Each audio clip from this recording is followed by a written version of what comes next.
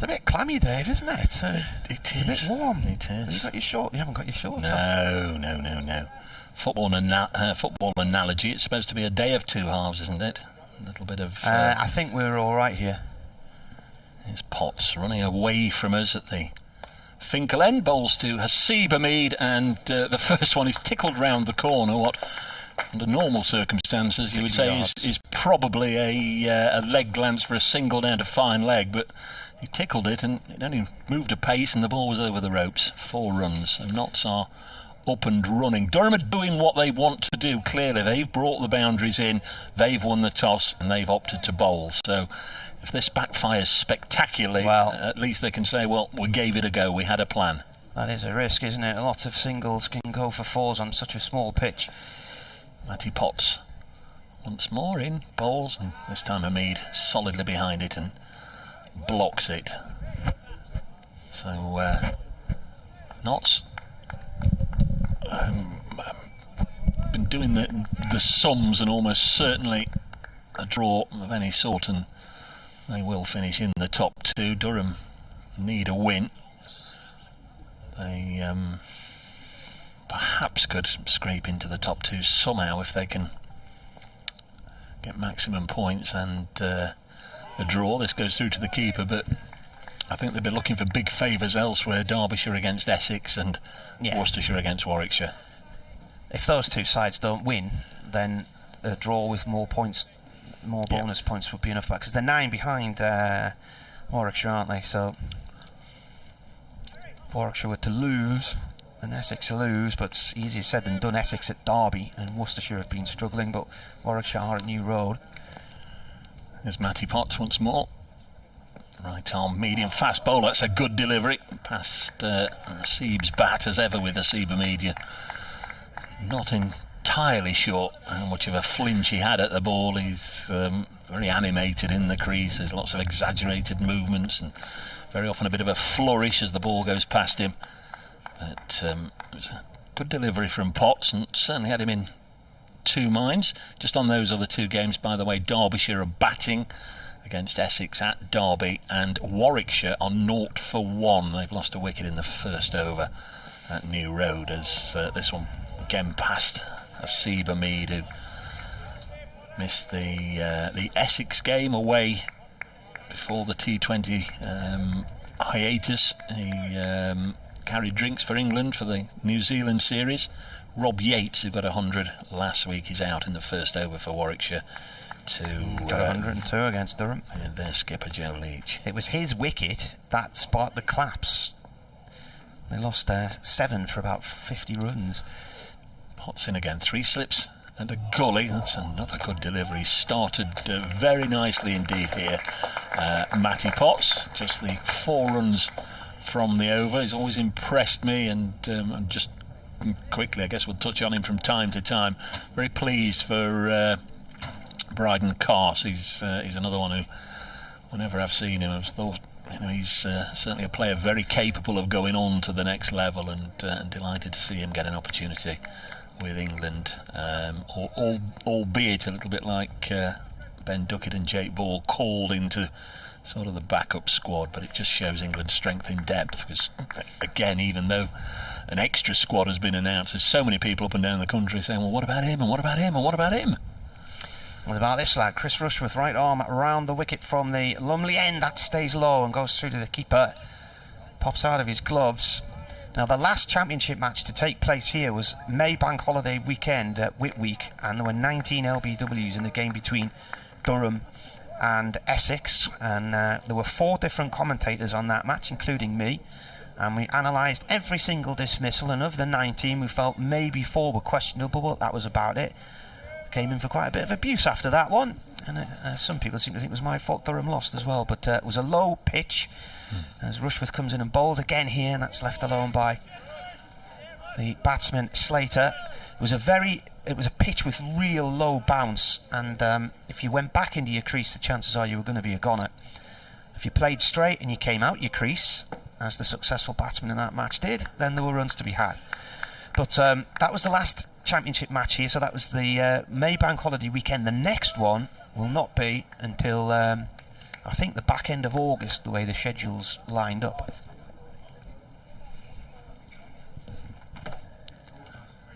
Rushworth bowls. This is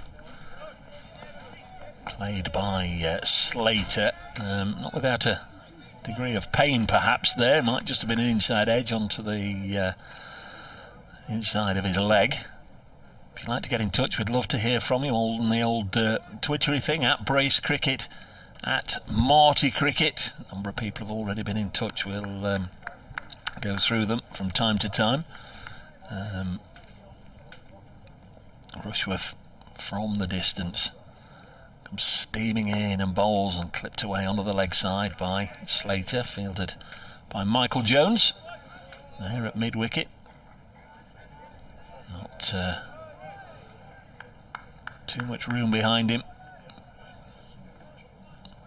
That boundary rope, as Marty's been saying, very close all the way around the ground, 55 to 60 yards all the way around, so beat the fielder and he'll get full value. Rushworth again, passed on by Bailey, bowls, pleasing push straight to mid-off, and it remains 4 without loss here on BBC Newcastle, BBC Radio Nottingham. Dave Bracegirdle and Martin Emerson, who just on to his studios. There's a little bit of interference on the line he's trying to sort out. We've got deck chairs on the outfield. The ground staff away to our right are all sat in deck chairs watching the cricket. The Durham support squad also watching down at the third man, and at the end of the over, a strangled appeal as this one into the pad on the leg side. End of tidy over from Rushworth, a second maiden to birthday boy Chris Rushworth. 2 overs, 2 maidens. David's coming home, says, I'm wondering what the new iconic commentary line will be should England bring it home. Yeah, it's, got to focus on the old cricket today, folks, I think a little bit, but it is hard to distance ourselves totally from what may or may not happen later on. Wimbledon final as well. I wonder how many of you are really interested in that, as Potts bowls to Hamid, who blocks it. Watched the ladies one yesterday, and the old cycling as well. Very much enjoyed it. Old Lycra boy Emerson's got me into that. Do enjoy the old scenery, the French scenery, all the different chateaux and I love the way you reluctantly now admit that you're actually into it. While constantly trying to insult me with words like Lycra boy. Our boy's doing all right, isn't he? Our boy's doing all right. Callum says, hope Tom Moores is okay. It was good to see him back in action on Friday. Was indeed. Here's Matty Potts bowling to Hamid, and again on the front foot and blocking. Are you now back with me permanently? Have you sorted out your technical? We have an issue that people listening to us on the BBC website are listening to Culture Club at the moment rather than us. So I just need to try and get hold of somebody in the studios. Well, you can't beat a bit of Boy George, can you? Boy George or the boy Emerson. It's a fine line, isn't it? 4 runs on the board. Seb Hamid with all of them in Matty Potts' previous over. Here comes the Durham seamer in again, and Hamid solidly behind this one, and he's happy to block it. A couple of centuries for Hamid, and they both came in the same match, of course, away at New Road against Worcestershire early on. Terrific achievement, batted for something like 14 hours in that game. Since then, not quite as productive, but nevertheless decent returns. 94 against Derby away, 49 at Essex, 24 Worcestershire, 39 Warwickshire, and this one is again tickled fine. Matty Potts just can't afford to just stray off that line, and Hamid tickling him away for 4 more. There's no room for error on this small pitch, is there? No. Absolutely none. If you came and you saw a junior game here and you saw this boundary, and I'm not being disrespectful, but this is the sort of boundary you would probably expect for a women's 50 over or a T20 game as well. And I say that because, when Durham were at Lancashire last year, the year before, the women were playing before Durham played, and then when that match finished, they pulled the boundary rope out about another 20-30 yards. Potts in again to Hamid, blocks this one. On the same topic, Jonathan Raymond has been in touch. I saw a boundary as short as that at Derby when India A came over a couple of years ago. Pant and Gill and some of their IPL stars. They've got a very subpar score. It can do funny things to batters, he says, a boundary like that. And it can. It doesn't necessarily follow that this will be 400 or 450 plays 450, does it? It does. Jonathan's right. It can play into the mind of the batsman. Here's Potts. Still a tussle between batsman and bowler, and Hamid defends. End of the over. 8 without loss. I've given our Twitter doodahs, Martin.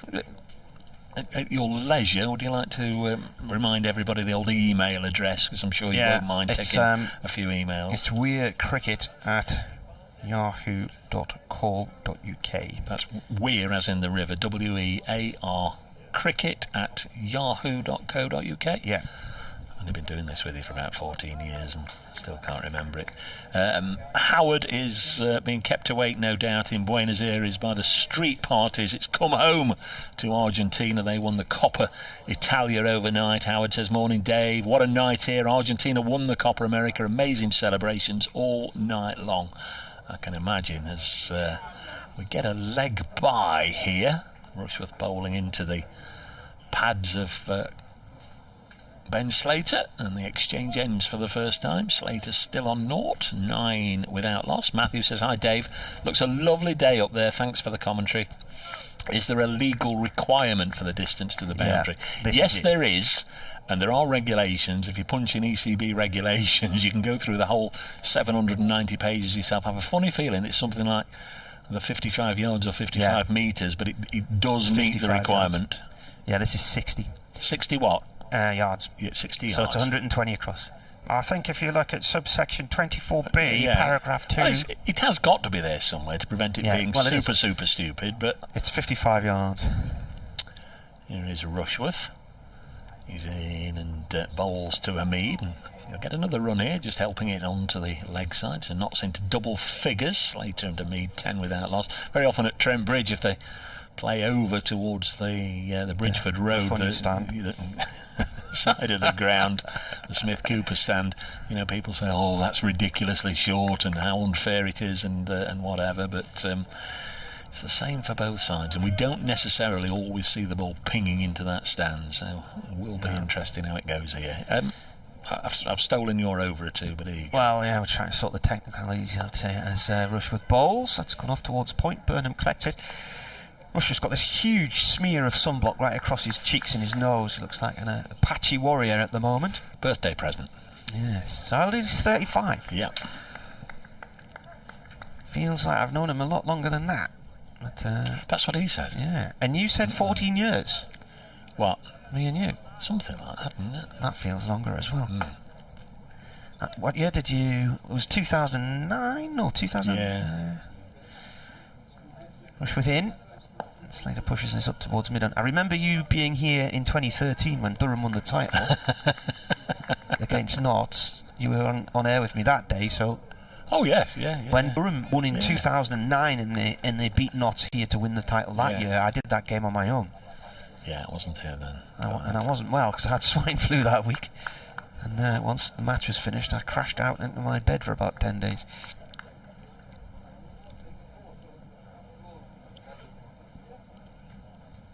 Rushworth bowls. Slater forward. Played up to mid-on. It was strange round about then how counties did seem to have a couple of years of dominance. Sussex won it in 2006 and 7. Durham won it in 8 and 9. And then Notts won it in 10, but they weren't able to defend it. And then there was it Lancashire and then Warwickshire and then Durham again in 13. Couple of wins for Yorkshire, 14-15. Middlesex, who were they? 2016, and Essex have had the monopoly since. Next ball pushed behind point by Slater. He'll get a run. Of course, Sussex, Surrey, I beg your pardon, won in 18, didn't they? But he's at the side of that. Championship wins for Essex, and they won the Bob Willis Trophy last year. 11 without loss. I know, speaking to some of our BBC Essex commentary friends, I think they're desperately clinging to the hope that they can beat Derbyshire this week, and they'll just get enough points if Notts were to beat Durham, and Worcestershire can do them a favour and keep Warwickshire at bay. And then Essex might be able to sneak into the top spot, but it looks very much as if there might be a changing of the guard at the top, however it is.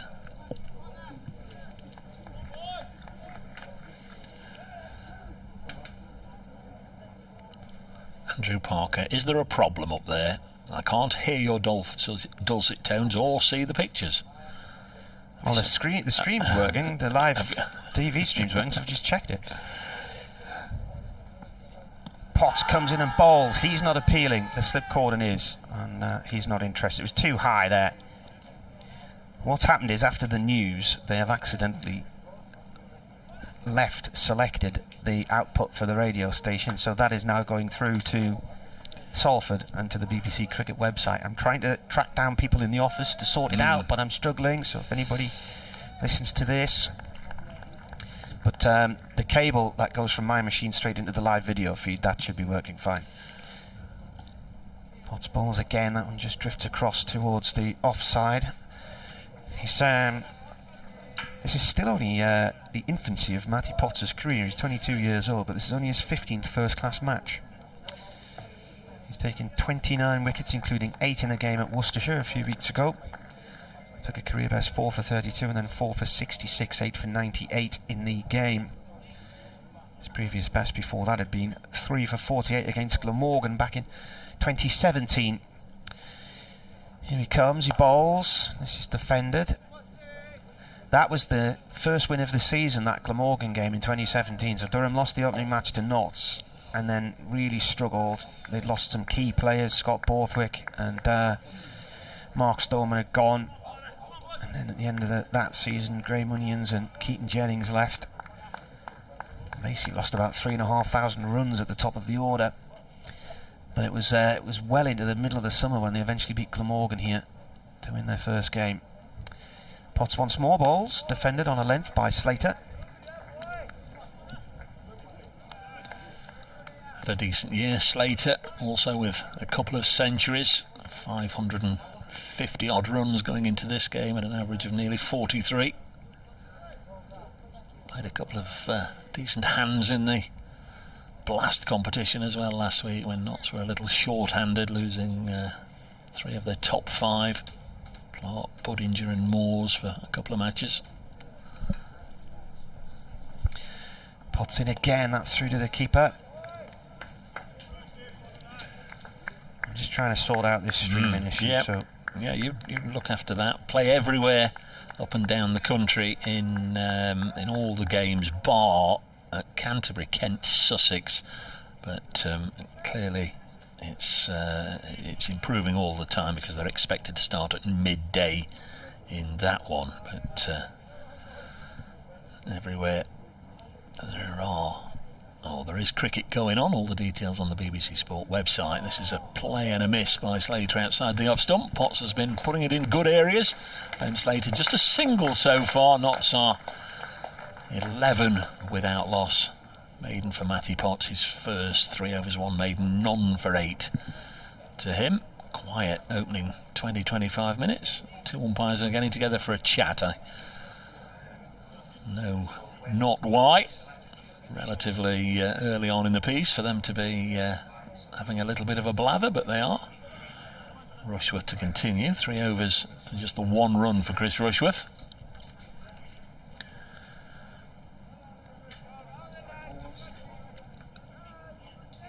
Hamid with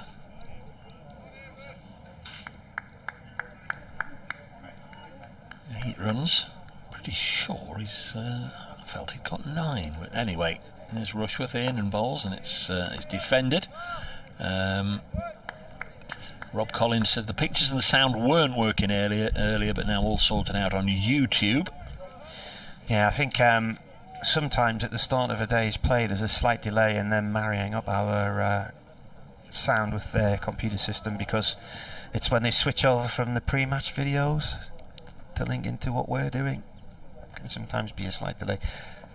I've managed to track down a colleague at work to sort out the feed to the BBC website as well, so There's Rushworth bowling to Mead. Lets it go through to Ned Eckersley. He's got Cameron Bancroft and Scott Borthwick and David Beddingham alongside him. They're the three slips. Beddingham having such a fine year, of course, the former Plumtree player, well known in Nottinghamshire club cricketing circles. Could be the first man to reach 1,000 championship runs. Might get there in this game. Needs, what, 130, 140, something of that ilk in this game.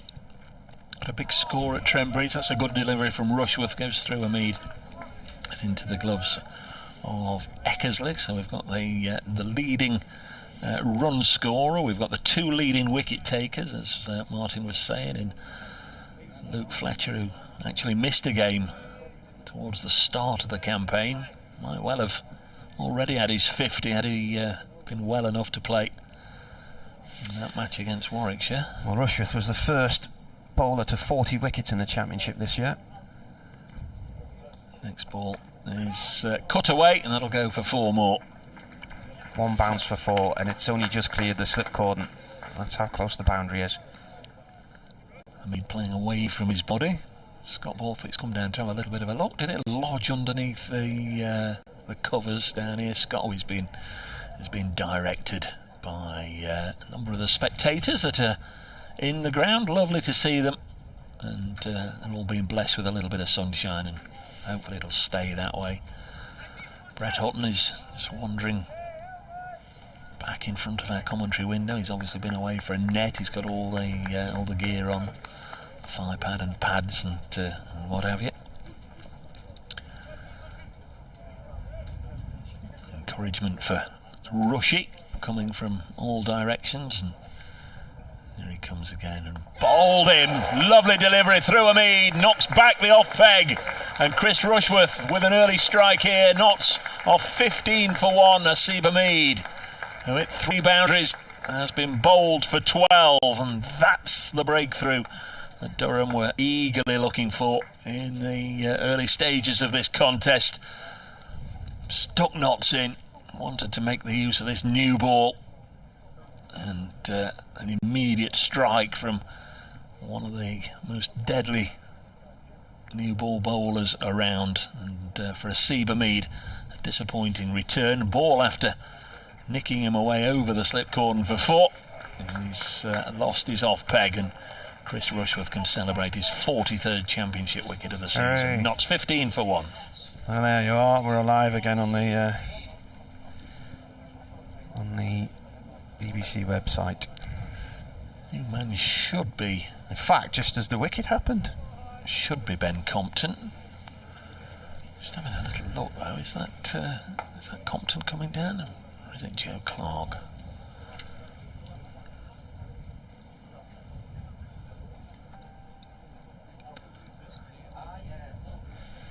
Only ball 6.5 overs.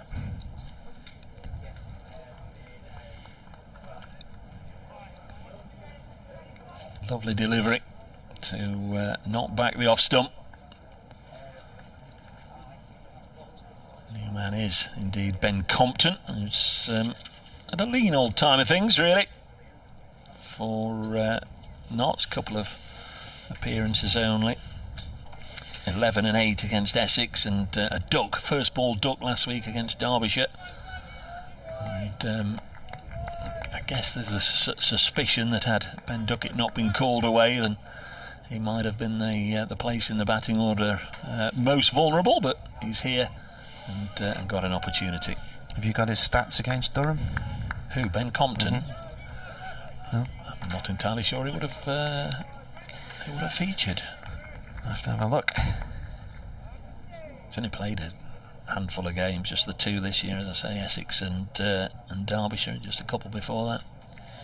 Rushworth in then, around the wicket to this left-hander, and a drive and a diving stop by Rain at short extra cover. Did well to get across to that one.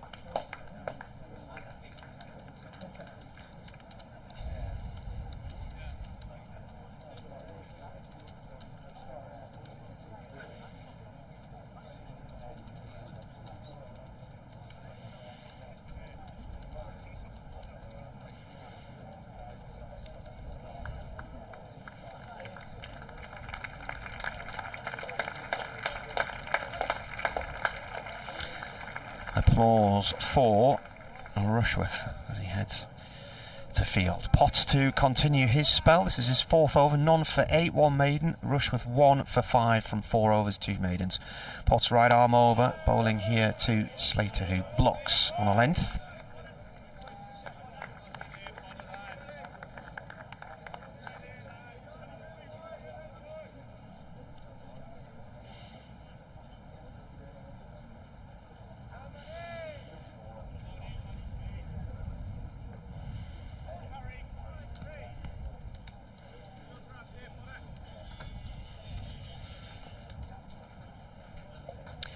Bowls from the Lumley end, from the Finkel end.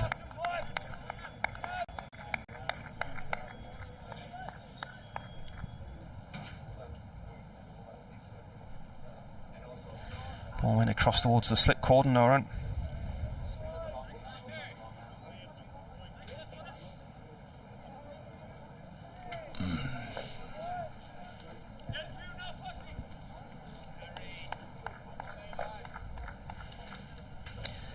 For 1 in the sunshine in Chesley Street.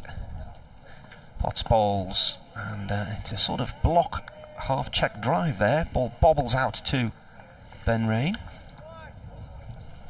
The last 11 games between these two, Durham have only lost 2 of them. 2017 here, and I think it was 2014 in Nottingham. Won 5, I think, and drawn 4.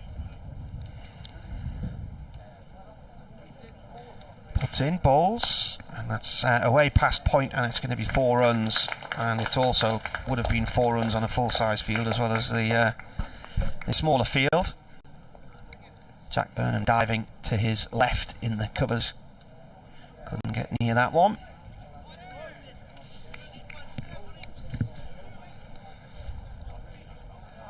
Might look back at this game in a few months' time and think, why were there so many boundaries? And people won't realise, or they won't remember. In comes the bowler, and this is played off towards short mid-wicket. They're going for a quick single. Jones coming across to try and cut that off, and Matt Salisbury's there as well at mid-wicket.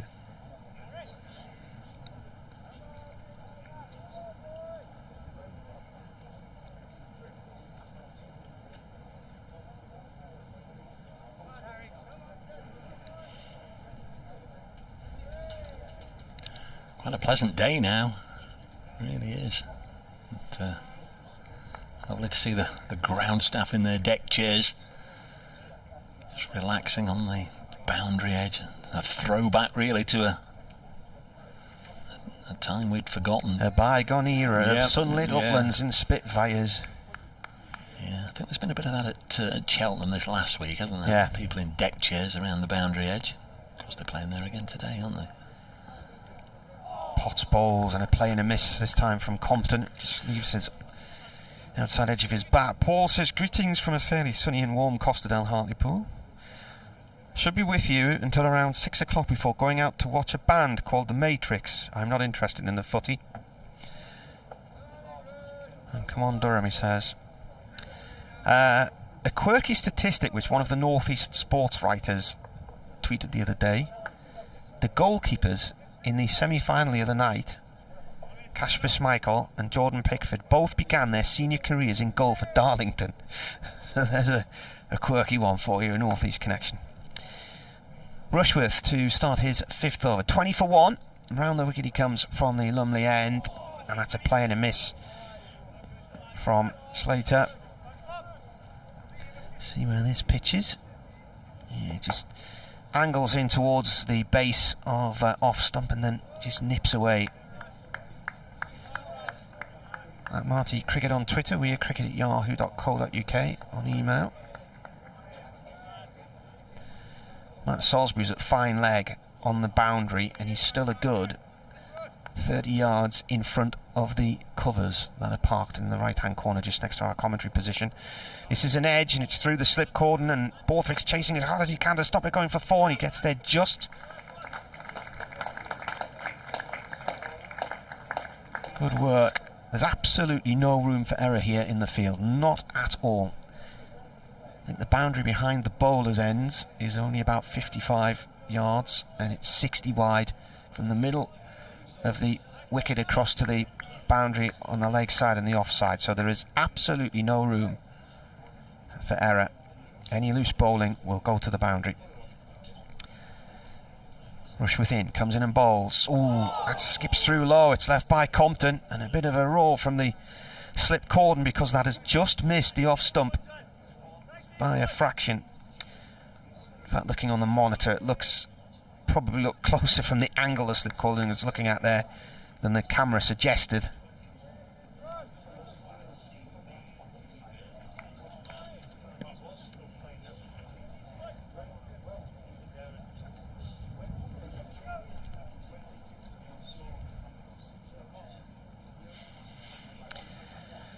Rushworth comes in again and bowls. Oh, playing a miss this time from Compton. Through to the keeper it goes.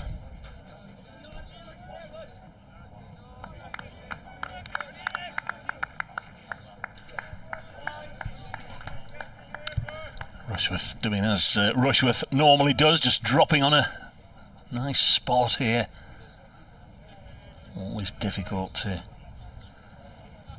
just keep him out, let alone working around for runs.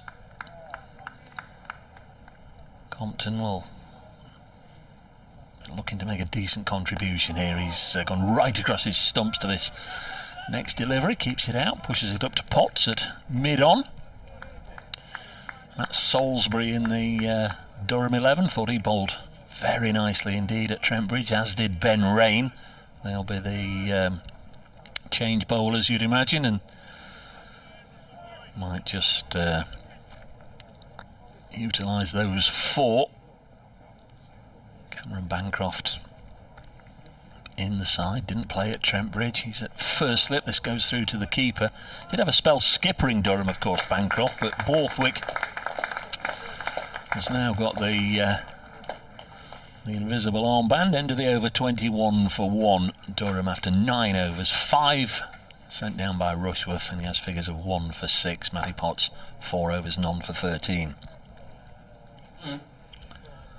Bob says dig in knots.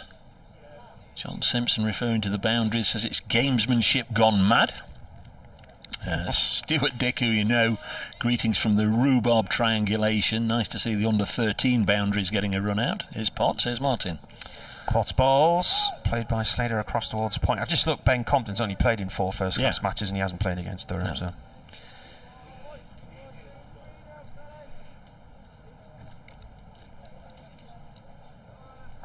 Cousin of Nick, grandson of Dennis, of course.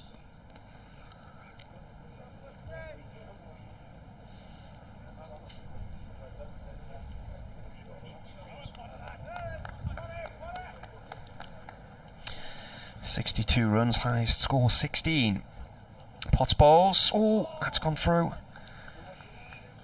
There's some really nagging lines being bowled here between Rushworth and Potts. Potts was, unfortunately, from a Durham point of view, expensive on Friday night in the T20. 55 runs needed from 4 overs for Derbyshire, and he went for 17 and 14, and that was it, the one final ball of the game. 3rd match in a row at home where Durham have lost to the bottom side. They've got into some pretty bad habits in the T20, and it means they're now 5th and need to win their final 2 games at Lancashire and Nottingham in order to get through. Potts bowls again. This is driven out through the covers, and it's away for 4. Now, Michael Jones is in the cover area and would certainly have been able to retrieve this if the boundary wasn't so far in, because it hasn't reached the fence. It's halfway between the boundary rope and the fence, so it would have probably been 2 in normal circumstances. I just think this is a really risky tactic, because if it backfires on Durham, I mean, I know it's the same for both sides, but I've never seen anything like this here before. I've been covering Durham for 22 years now. It's good to have a plan.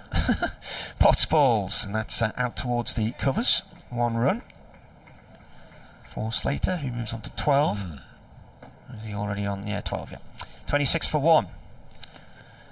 On this day, 11th of July in 2010, 11 years ago, Notts tied a T20 game in the Blast at Wantage Road against Northants. And of course that was the last tie they had up until the Leicester game at the end of last year, and then that started that little spell, that manic spell of 4 ties in 11 Blast matches. Quite extraordinary. It's been 3 this year, hasn't it? Yeah. Is that right?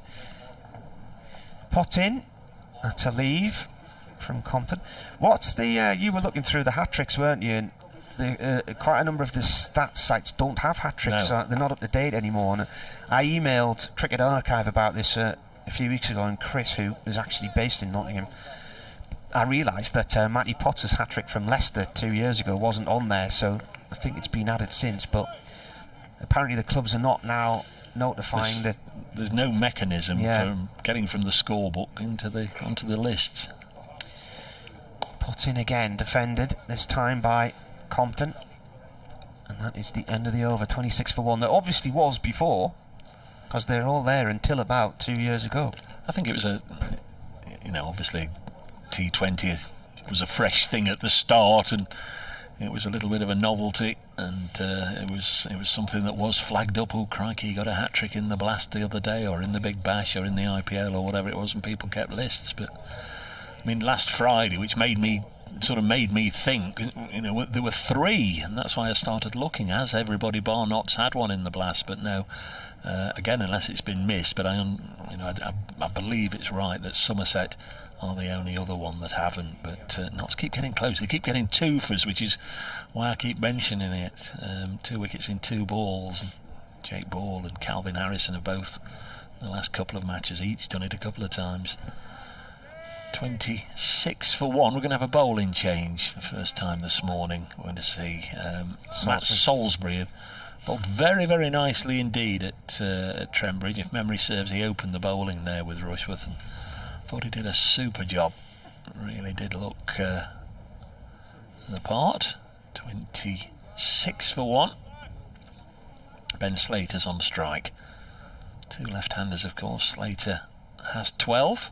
First ball very, very full, and I think Slater's played over the top of it. The only other thing I've got, the 11th of July, 10 years ago today, Notts were playing at Uxbridge. Very, very, very, very wet in the tent there with Kevin Hand around the boundary edge. I think we lost days 3 and 4. There was a splendid century from Adam Vogers. Strauss got one for Middlesex. But on this particular day, the first day, I'll tell you a little story after the next delivery as Salisbury bowls to Slater, and this is forced into the offside, but it's well stopped and there's no run. Samit Patel had played the previous evening for England up at Old Trafford, either a T20 or a one-day international. Got a flight down to Heathrow from Manchester, obviously to Heathrow. He was picked up by Mick Newell, taken to the ground at Uxbridge, was dismissed before lunch. Samit, he'd had nothing to eat, and hadn't got any money on him. Here is, we didn't get to the end of it. Next delivery from Salisbury is in and bowls, and this is clipped on the leg side. Samit's maybe listening and will be in touch. So he asked if he could borrow a car. Borrowed Wayne Noon, the coach's pride and joy, nipped down into Uxbridge, and I think the strength and conditioning people and the physios, and said, well, if you're going, can you get some water to last the days? So he sort of had to go to the bank to get some money for himself and get a little bit of a sandwich or whatever it was he was after getting, and also go and get the water. And when he came back to his car, or Wayne Noon's car, his pride and joy, it was clamped. This one goes through to the keeper. Now, he managed to locate, I understand, the warden, who Samit tells this himself. We've done 1 or 2 stories around the clubs, obviously before the pandemic, and he's told this himself.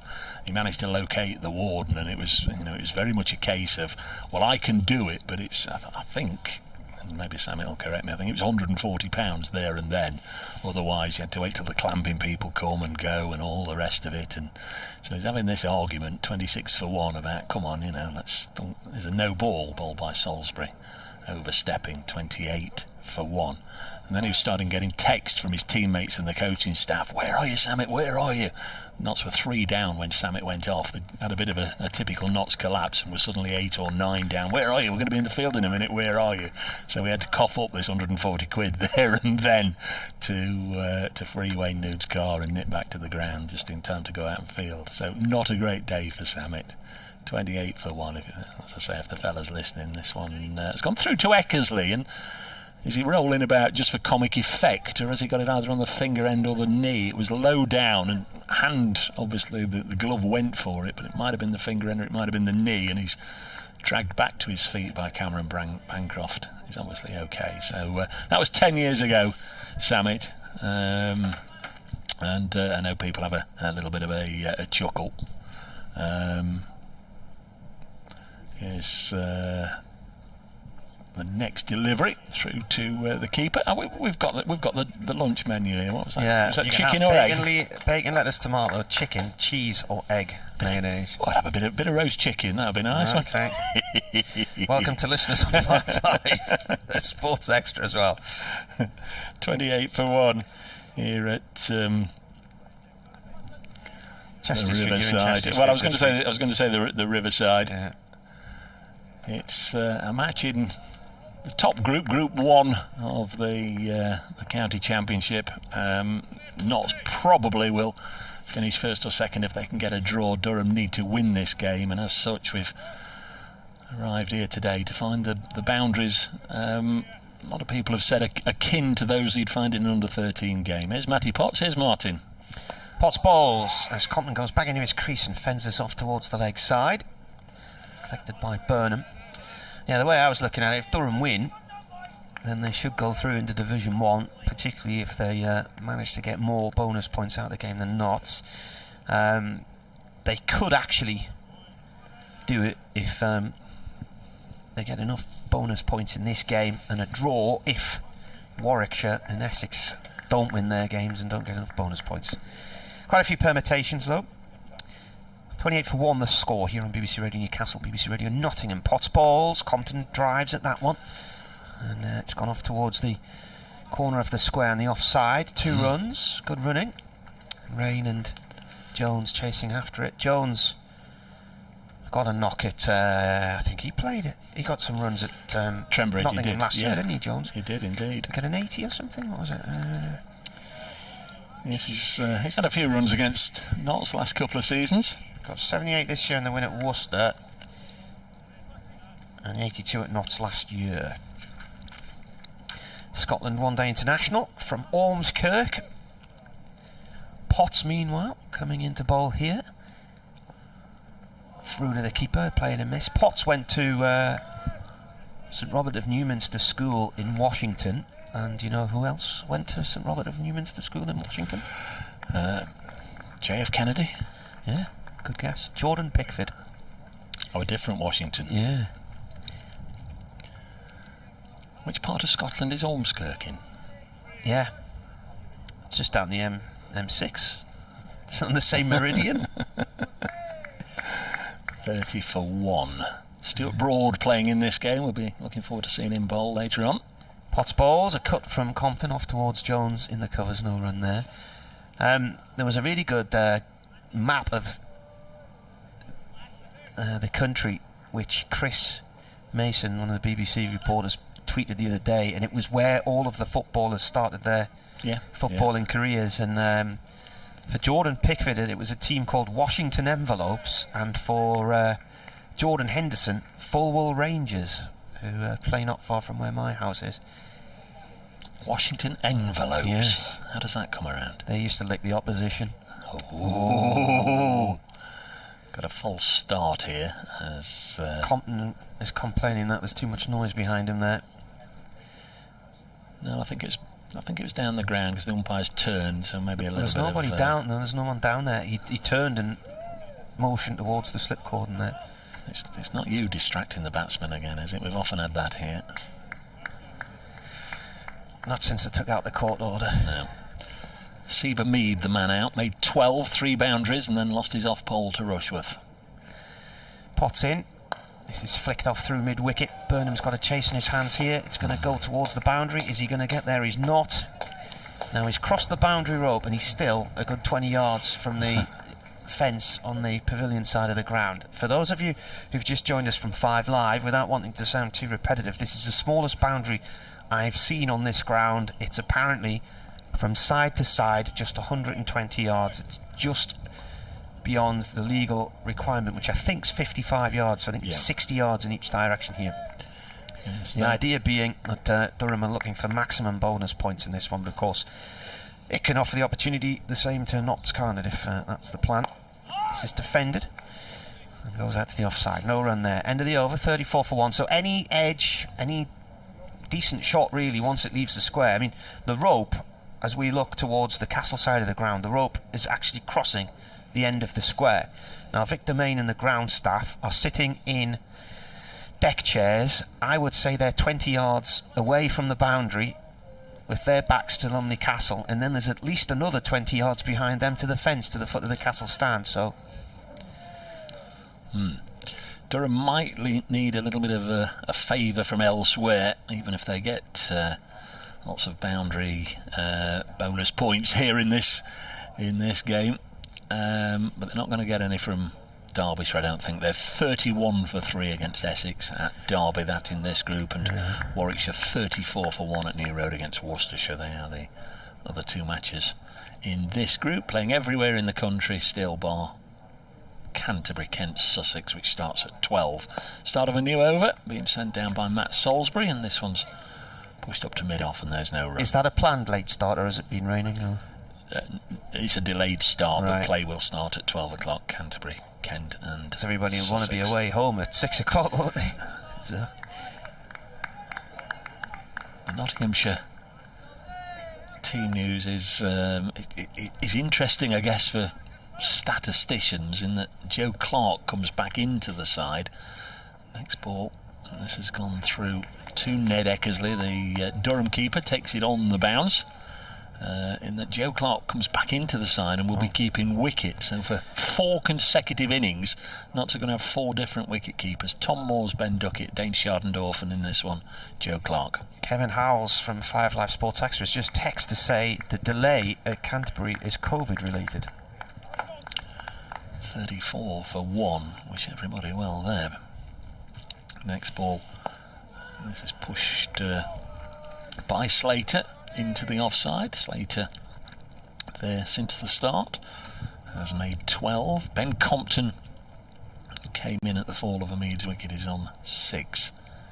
34 for 1. Stuart Broad playing. Luke Fletcher is listed at number 11 on the Notts card on the ground, where he made 92 on his last appearance here back in 2017. The leading wicket taker in the country, Fletcher.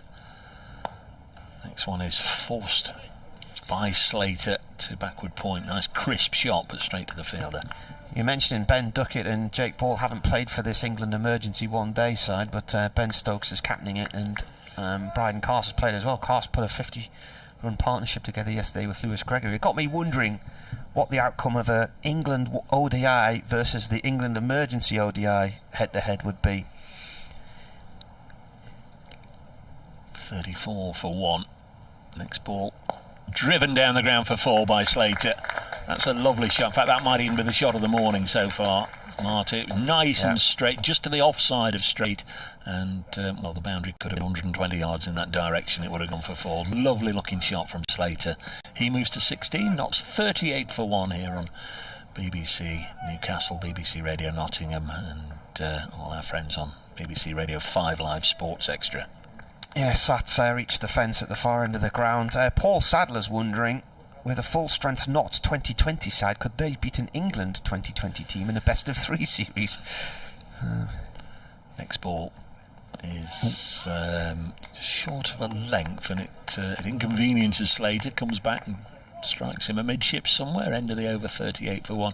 Of course, the big blow for Notts this year is that Dan Christian was called up for Australia just a couple of days before the first game. Imad Wasim, I'm sure, would have been around, a member of the winning 11 last year, and then obviously the resumption of the Pakistan Premier League, the conclusion of that meant he was whisked away, and of course now he'll be here in readiness for the T20 part of Pakistan's current tour. So if you throw those two into the mix, the irony last year was that 1 or 2 people said Notts only won it because they were the only one with overseas players. Well, this year they're managing without the overseas players. I know Dane Patterson's played a couple of games, but by and large that was just sort of to fill the gap when Jake Ball had a couple of injuries, and then on Friday evening when Jake Ball was whisked away by England. But by and large, they've got to where they are without overseas players. Ben Raid into the attack from the Finkel end. First ball bowled to Compton's, played to mid-wicket, picked up by Pottsnow, and Rain in the last county championship match here, which was May Bank Holiday weekend against Essex, passed 300 first-class wickets. He took 5 for 9 against Warwickshire. Here he's got 4 against Derbyshire, 3 at Essex. Now has 306 first-class wickets to his name.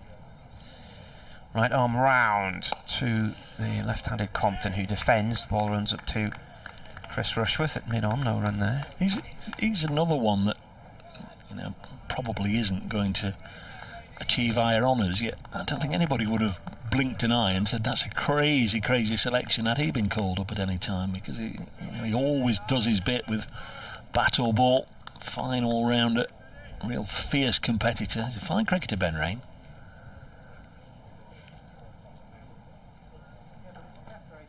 Compton waits, bat raised as Rain comes in and leaves that one late. Watches it go through the keeper.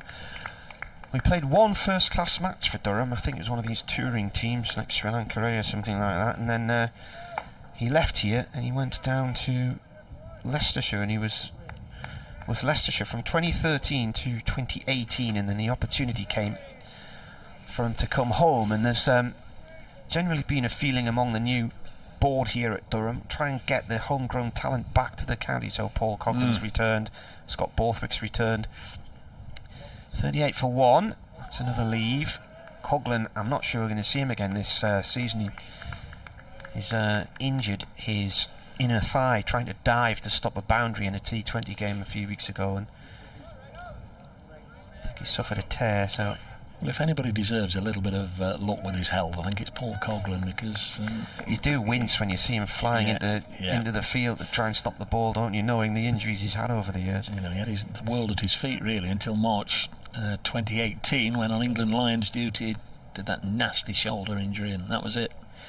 Rain balls, and this is turned to Burnham, who picks it up just in front of the square leg umpire. No run. He'd signed for Notts by then, of course, hardly featuring. Well, I think they played him in 2 T20 games just to get him out there and play as a fielder, didn't bat or bowl. And the next year, then all sorts of things started happening. He had a broken thumb, I think, in the first game he played, and then a torn hamstring. Yeah, he was on crutches when we were at Grantham, wasn't he? Yeah. Real old shame. Rain balls again. This is going down the leg side, surely. Not given. Looked to be slightly high as well. He also missed half a season in 2014-2015 with a hairline fracture in the back. Decent over from Ben Rain. He starts with a maiden. A couple of people have been in touch. Simon Aldred, hi guys, finally got the stream. I spent the last hour swearing at my Wi-Fi box. Let's hope for a long day's batting from Notts. Thanks in advance to you and to Marty. Kevin Hussey, surely, he's on about the size of the boundaries here. Surely this could all end up being counterproductive, says Kevin. Fielders will be more condensed, making it harder to pick gaps for fours or even get singles. It's certainly a thought. Sometimes, I mentioned it earlier, sometimes when we do that short boundary at Trent Bridge in front of the Smith Cooper stand, the ball you'd expect to keep getting smashed into the stand all day long, and it doesn't, but it brings more threes on the other side of the ground. Delay here because somebody has ignored the fenced off area at the other end of the ground next to the sight screen, and they're standing in the line of the view of Ben Slater. And it's somebody in bright red shorts as well. Another man's just ignored everything that's going on and just walked that way anyway. Start of a new over. And this is beautifully timed by Slater, but there is protection out here on this short back. Well, they're all short boundaries, but Ben Rain keeps them to 1. Slater moves on to 17. Notts a 39 for 1 here on the first morning. The toss won by Durham, and the decision was we'll have a bowl, and that suit Chris Rushworth right down to the ground because he ran in and knocked over Seabermead's off pole. Knots were 15 for 1 at that stage. They're now 39 for 1. Here comes Salisbury. Energetic approach, bowls wide of the off peg. The ball goes through to Ned Eckersley.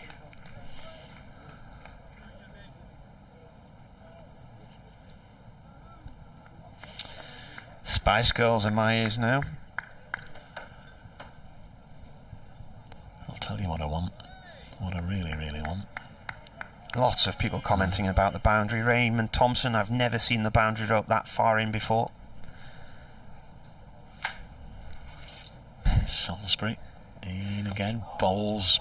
Compton squared up a little bit, did well to hold his shape, retain his shape and push it back to where it came from. We've almost had an hour's cricket, 11:59 it says on the big scoreboard away to our left, the digital numbers.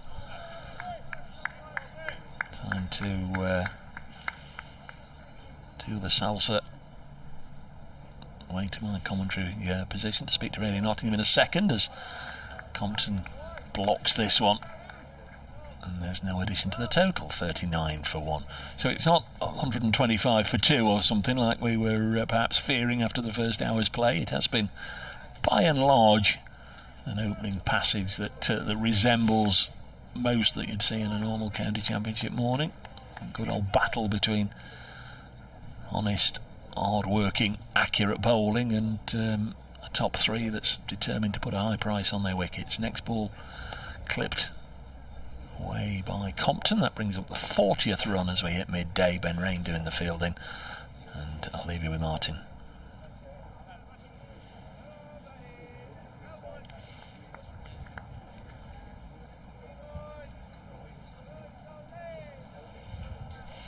Nick Morrell comments that at least the track doesn't look like a snooker table. It's not a green top, it's been very closely mown.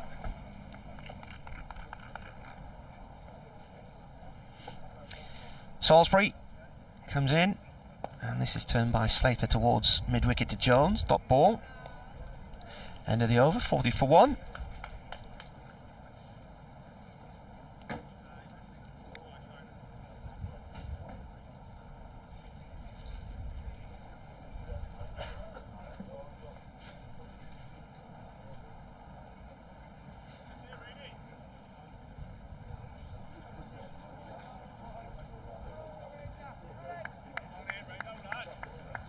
At Marty Cricket on Twitter if you want to send me a message, or weircricket@yahoo.co.uk. Dr. Dan's emailed a picture of Chris Rushworth in action, wishing him a happy birthday. Rain round the wicket here to Compton. That's a leave. Bowling from the Finkel end, our end of the ground. Brian Botcherby mentions that a few weeks ago I mentioned Tim Wellick's new book, The Best of Durham. He said he's watched it, he's read it. He said it's a superbly detailed book on the history of Durham cricket, taking a different slant than a mere timeline narrative. It's a well-rounded history looking at the local breeding grounds of our players, vital games over the years, and Tim's opinions on many of the county's bigger names. He highly recommends it, he says. In comes Rain, defended once more.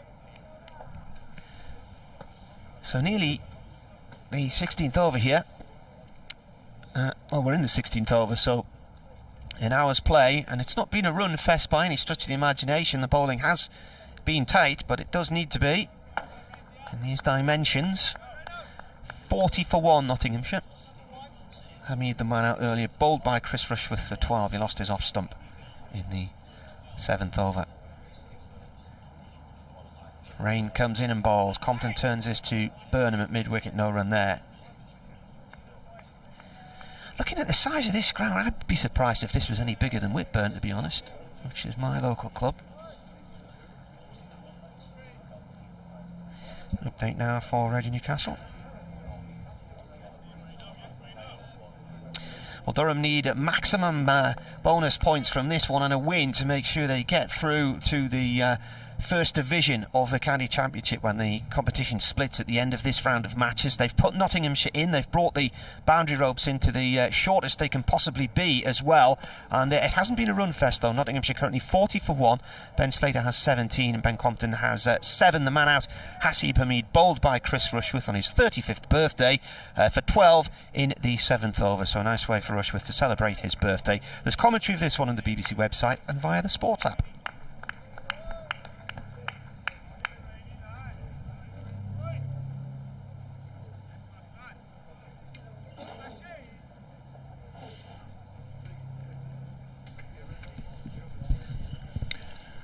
It's Ben Rain bowling to Compton, moved across his stumps, deflected it fine, and certainly thought from here that was just going to be a case of the man down there at long leg just moving 3 or 4 yards to his left, Salisbury, I think, picking it up and hurling it in, but the ball was already over the ropes before he could even take 1 or 2 paces towards the ball. It did reach the concrete sill at the front of the northwest terrace, so it probably would have been a 4 on a normal day as well, maybe.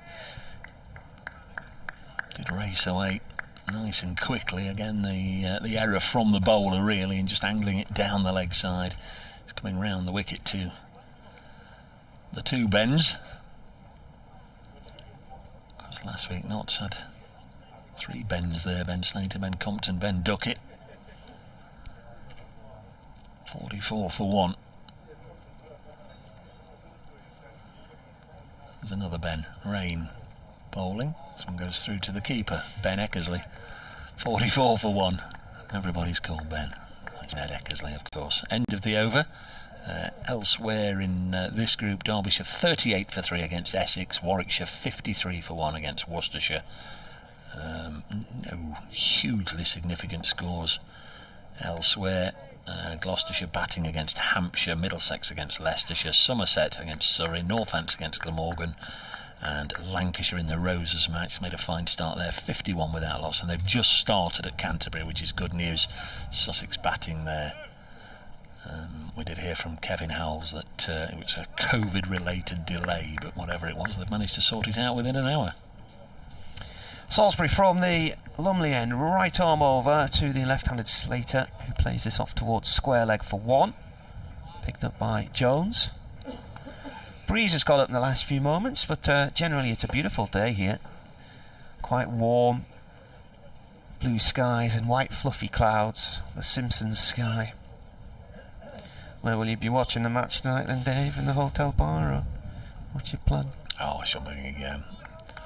I should be re-watching the live stream of this one.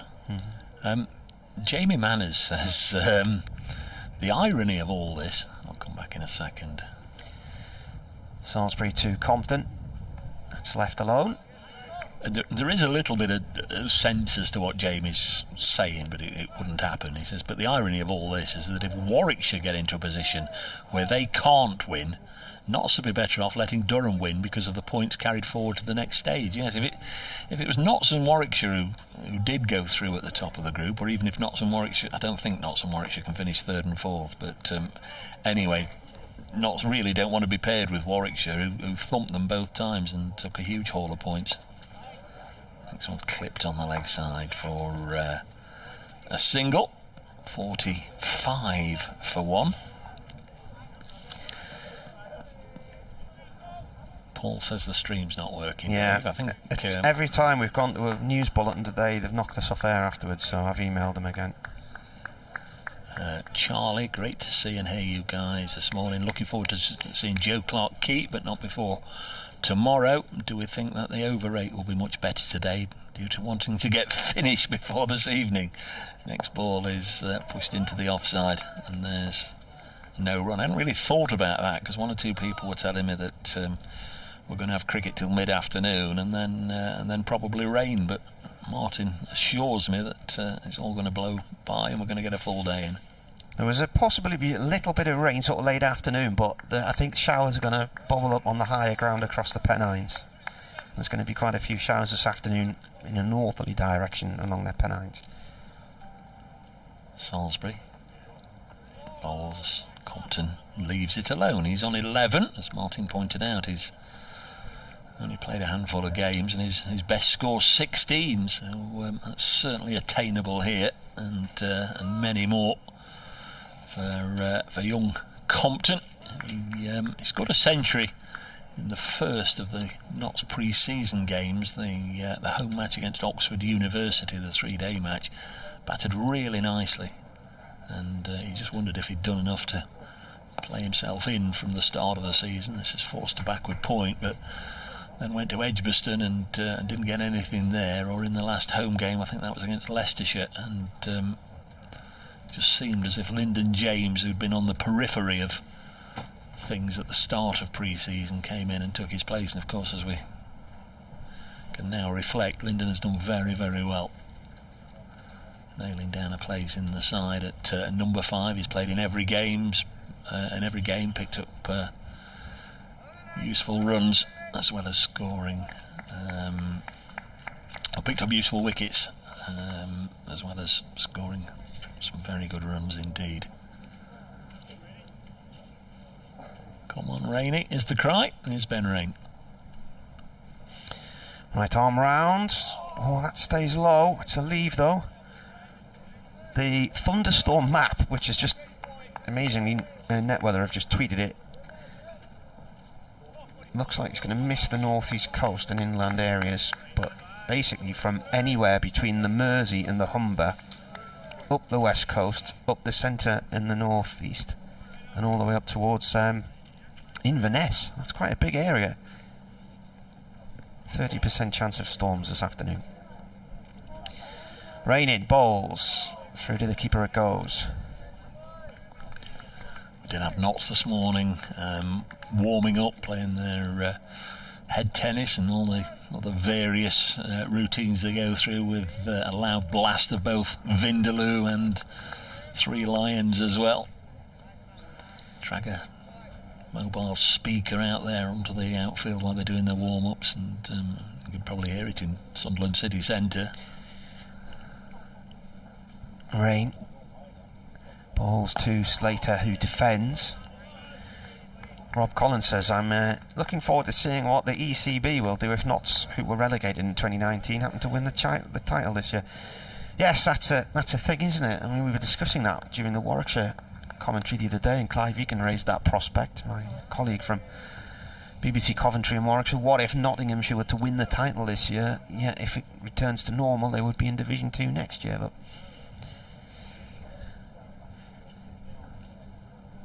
Rain in, defended. What did it end up being, that run of, was it 33 matches in the end, was it? 30. I think it was 20, so when they drew with Durham it was 28, wasn't it? And then once the dam burst, it produced wins all over the place. 3 in a row and another one since. They'll find themselves top of the group. Top of the blast as well. Rain in.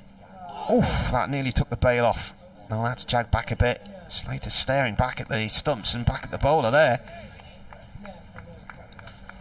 So, because Durham played them the back end of last season, it was the final game in the Bob Willis Trophy, wasn't it? Yeah. So that was match 27 without a win, and then they drew with Durham at the start of this year. 31 games, I think it was, from win to win. Rain once more, comes in and bowls. Slater defends this time. Make sure he gets some bat on that. That is the end of the over, 45 for 1. So they drew with Durham and lost to Essex in the next game. Oh, sorry, that's Durham's matches. They drew with Durham, then they lost to Warwickshire, and then drew to Worcestershire, and then beat Derbyshire 4th match in. So I know. Yeah, I'm just refreshing mine. I was there. So Derbyshire played 9 and have lost 5 and drawn 4. The weather impacted on us massively in Derby in late May, and I think it rained here a bit as well in that game. Yes, certainly. If you don't get 2 W's against Derbyshire this year, it's very much a case of points dropped. We're very poor in both games against Notts, it has to be said. Is that the... There's two people sat in the front row, right in front of the side screen. Yeah. Being told to move.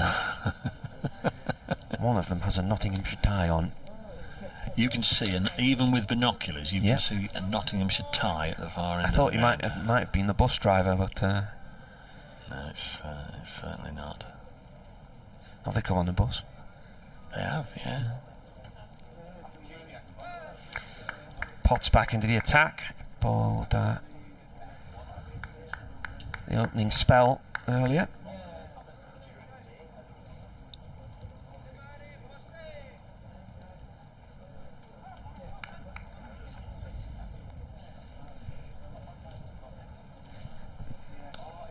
This is flicked off the legs and stopped by rain at long leg, or short leg really. One run, but he stops a four. She was right on the ropes there as he got across to that one. Who's this here having a bit of a chuckle in the Durham training kit? Stuart Pointer. Not featured much, has he?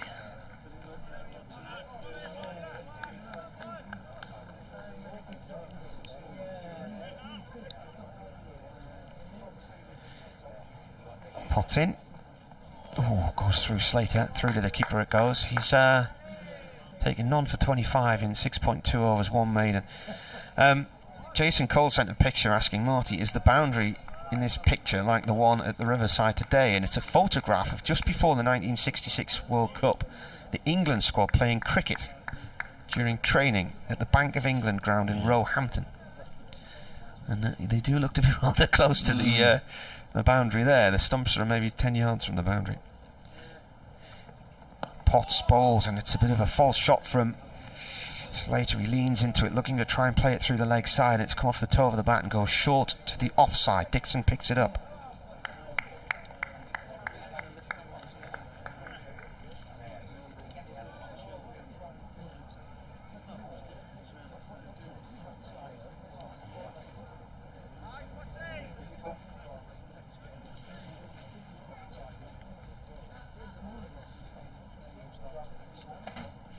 In comes Potts once more, defended.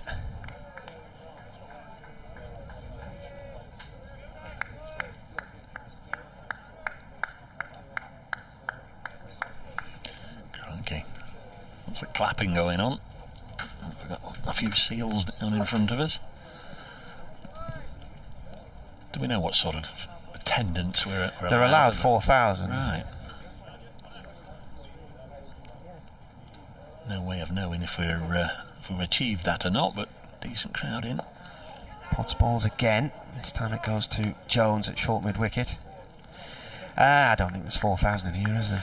Compton came a long way down there and almost slipped over. He would have, in fact, he's looking at his studs right now, the sole of his shoes, just checking, because Michael Jones was quickly on to that one, and it's the last thing as a batsman that you want when you turn, just to lose your footing, knowing that potentially a throw's going to come in.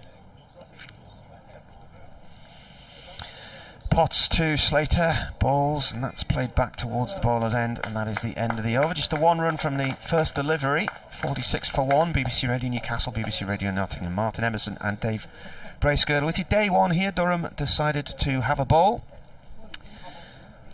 Do you know if there's many people come up from Nottingham, Dave? I don't. There were quite a lot of Essex fans here in May, and it was the first time most of them had actually seen their side in 2 years, because the ground's so small at Chelmsford, they weren't letting many people in. So they came here instead. A 270-mile trip to the northeast. It's always the cricketing equivalent of the ground hopper as well. Yeah. Wants to come and chalk off a ground they haven't been to. There's Ben Rain going to bowl to Compton. This one goes through to the keeper. Be a couple of new grounds for me in the not too distant future. We'll play Yorkshire at York. I've not been there. Of course, they've only just resumed playing at York after The 50 or 60 years without it. Warwickshire played there, wasn't it, Yeah. 2 years ago during the World Cup? And I've never been to Guildford. I always I've driven past it, but when there's been a game on, we were on our way back up from Arundel. 46 for 1. I think we actually go from York to Guildford, which is a nice easy run. This one goes through to the keeper, and then as it's to Cardiff. So whilst the test match is on at Trent Bridge, 46 for 1. Well, Durham have got to go to Old Trafford on Friday in the T20 and then down to Trent Bridge. Then I'm coming home, and then I think on the Wednesday they play Lincolnshire in a warm-up game in the 50 over competition, and then on the Friday I think it's Beckenham, which is south east London near Crystal Palace, against Kent. Ben Rain bowling to Ben Compton. Drops this on the leg side, no chance of stealing a single.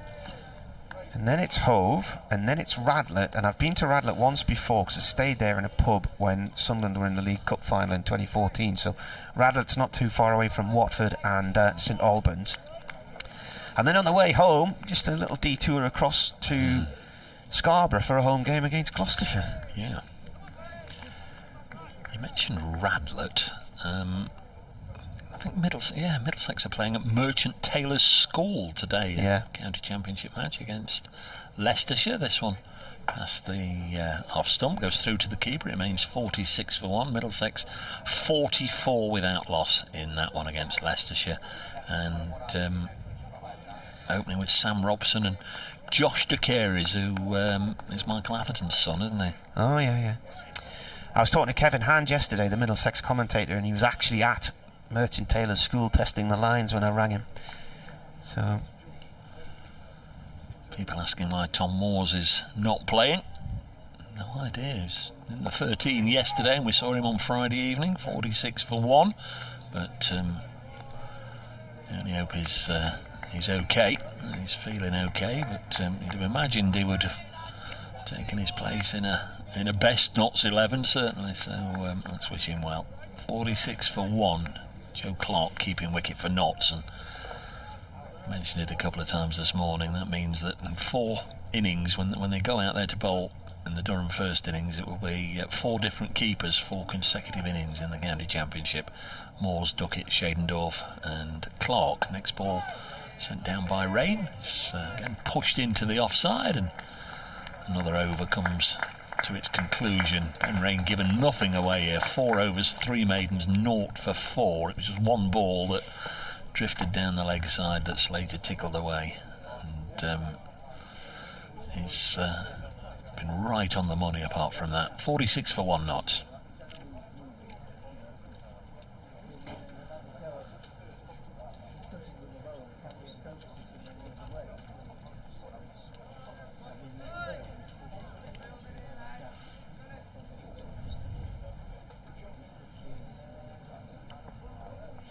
Potts bowling here, through to the keeper it goes. Slater is on strike. So what's Rain? None for 4 from 4 overs and 3 maidens. Yeah, 1 scoring shot in 24 deliveries. Will Gidman standing almost just in front of us. We're behind glass here in the media suite at the Finkel end of the ground.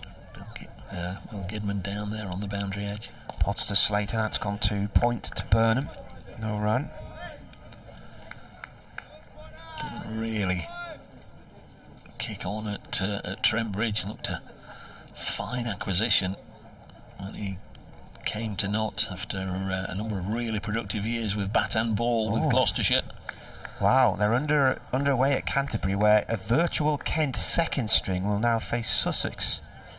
The game was delayed by an hour after a positive COVID case was confirmed and Kent had to rejig their lineup. Potts bowls, defended, goes shortly offside. Dixon collects. Durham lost their entire second team squad 3 weeks ago. Yeah.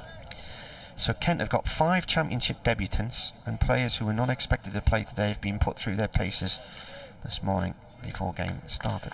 Yeah, there's a few names there I don't recognise. The Kent side: Marcus O'Riordan, Joe Gordon, Harry Finch, Heino Kuhn skippers, Dan Lincoln I don't recognise, Harry Houlihan, Harry Podmore, Nathan Gilchrist, Hamadullah Kadri, Matt Quinn and Jas Singh.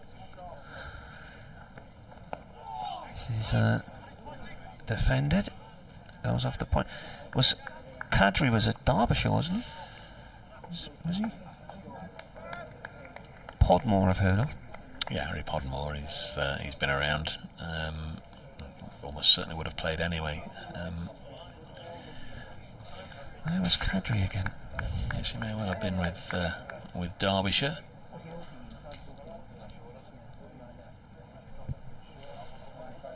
That group certainly going to belong to Yorkshire and Lancashire. They'll take the top 2 positions. Oh, that stays low. I think Slater's just got a little bit of bat on that at the last second, because otherwise he may well have been walking off the field.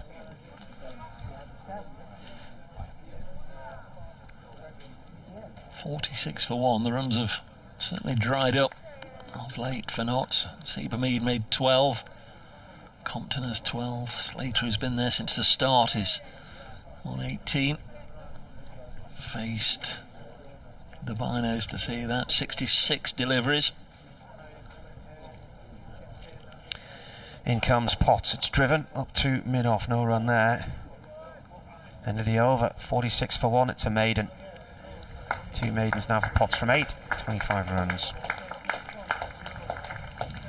Just hearing on the BBC Radio Nottingham midday news of a hot air balloon coming down in Sutton in Ashfield, near Mansfield. Reminded me of a cricket match I played in. Must have been early 90s when one came down on the outfield. He was in a little bit of trouble, losing height all the time, and obviously frantically searching for somewhere he could land, and came down on our outfield. That brightened up a dull old afternoon in a Saturday club game.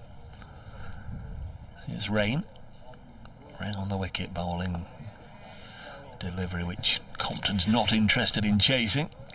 Samit Patel and his clamping situation. Julia's from the legal profession. She says the player was unlucky to be clamped 10 years ago. Clamping can now only be done by the DVLA if they find a vehicle on a public road with unpaid road tax. Yeah, clamping on private land was outlawed, wasn't it, a few years back now? Is it, by Jove? Yeah. Hadn't realised that, but thinking about it, yeah, you used to see him all the blooming time, didn't you? It's wide of the off stump, but it may well have been on Uxbridge High Street. Knowing Samit, I'll just pull up, I'll just nip to the bank, I'll just nip and get something to eat, I'll just nip and get some water for the team. And where are you, Samit? Yeah, I remember around about the time clamping was about to be outlawed on private land, a colleague had met another colleague and they were heading away on a business trip somewhere, and when he came back his car wasn't there. They'd met at a service station. Rain bowls pushed back to him. There's no run. And there were a number of parking bays. It wasn't like one of the main motorway service stations. There were a number of parking bays on this land where people could park and leave their cars. He had parked in a bay 1 or 2 further down the strip, and that was apparently private land, and a clamping firm had come along and stuck a sign right up a lamppost which you couldn't see. And a few frantic phone calls later he discovered his car was in a compound somewhere in Durham. They did seem to be able to charge what they liked, didn't they? Which was a bit of a nonsense. Rain bowls, nice looking push, but the ball doesn't go anywhere at all from Compton, trying to force it into the offside, bottom edged it, and it zigzagged its way back. I think it cost him 160 quid to get his car released because they wouldn't say where it was until he paid up, and then from memory he took out a private legal action against the firm and was just determined to cause them as much in expenses as he'd had to shell out.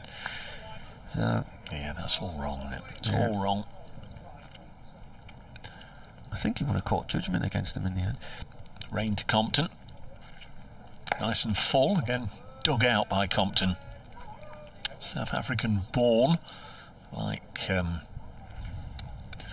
Nick, the former Somerset and Middlesex batsman, had a bit of a run with England, didn't he? Nick Compton, cousin of Ben. I remember him playing in a game here once for Middlesex, and there was a few words said between him and some members of the public, and he was the pantomime villain that week. He's got a double ton at Trent Bridge once. He was certainly the villain there. I don't know about pantomime villain. Couldn't get him out. 46 for 1. Another maiden sent down by Ben Rain. 5 overs, 4 maidens, none for 4. Still just that one scoring shot as we near 12:30.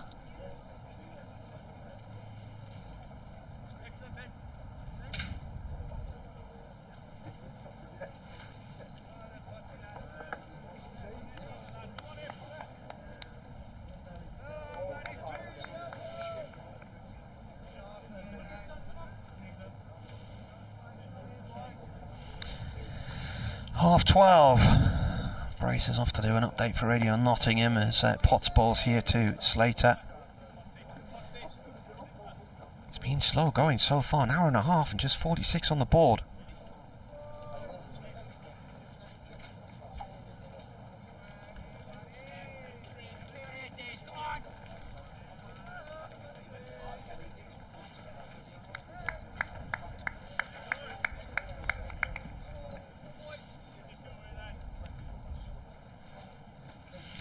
Potts to Slater. Slater defends and the ball goes off towards point.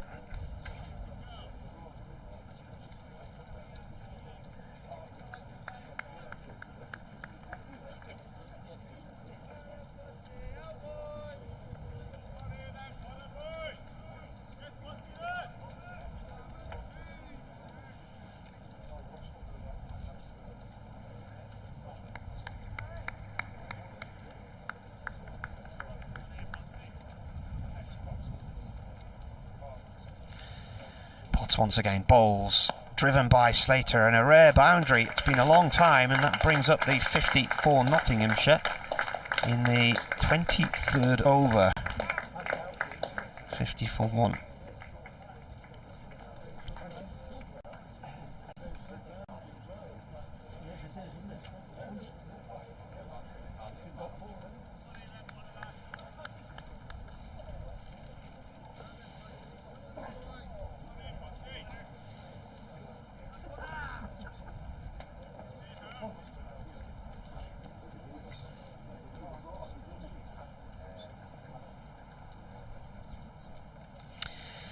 Potts again bowls. Slater going for a quick single, but Compton was a bit daydreamy there and got a bit of a surprise when he was called through, but they do chalk up that single.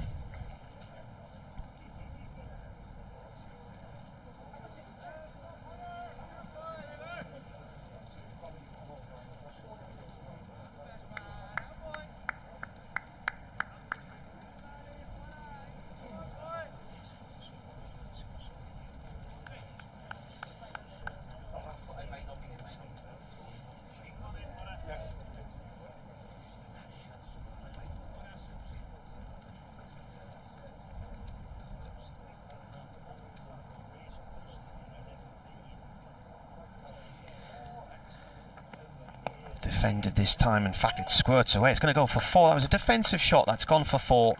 Wide of the slip cordon, would have been maybe 2 in any normal match with the boundary in its normal position instead of as far as it is. And suddenly just 2 boundaries from this over when everything had been really tight.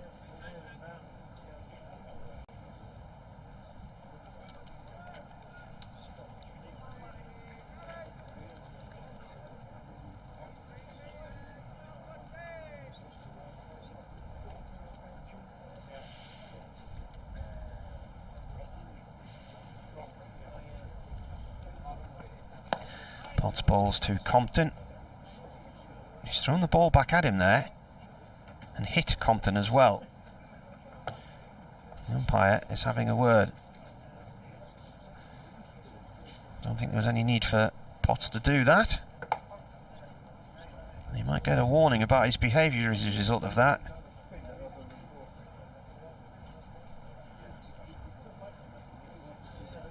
The umpire is writing something in his book.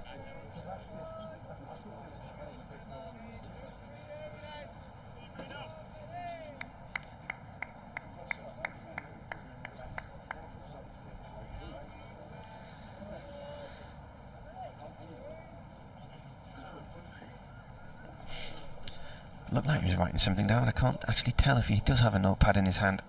Rain round the wicket to start a new over. That's cut away for 4 more. Down past third man. And that one has got pace on it and does reach the far end of the Castle stand. So suddenly a flurry of boundaries. And the score has jumped to 59 for 1 in the space of an over from 46 for 1.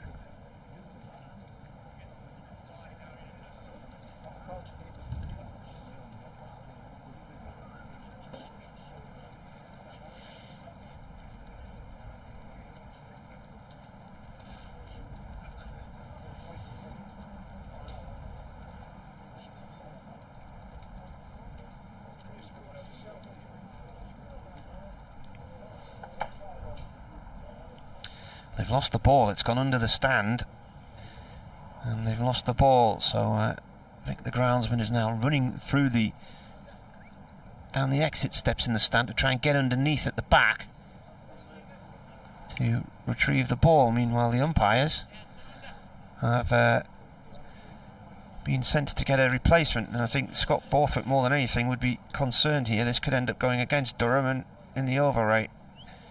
So the umpires are looking for a replacement ball.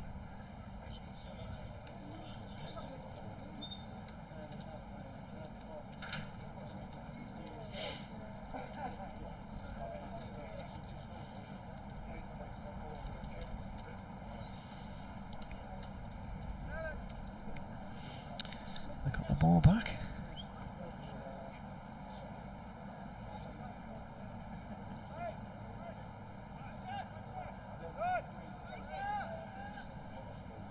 Scott Borthwick's still looking for it, and they've asked him to come back onto the field now because they've got a replacement ball. So 23.1 overs in, ball lost.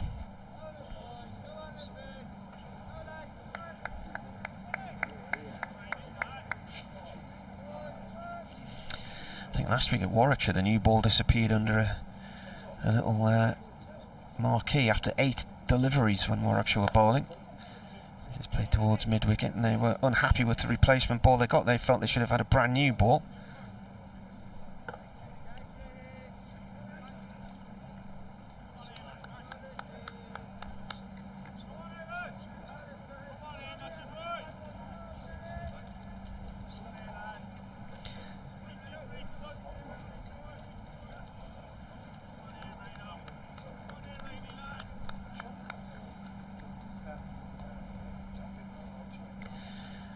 Rain in. Oh, that's gone through. Slater is played and missed. It's beaten the inside edge of the bat, gone between him and the pad. Bat and pad, and absolutely shot through. It might have actually grazed his elbow on the way through. He's having a look at his elbow and shaking his hand there. That was an absolute beast of a delivery from Ben Rain.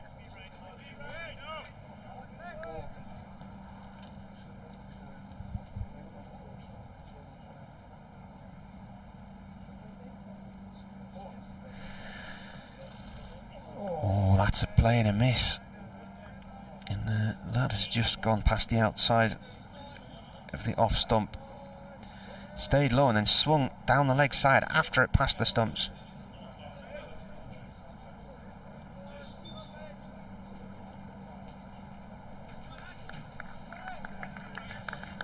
.59 for 1 here on the BBC.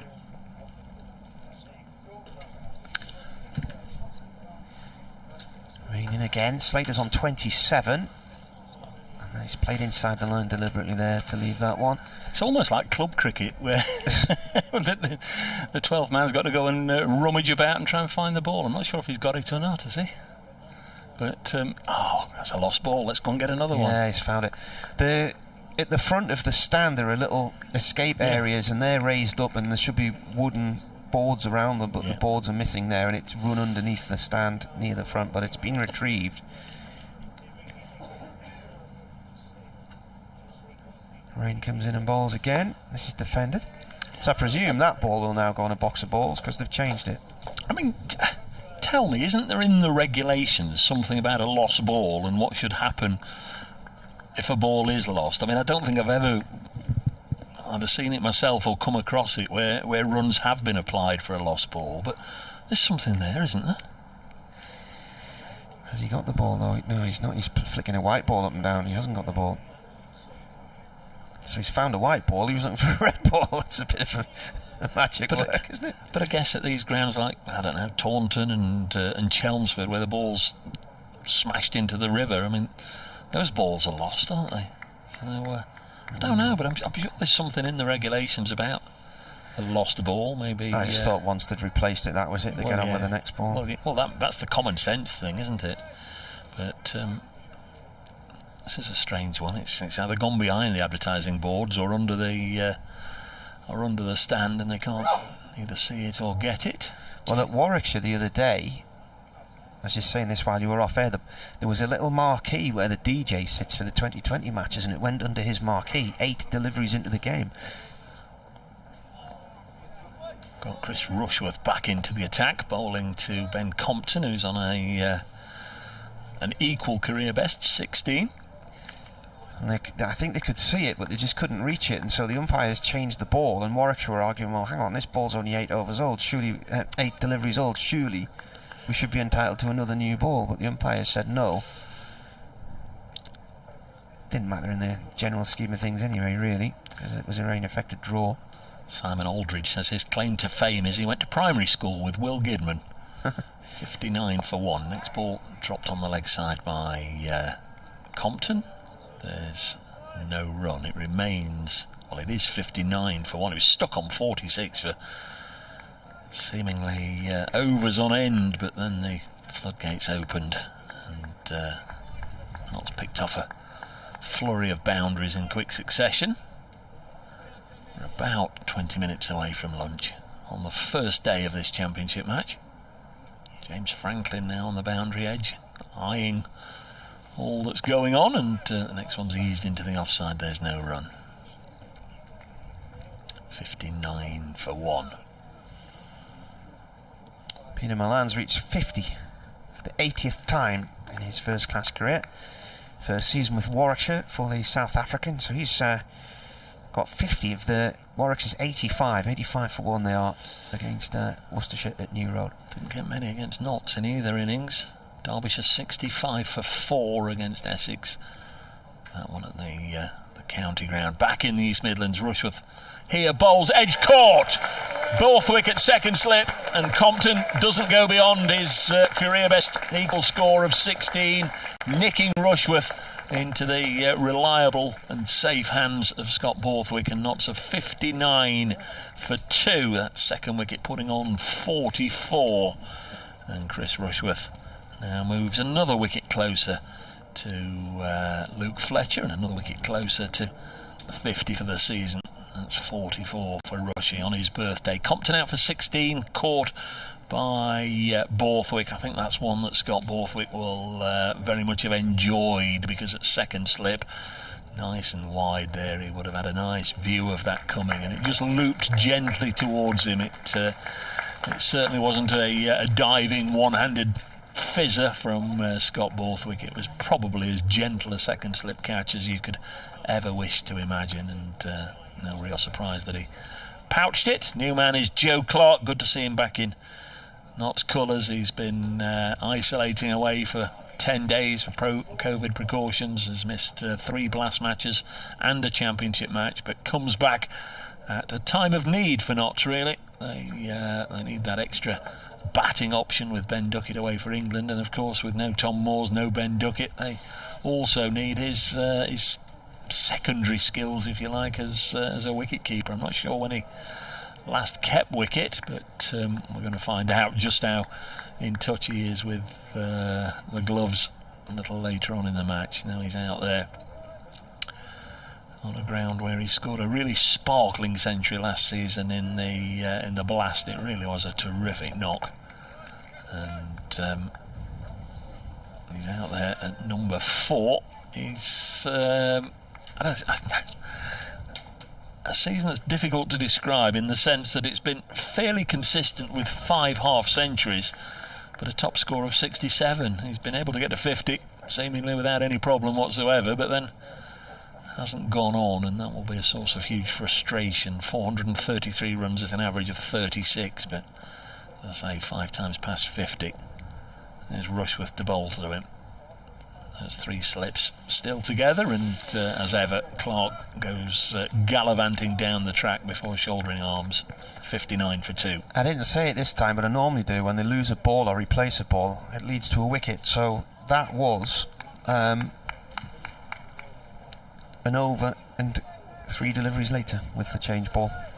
An over and 2 deliveries later. I'm not sure if the ball was as significant as the change of bowling. Probably the fact that Rushworth's back on, putting it in good areas. Again, Clark goes hopping and skipping and striding down the wicket and pushes it into the offside, fielded by Michael Jones. Rushworth is back, and Rushworth does what Rushworth does. 6 overs, 3 maidens, 2 for 6. A wicket maiden to Chris Rushworth on his 35th birthday. And he's got both wickets to fall. Nottinghamshire 59 for 2. Seba Mead bowled Rushworth for 12. That was 15 for 1. And in that over, Ben Compton caught Borthwick bowled Rushworth for 16. Happy 35th birthday. Feel old now, mate. Well, you've celebrated a major milestone since we last saw each other. Has your life changed? Have you become all reflective? Not really. I think there's been plenty of time for reflection in the last year and a half, has there not? Salisbury back into the attack from the Finkel end. None for 9 in his 4 overs so far. Bowling to Slater. Slater defends this one. It runs up to Rushworth. So has your missus said where she got my hamper from then? Because you wouldn't have known. I don't know what you're referring to. Yes. I'll buy you a nice gift. It was lovely. It was quite a surprise. Not half as big a surprise as she got when she had an email to say it had been delivered to so-and-so, so-and-so at so-and-so address. Oh, that's left along. What, did she not know that? Eh? How do you mean? What, it gone somewhere wasn't else? your address, and it wasn't it wasn't signed by either Mr. or Mrs. Emerson. I thought somebody had... That's all right. Well, we get along with our neighbours. We've got no audio, says Anthony. We don't know if that's BBC Sport or how long ago was via that? the stream, or it's just come through as I was talking to you then. Martin's been in touch about penalty runs. I'll have a look on that in a second. This one's pushed into the offside, fielded by Jones. I thought it was penalty runs. The old Law 20 used to give penalty runs a maximum number of runs made, or 6 runs, but that was changed in 2017 to a replacement with a ball in similar condition. I guess that's referring to me saying about lost balls. Keith says, isn't it 5 runs for a lost ball in first-class cricket, but it has to be lost within the boundary, mainly aimed at rural grounds with long grass on the outfield. Next ball into the pad, outside leg stump. Keith goes on. Fielders can cry, lost ball, to prevent batsmen from endless running. Might be wrong, though. Yeah, that's usually my get-out, Keith, at the end of most things. Might be wrong. There was a no ball signal just as you started to read that message there, so a no ball against Salisbury. Score 61 for 2. There's 5 penalty runs if it hit a helmet, wasn't it? It still is. Next ball to the left-handed Slater. Goes through to the keeper. Have we got a snapper outside us? I thought we had the click of a cameraman's shutter going off there. Clicking away. I can't see one. That wasn't a very good representation. See, we've got the Union flag flying atop the pavilion away to our left. Is that one always there, or is that has that been put up? That's not the... Wait, where? To your left, where you're looking That's now. St George's flag. Yeah, the cross of St George. Yeah. This one goes through to the keeper. Again, we could hear the camera right shutter.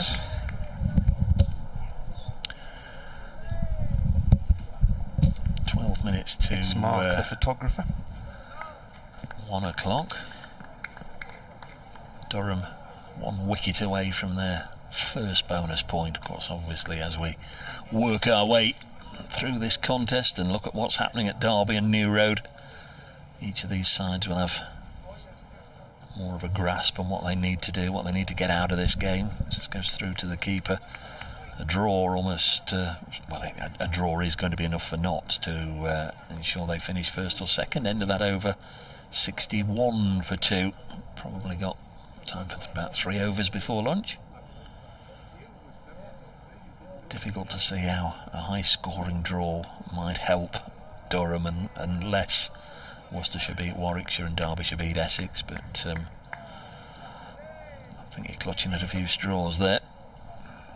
I thought James Franklin was actually walking across the outfield there, but he's not. He's on the boundary edge at the far end. Shows how close it is.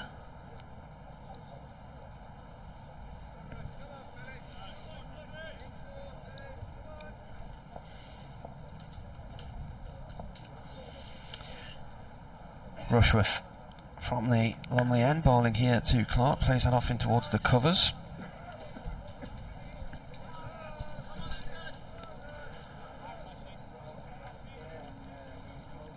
Anthony says no audio whatsoever. BBC Sport website, Durham's live feed, or on YouTube. No, the live feed is definitely there. I've just listened to it on Durham's live feed, but it's disappeared again off the BBC website. I've emailed in to try and find out what's going on, but it's definitely on the Durham feed.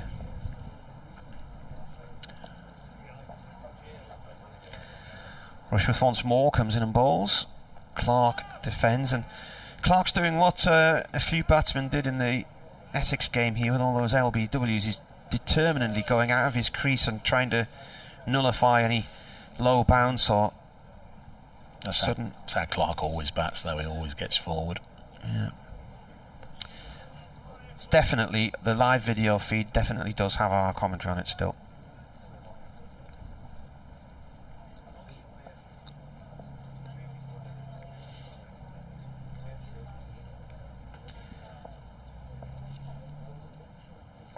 Rushworth comes in and bowls.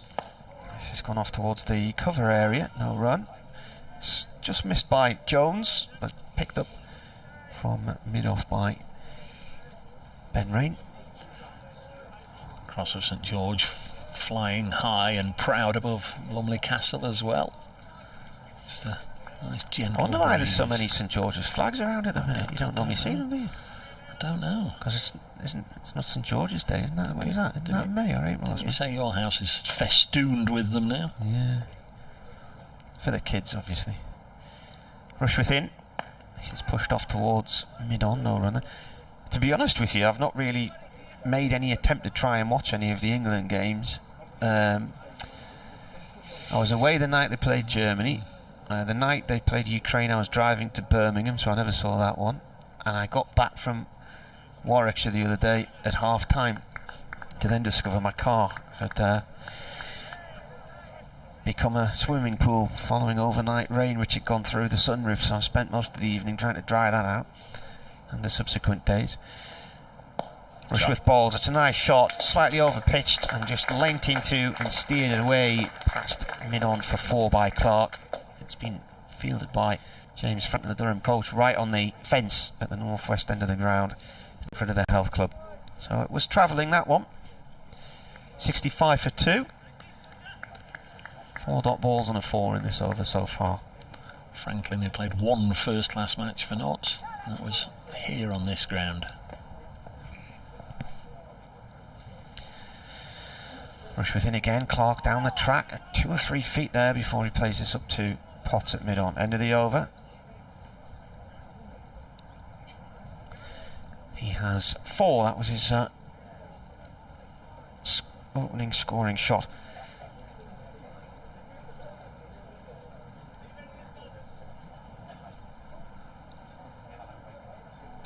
About 8 minutes to 1 o'clock.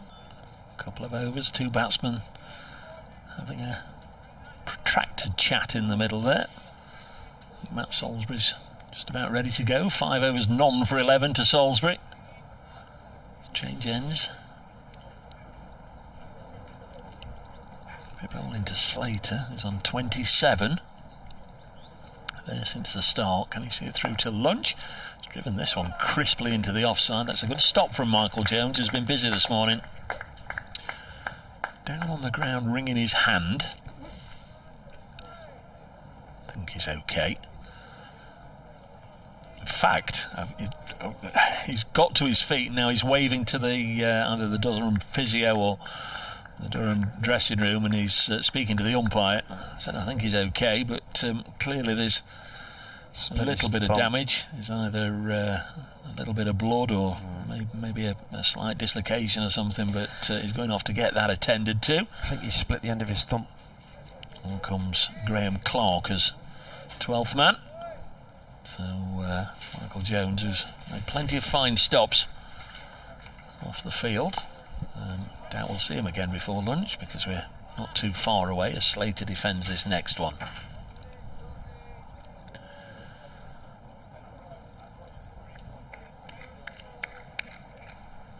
Tempo's never really gone out of second gear throughout the morning. We've had It's been a very slow morning.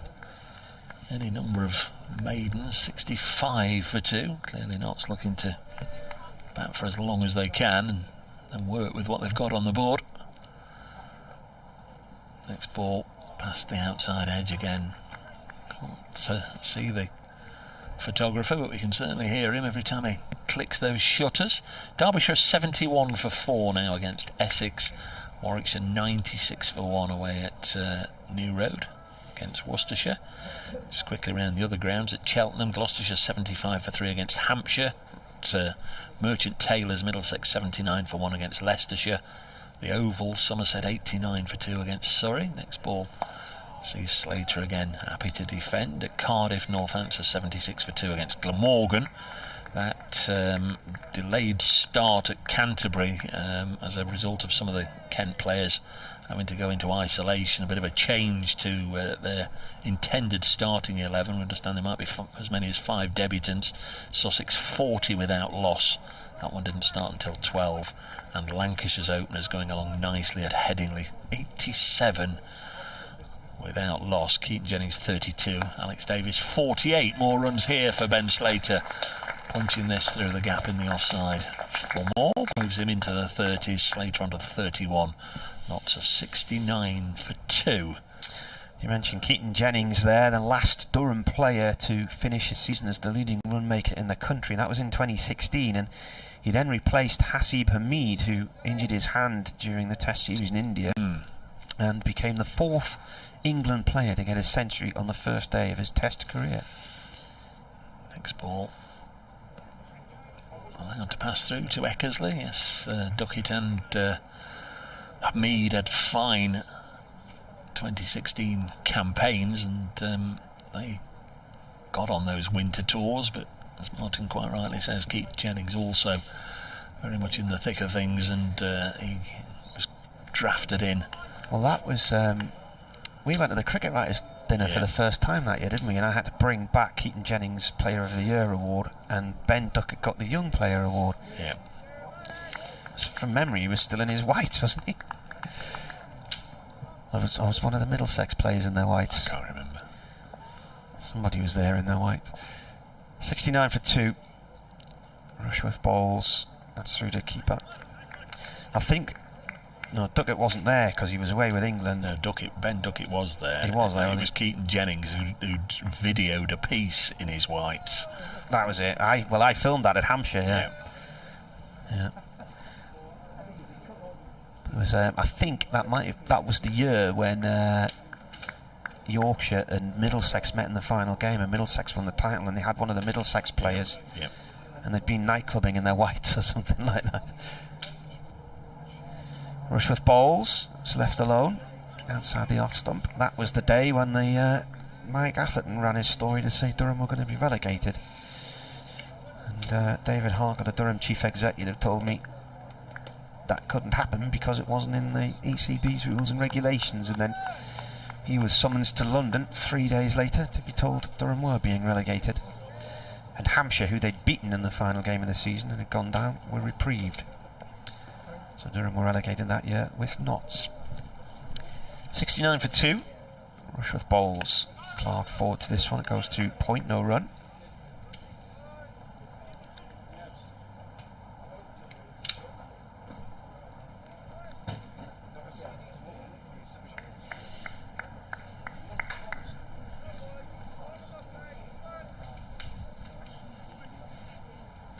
Michael Jones back on the boundary edge, so he's been patched up. Looks as if he's going to come back on. Although there's barely time to. Clark forward, pushes it out towards point and run, towards the covers. Not seen him leave his crease for the 4 balls that we've had so far in this over. Decided to stay at home, but certainly in the previous over to Rushworth, he was getting down the track to every delivery. Slater 31, Clark 4, and the men out. Hamid for 12, Compton for 16. Both wishes to Rushworth. Defended. It just rolls back past Rushworth. I think he got a little bit forward to that one. Joe Clark rehearses the shot again. 69 for 2. Lyndon James listed to come in next at number 5, and Stephen Mullaney, Liam Patterson-White, Brett Hutton, Joey Everson, Stuart Broad and Luke Fletcher. 69 for 2. Clark goes a long way forward to this one, beaten outside the off stump, goes through to Eckersley, and they're rushing to get round. What does the scoreboard says? 1 o'clock marked, and in fact the umpires now do say that's enough. You've had your ration. Rushworth ending the session with a maiden, 8 overs, 4 maidens, 2 for 10, knots a 69 for 2 at the interval, both wickets to Chris Rushworth. Hamid 12, Compton 16, the 2 not out batsmen, Joe Clark on 4 and Ben Slater on 31.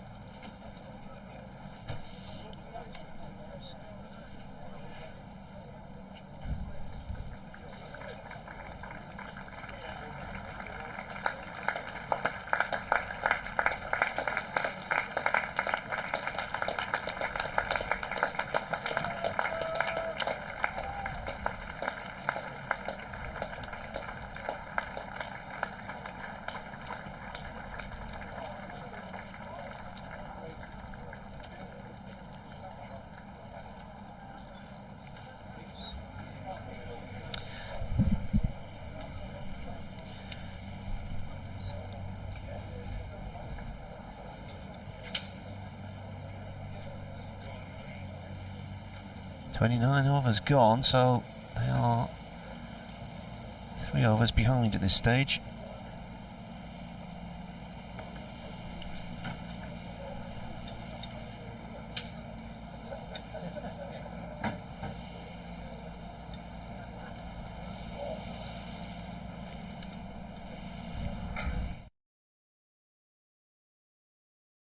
Right, so this is obviously where I normally sit on a match day. We normally arrive at about 8:30 in the morning. I'm normally one of the first ones in. Ned Eckersley, I normally see him here early as well. So I've been sitting in this spot for the last 3-4 years now. I sit next to the big man, Chris Rushworth, and next to a fellow South African, Gareth Hart.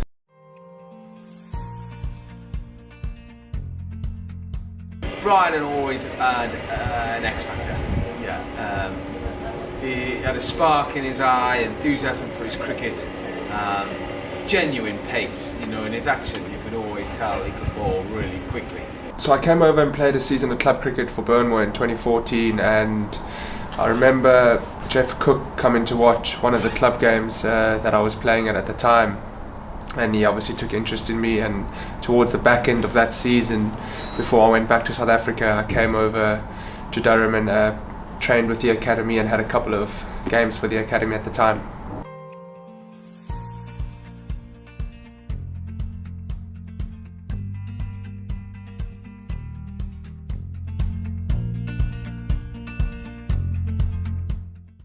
I think from a young age, every Saturday I'd go and spend the whole day at the cricket club where my dad played. There were other kids there. So that was kind of the environment and culture that I was brought up in. And then obviously when I got a little bit older, 5, 6, 7, started playing cricket at school and really just took a liking to it from then.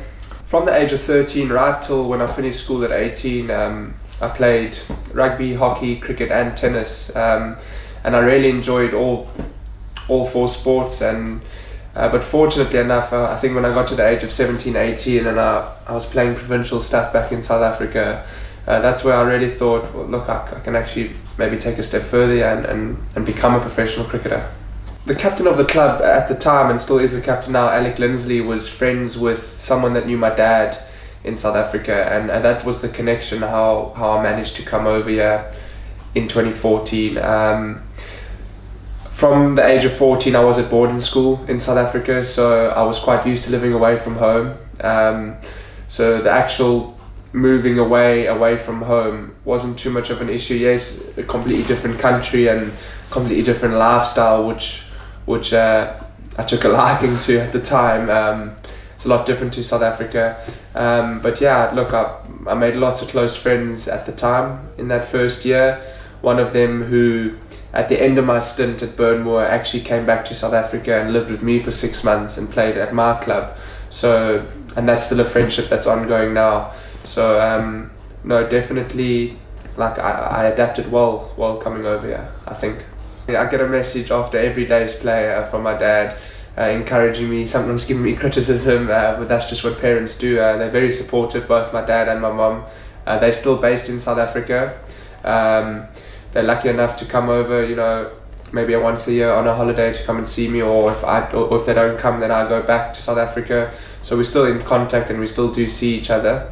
Yeah, but obviously they're very supportive of what I'm doing over here.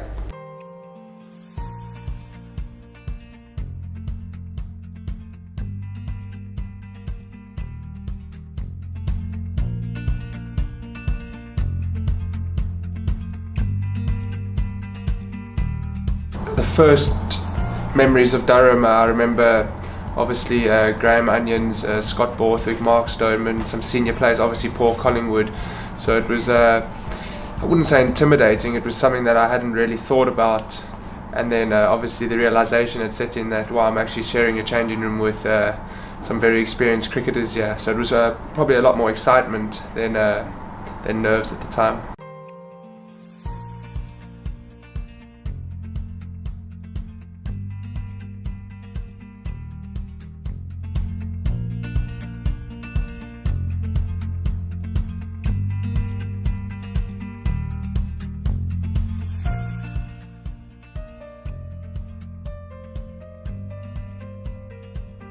I'd be lying if I said I didn't want to play international cricket. That's obviously the ultimate goal, is to play for England. But at the minute, just to play and perform and take as many wickets and score runs for Durham.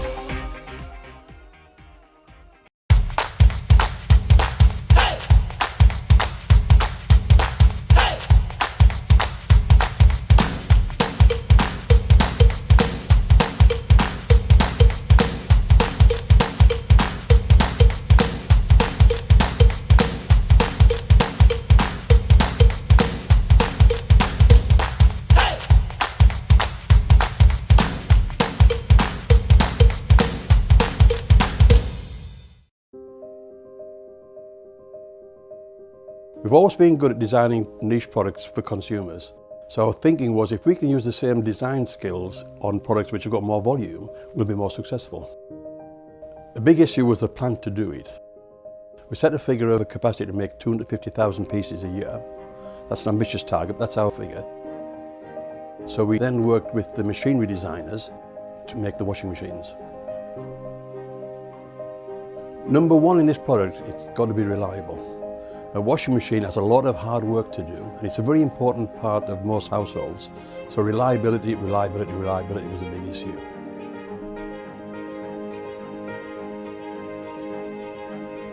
I think any new product, we've got to learn about it, and that's important. We've got to learn about it so we understand it inside out.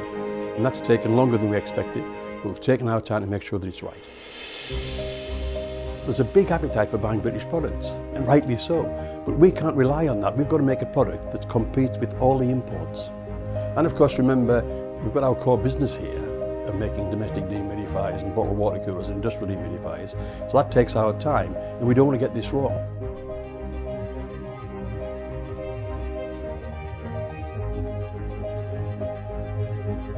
We've done 120,000 hours of testing washing machines here to make sure that it's absolutely reliable and does the job.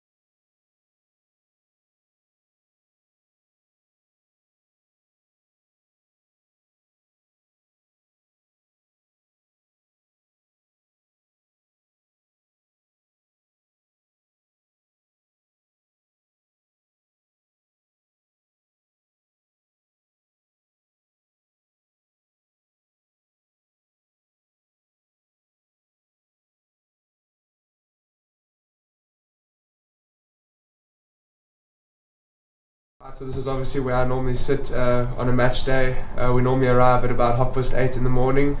I'm normally one of the first ones in. Ned Eckersley, I normally see him early as well. So I've been sitting in this spot for the last 3-4 years now. I sit next to the big man, Chris Rushworth, and next to a fellow South African, Gareth Hart.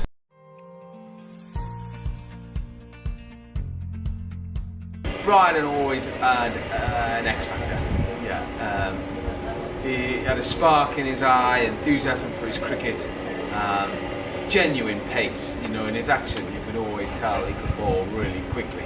So I came over and played a season of club cricket for Burnmore in 2014, and I remember Jeff Cook coming to watch one of the club games that I was playing at the time, and he obviously took interest in me. And towards the back end of that season, before I went back to South Africa, I came over to Durham and trained with the academy and had a couple of games for the academy at the time.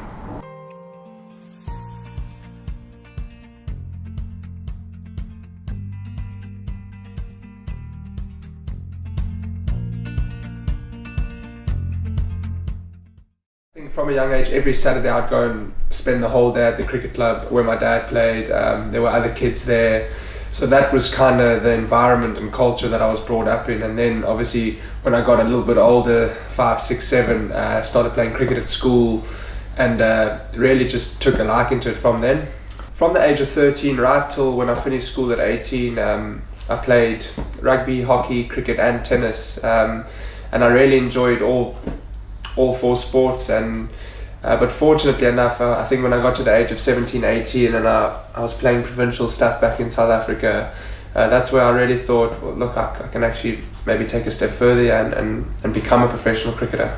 The captain of the club at the time, and still is the captain now, Alec Lindsley, was friends with someone that knew my dad in South Africa, and that was the connection, how I managed to come over here in 2014. From the age of 14, I was at boarding school in South Africa, so I was quite used to living away from home. So the actual moving away from home wasn't too much of an issue. Yes, a completely different country and completely different lifestyle, which I took a liking to at the time. It's a lot different to South Africa. But yeah, look, I made lots of close friends at the time in that first year. One of them who, at the end of my stint at Burnmore, actually came back to South Africa and lived with me for 6 months and played at my club. So, and that's still a friendship that's ongoing now. So, no, definitely, like I adapted well coming over here, I think. I get a message after every day's play from my dad, encouraging me, sometimes giving me criticism, but that's just what parents do. They're very supportive, both my dad and my mum. They're still based in South Africa. They're lucky enough to come over, maybe once a year on a holiday to come and see me, or if they don't come, then I go back to South Africa. So we're still in contact and we still do see each other. But obviously they're very supportive of what I'm doing over here.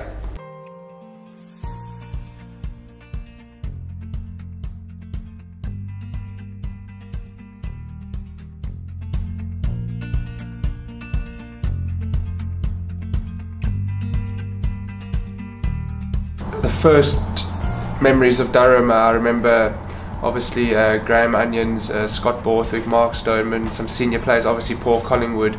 So it was, I wouldn't say intimidating, it was something that I hadn't really thought about. And then obviously the realisation had set in that, wow, I'm actually sharing a changing room with some very experienced cricketers here. So it was probably a lot more excitement than nerves at the time.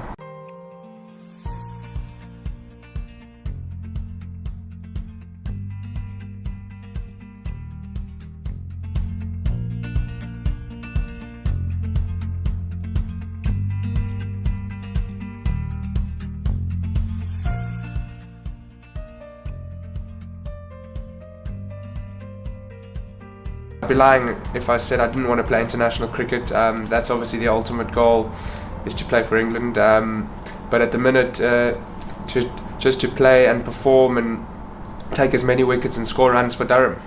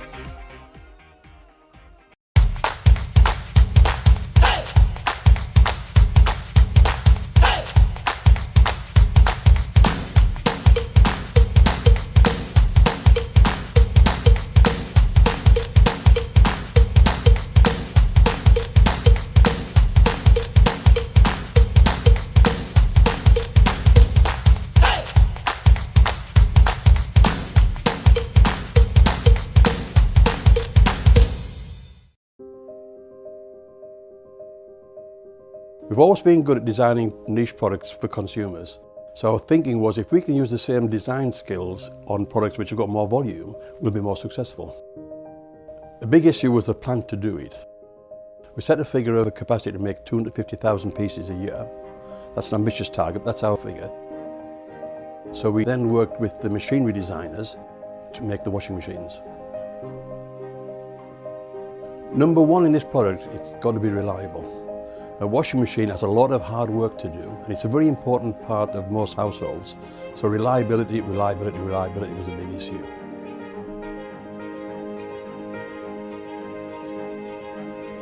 I think any new product, we've got to learn about it, and that's important. We've got to learn about it so we understand it inside out. And that's taken longer than we expected, but we've taken our time to make sure that it's right. There's a big appetite for buying British products, and rightly so, but we can't rely on that. We've got to make a product that competes with all the imports.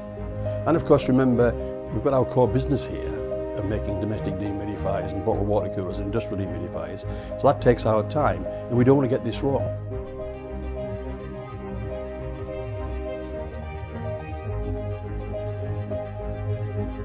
We've done 120,000 hours of testing washing machines here to make sure that it's absolutely reliable and does the job.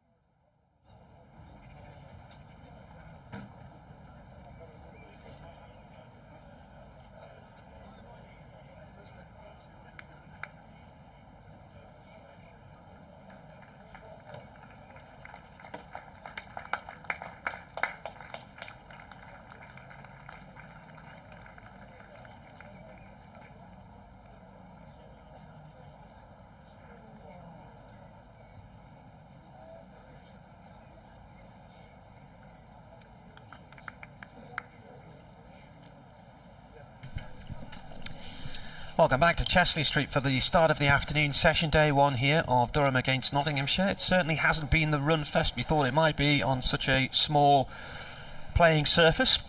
One thing to point out is that a lot of weather is drifting up the Pennines, and some of it looks like it's drifting towards us. I've just had a message from a listener in concert to say it's hoying it down there, but that is on higher ground to the west of us. And they have forecast thunderstorms basically all the way up the Pennines, and from more or less the Humber estuary across to the Mersey and north all the way up towards Inverness. But judging by the radar and the warning area, we're just on the fringes of it, but it does look a bit naughty just to the northwest of us at the moment. We'll be alright. We'll be alright. You told me we're going to be alright. We're going to get underway in just a moment. 29 overs bowled in the morning session. 2 wickets to Chris Rushworth. Slater 31 not out, batting through those 120 minutes. Going to be Matt Salisbury to get us underway. I was thinking what you call a small ground. I think is it a postage stamp? I think that's very often the reference, isn't it? Certainly a little bit of a postage stamp. Matt Salisbury will crank us into life in this early afternoon here at Chesterley Street. And first ball is a full toss, lifted, presume deliberately, by Slater. It's a low, wideish full toss that he somehow managed to scoop over the slip cordon and away for 4, down to third man. An extraordinary start to the session, if he meant that to go exactly as planned. It was one of the shots of the day, but might have been a little bit of good fortune about it, but a boundary nonetheless. 73 for 2. For my money, one drive down the ground from Slater, as good as anything we've seen. Joe Clark's only scoring shot was pretty decent as well, a clip through mid-wicket. Next ball, has he let go of that? No. Dead ball, says the umpire. Now, hang on, what's going on here? I don't know. Rushworth seems to be having a word. I thought Rushworth was pointing and saying something to Joe Clark there. I have no idea. Neil Pratt is the umpire at this end.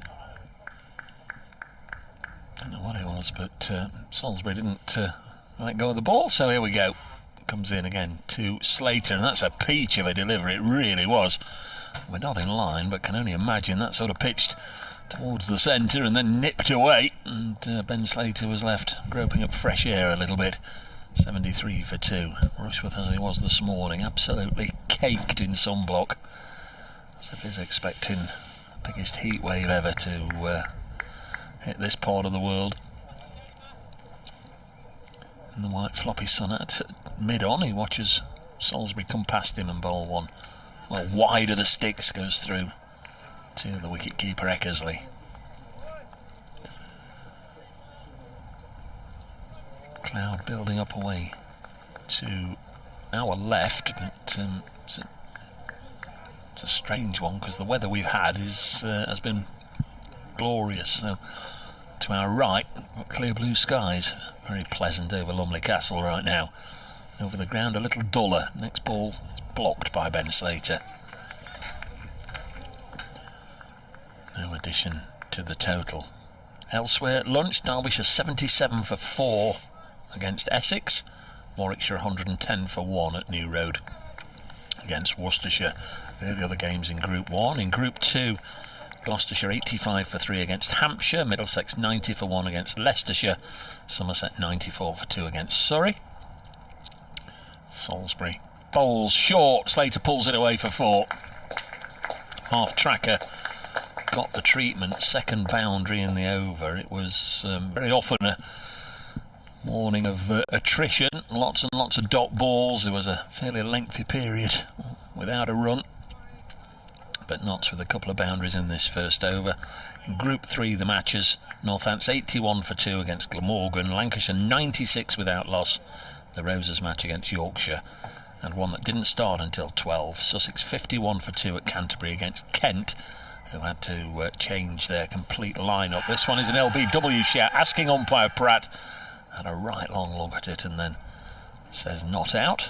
Seemed too high to me. End of the over, 77 for 2. It's bounced up off his inner thigh around the box area. So, we'll keep an eye on those clouds across to the west. If you want to get in touch, it's at Multi Cricket on Twitter, at Brace Cricket on Twitter, or you can email weircricket@yahoo.co.uk.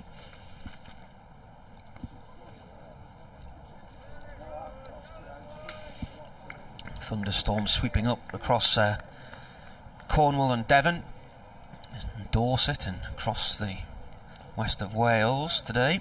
Looks like some heavy weather down there. Some of the Notts players coming for a net session in their camouflage kit. Can't actually see them, they've just blended into the background.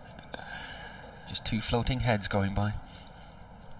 People are still walking behind the bowler's arm at the on the end of the ground, and there is an area taped off there which doesn't seem to be deterring people, does it? No, that's Liam Price, the strength and conditioning coach, and the young wicket-keeper Dane Shadendorf, who came into the last match replacing Duckett. Rush within, Clark plays and misses to one outside the line of off stump, and there's nothing from the bowler, but Scott Borthwick seems to believe he heard something. Umpire says no. Meerkat Katie is on the Meon Valley Trail in Hampshire on her bike, listening to us. The perfect Sunday, she says. Where's the Meon Valley then? Where would that be? Hampshire. Just trying to think where.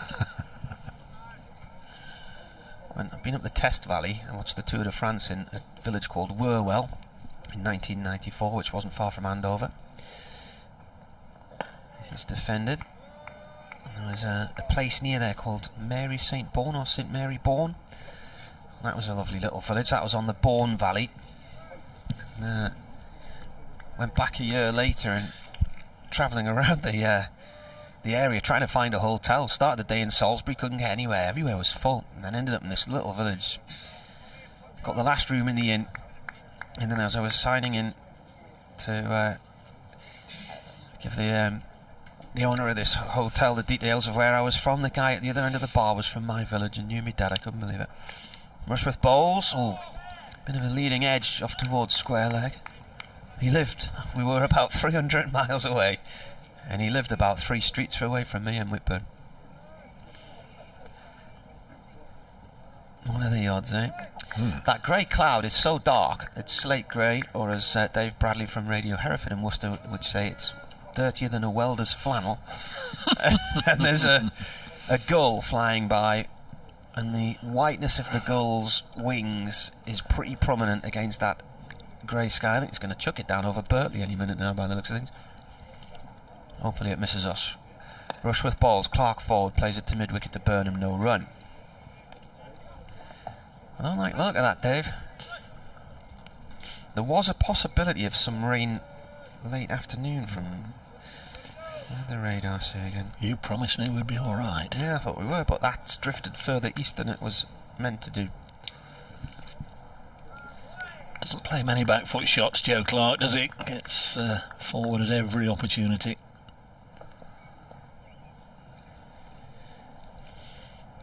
Rushworth bowls, Clark leaves that one.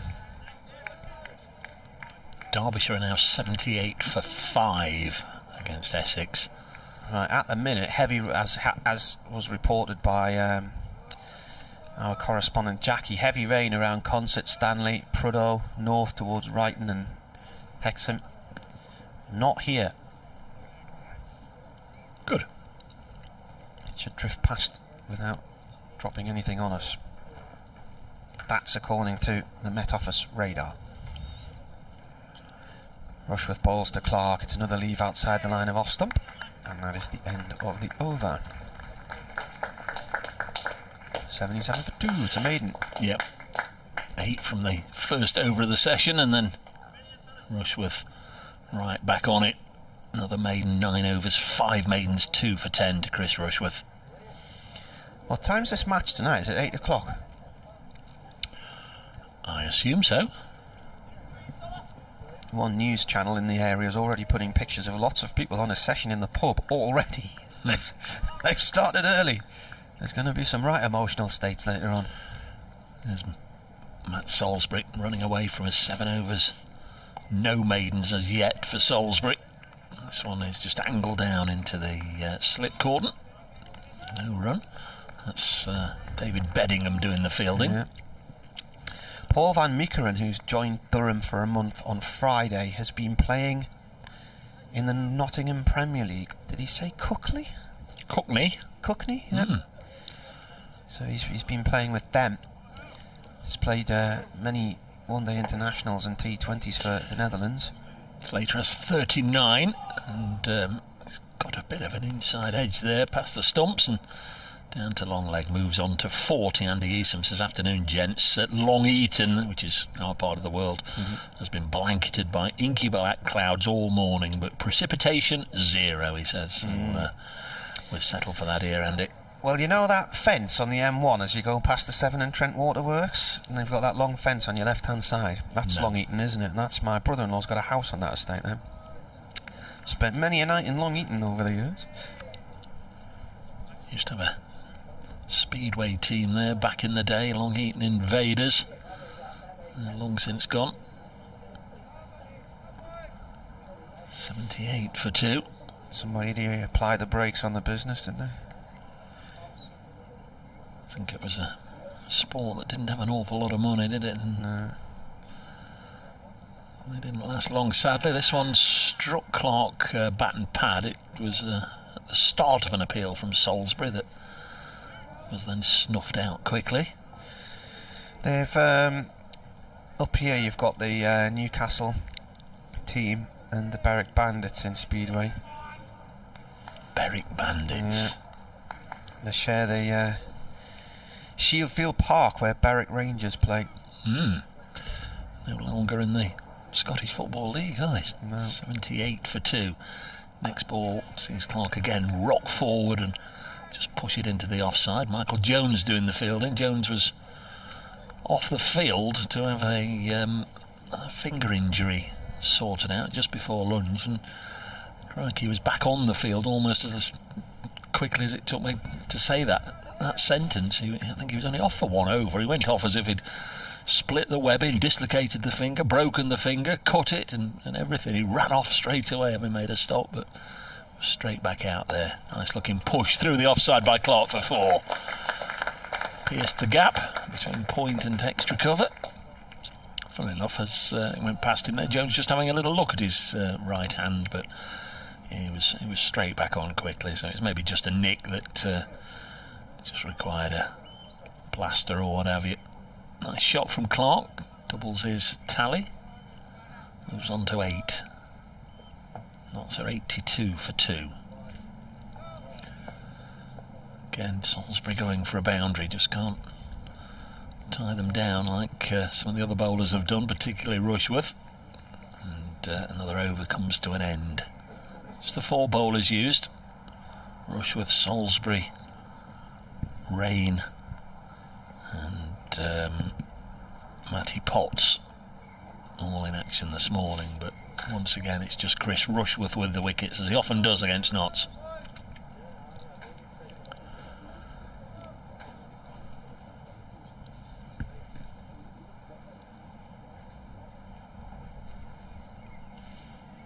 Those clouds remain high, thankfully. Ground staff are the very definition of unconcerned. Just chilling in their deck chairs. Yeah. Rushworth to Slater from the Lumley end round the wicket. Slater looks to leave that one and then plays it to Beddingham in the gully. That last night's got a lot of rain up there, doesn't it? That's going to come down somewhere north of us, and it's going to be rather wet wherever it is. Ben Slater has now just gone ahead right now of Asiba Mead as Nottinghamshire's leading run scorer this season. He's Now on 5-9-4. Rushworth bowls. This is played towards point.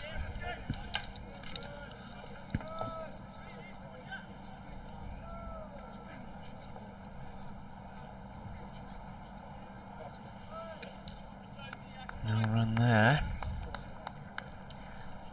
I'm just waiting to see if there's going to be any sort of trigger of lightning in that cloud.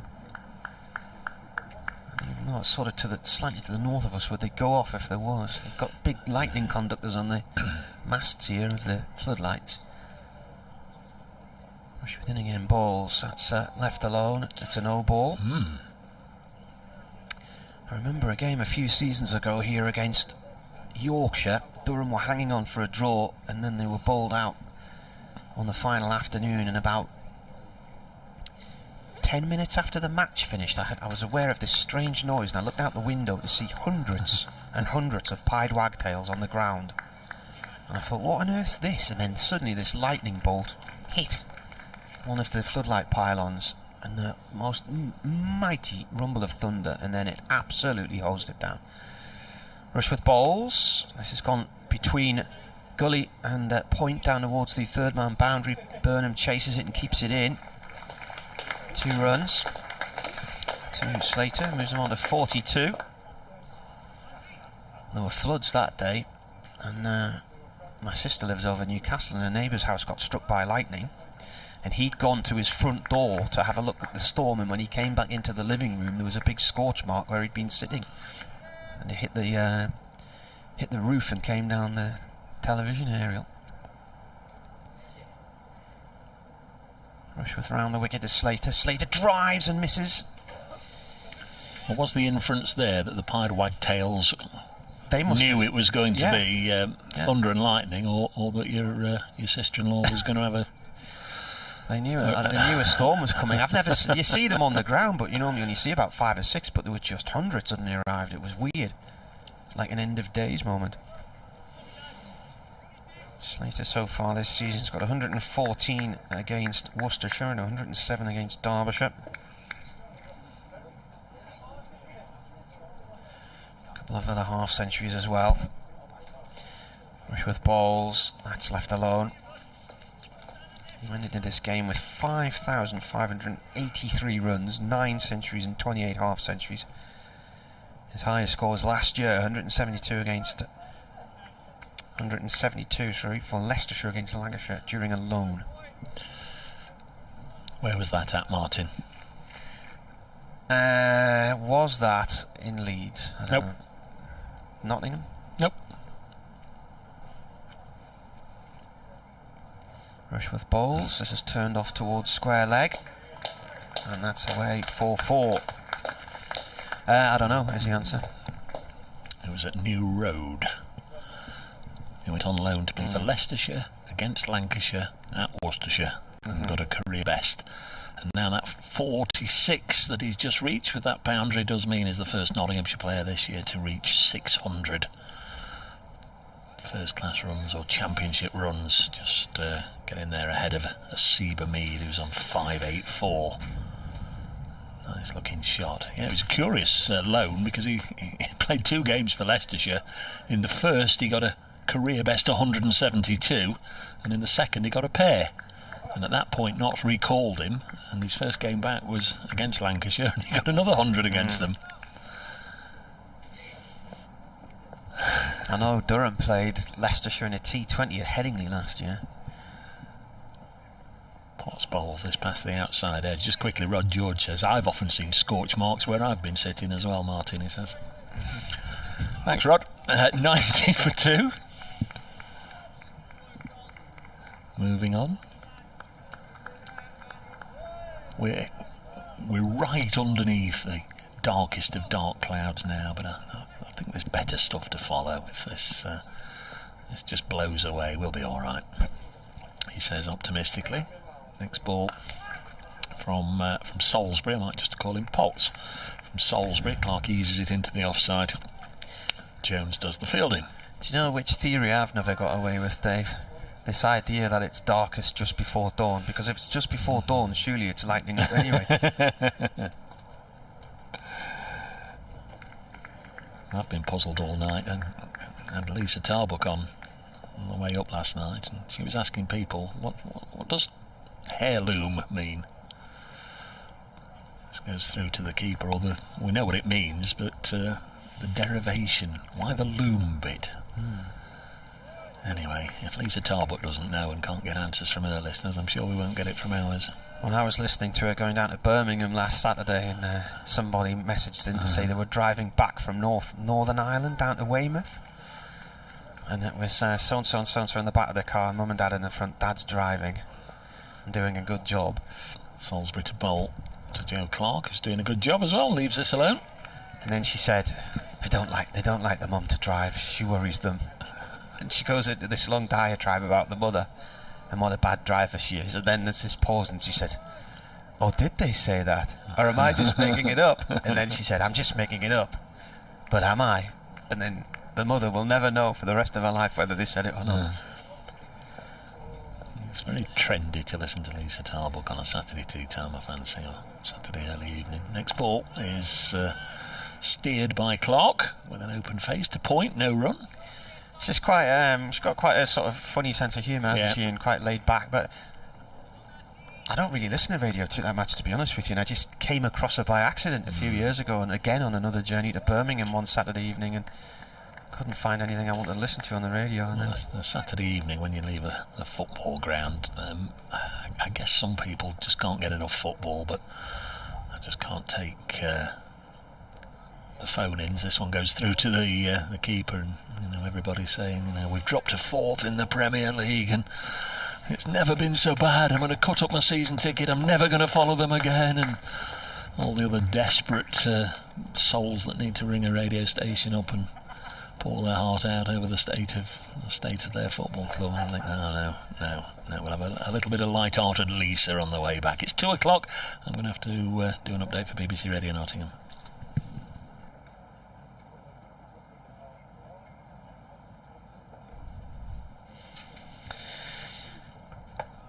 Yes, 2 o'clock. I don't have any more updates for Radio Newcastle now, so hopefully we should stay on air all day.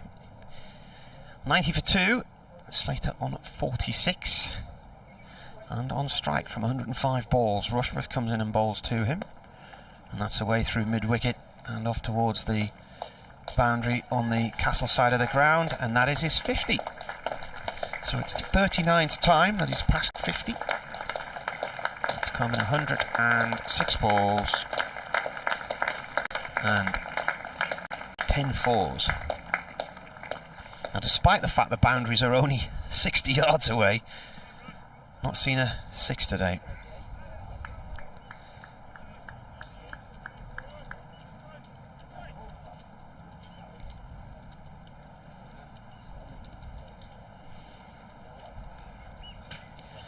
Rushworth in.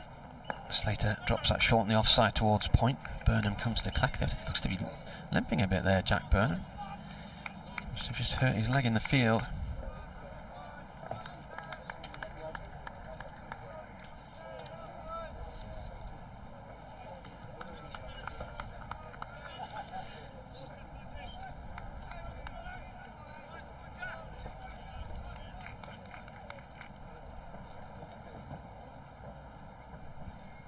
Fifth over, 94 for 2. Rushworth 2, Slater to leave. It's gone a long way across towards first slip. Collected by the keeper just in front of first slip.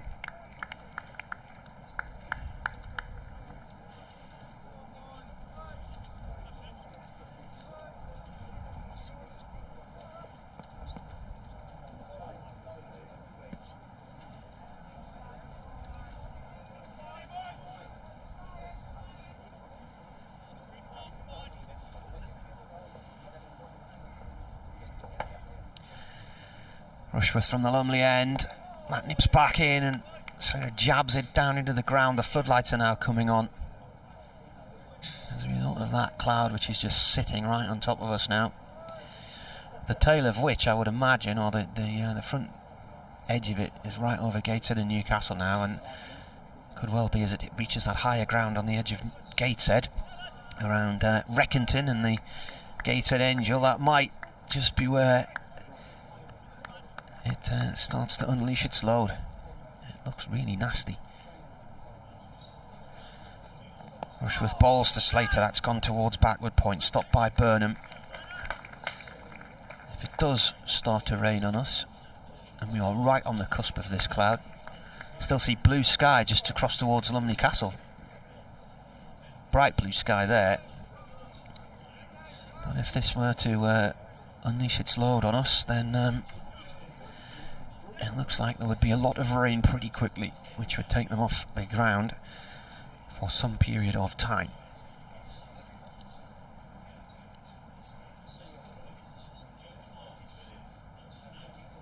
Rush within again, balls, this is pushed off towards mid-wicket, no run.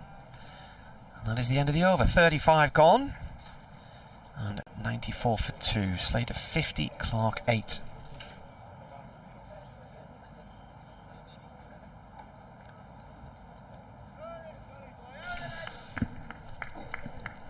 So, congratulations to Ben Slater. That's the 5th time he's reached 50 this year. 2 50s, 200s before this one. So, see if he can convert. High ratio of boundaries, 10 4s in his 50. There's Salisbury running away from us to bowl to Clark. Drives crisply enough up to mid-on, but no opportunity of beating the fielder. Cameron Bancroft, the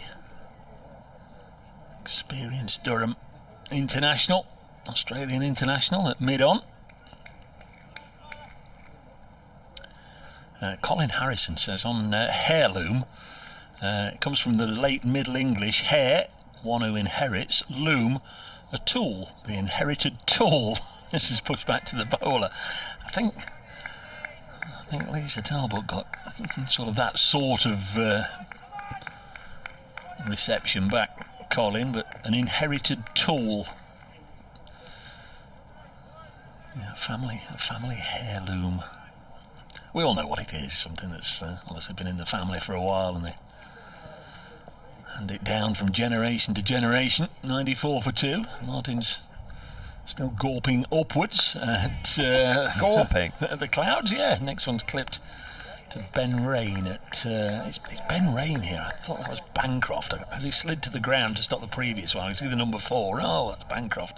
It's not, it's Ben Rain at mid-on. Yeah, you were gawping upwards, weren't you, at the clouds? Yeah, I've just caught it in a cracking photograph as well, even if I do say so myself. The Death Star, he's called it. Yeah. I'll retweet that. That saves me gawping out of the window. Yeah. Here's the next delivery on its way from Salisbury to Clark. It's going to get a run here on the leg side. Not inching closer to 3 figures. 95 for 2. That's Joe Clark's first single. He's moved on to 9, those 2 boundaries either side of lunch.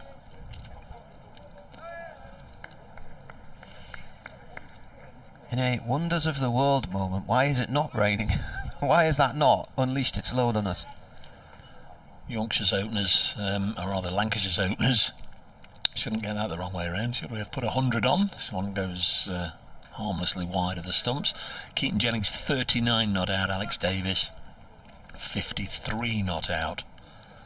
So things going fairly well for the White Rose. They didn't on Friday evening, when Notts wasted little time in polishing them off in what should have been a 7 overs a side slog at Trent Bridge in the blast, but a 10-wicket win for Notts, with Hales and Trigo chasing it down in just 3.4 overs. Nice looking shot here from Slater through the offside, and once again Salisbury being picked off. It's as many sides have found coming here over the years, it's always a problem for the home side to keep the pressure on from the other end to Chris Rushworth, and always a little easier for the batsmen when they're not having Chris Rushworth bowl at them.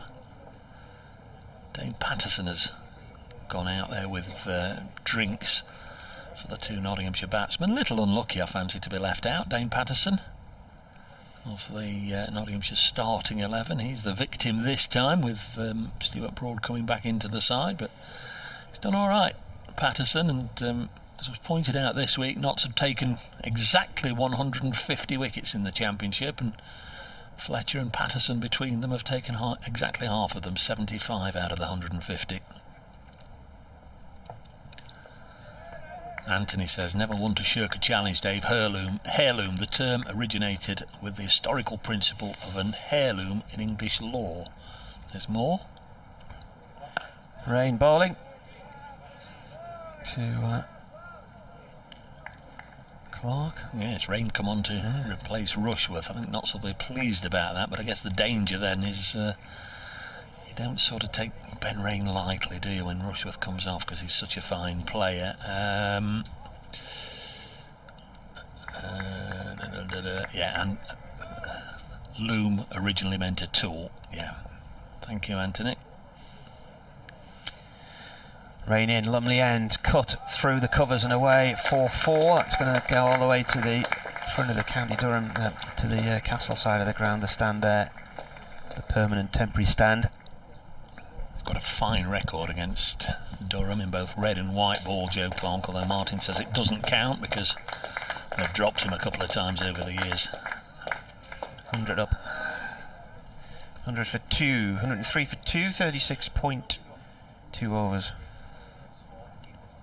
That was your theory last year, wasn't it? He got dropped twice, didn't he? The ground staff are moving now. Does this mean they're going off for a tea break? Or? They're now looking up directly over our right shoulder, so that's a worry. Because normally anything drifts up this way comes over our left shoulder. I don't like the look of this at all as Rain bowls. This is played to Rushworth, because I do believe that if that cloud unleashes itself on us, that could be it for the day.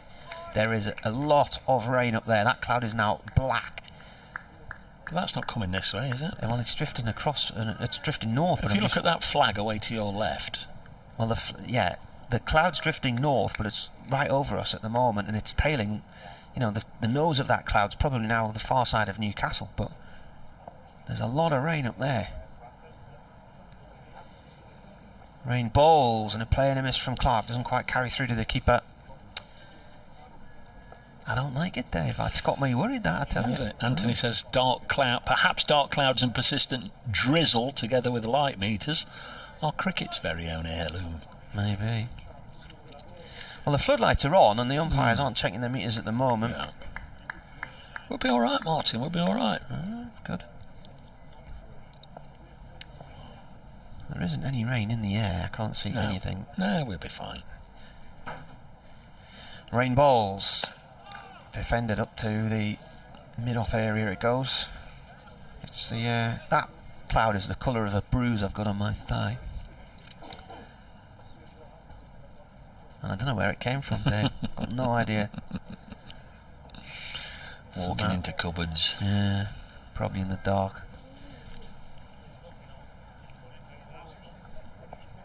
Rollo says he's been through Prudhoe. It rained heavy but briefly. That's to the northwest of here. Rain in. This is turned off towards long leg to Salisbury. 1 run for Clark. End it over. Yeah. 37 overs gone, 104 for 2. The only Rain we want to see here is Ben Rain, who completes his 7th over, none for 13. Last wicket went down at 59, so this pair have added 45. That's now the highest partnership. We did have one of 44 between Compton and Slater. 2 batsmen chatting. Is this Potts? It is. There's a bowling change at this end, so double change made by Scott Borthwick.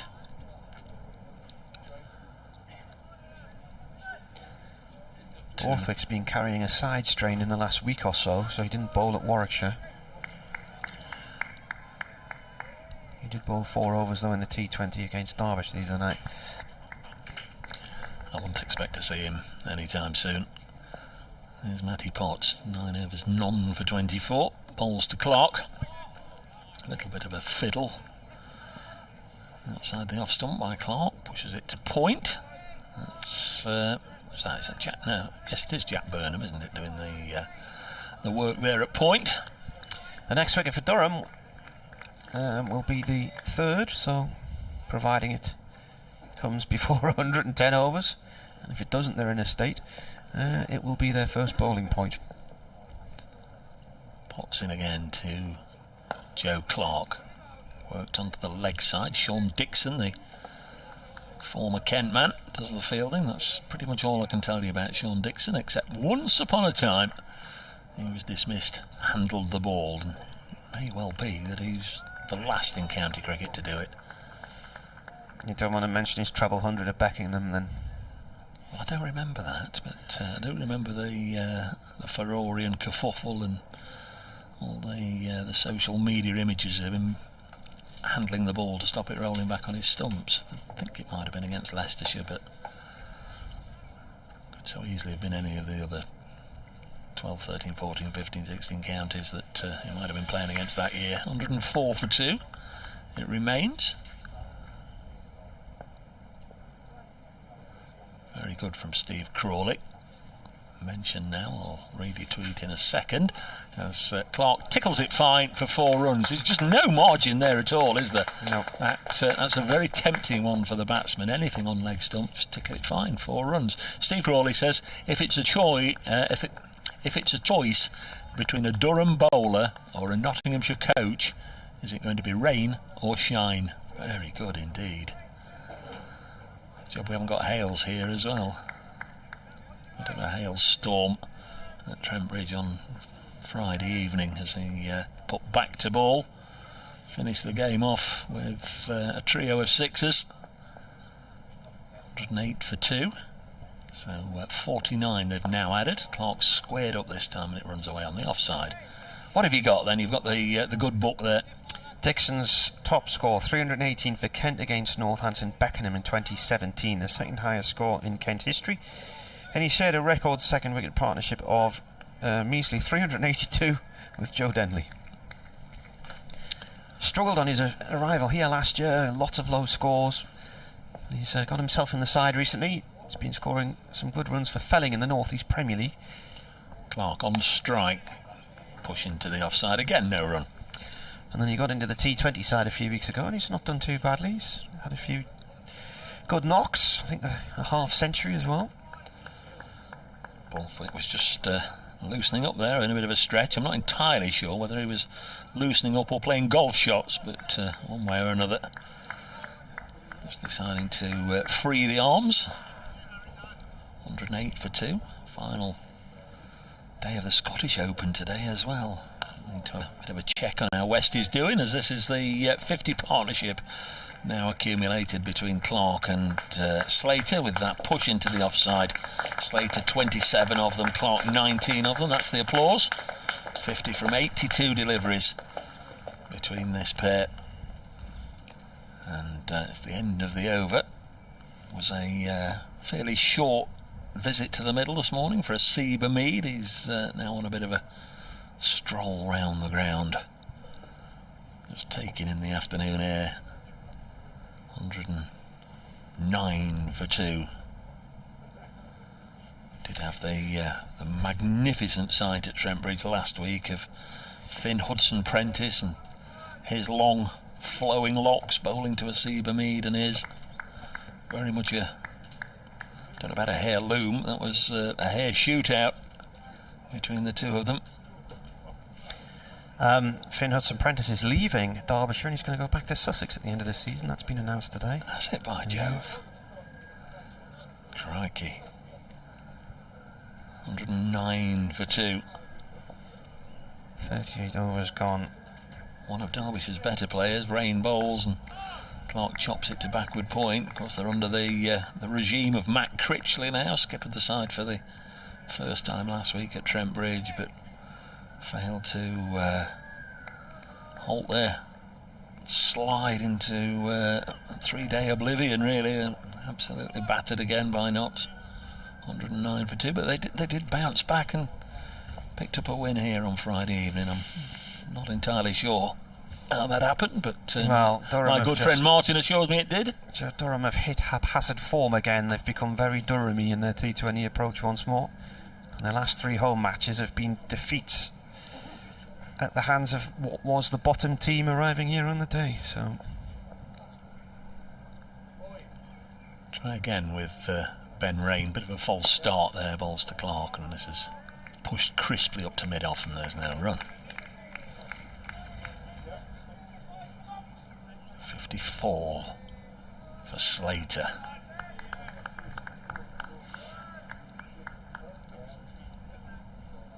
Borthwick now jogging on the spot. He's either going through his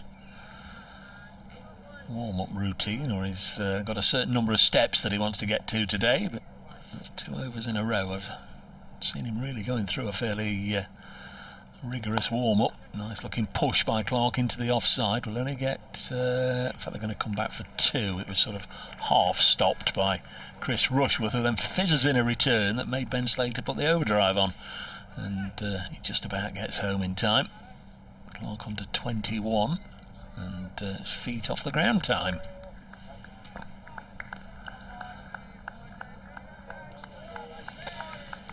Quite a number of North East Premier League matches. A few of them didn't take place yesterday because of coronavirus reasons. Clark on strike. Pushes this into the covers. Michael Jones quickly onto the ball. I gather none of the Durham players who are normally seconded to North East Premier League teams will be allowed to play for them again for the foreseeable future because of the coronavirus restrictions and the fact they're down to the bare bones of a squad now. But yesterday, an incredible win for Whitburn, who were bottom of the table. I looked at the scorecard and thought, that's not a bad start for Burnett Field, 61, and I never noticed the all out next to it. Whitburn winning by 7 wickets. Rain to Clark. Runs it to third man, and of course there's nobody there. Probably wouldn't have been anybody there had it been the full extended boundaries, but certainly today that's an invitation really to help yourself to 4 runs, which Clark does. Feet back on the ground, 115 for 2. Clark under 25. Second bowling bonus point for Essex. Derbyshire 97 for 6 at Derby. There's only one way that's going to go.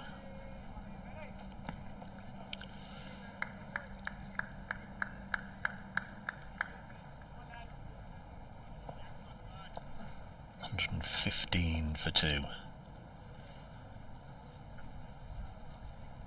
Rain bowls.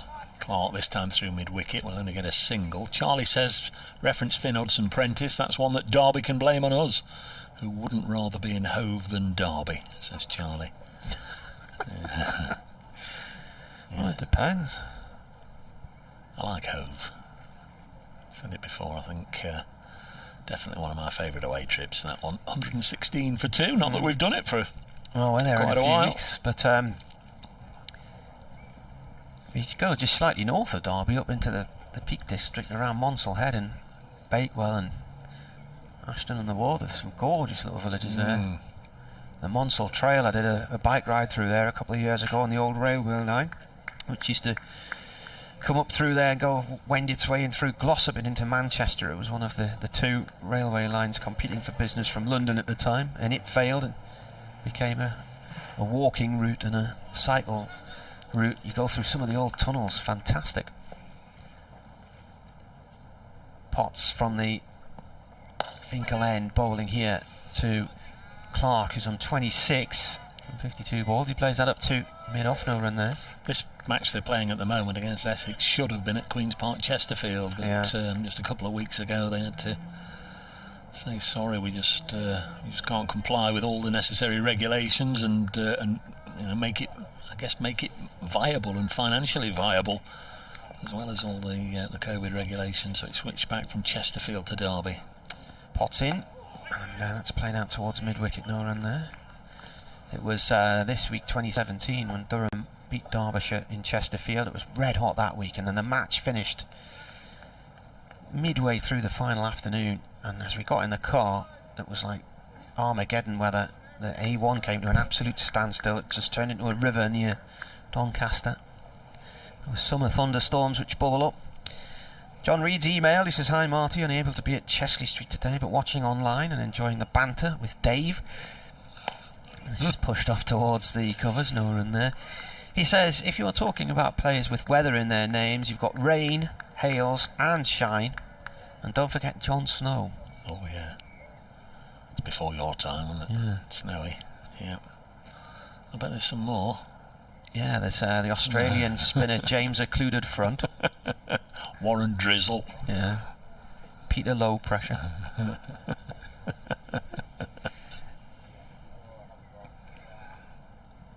Potts in. This has gone off towards point. It's a dot ball. There must be more than that. I'm going to say everybody's thinking loads, now. Everybody's thinking. Gareth Breeze. Yeah. You can have that one. Yes.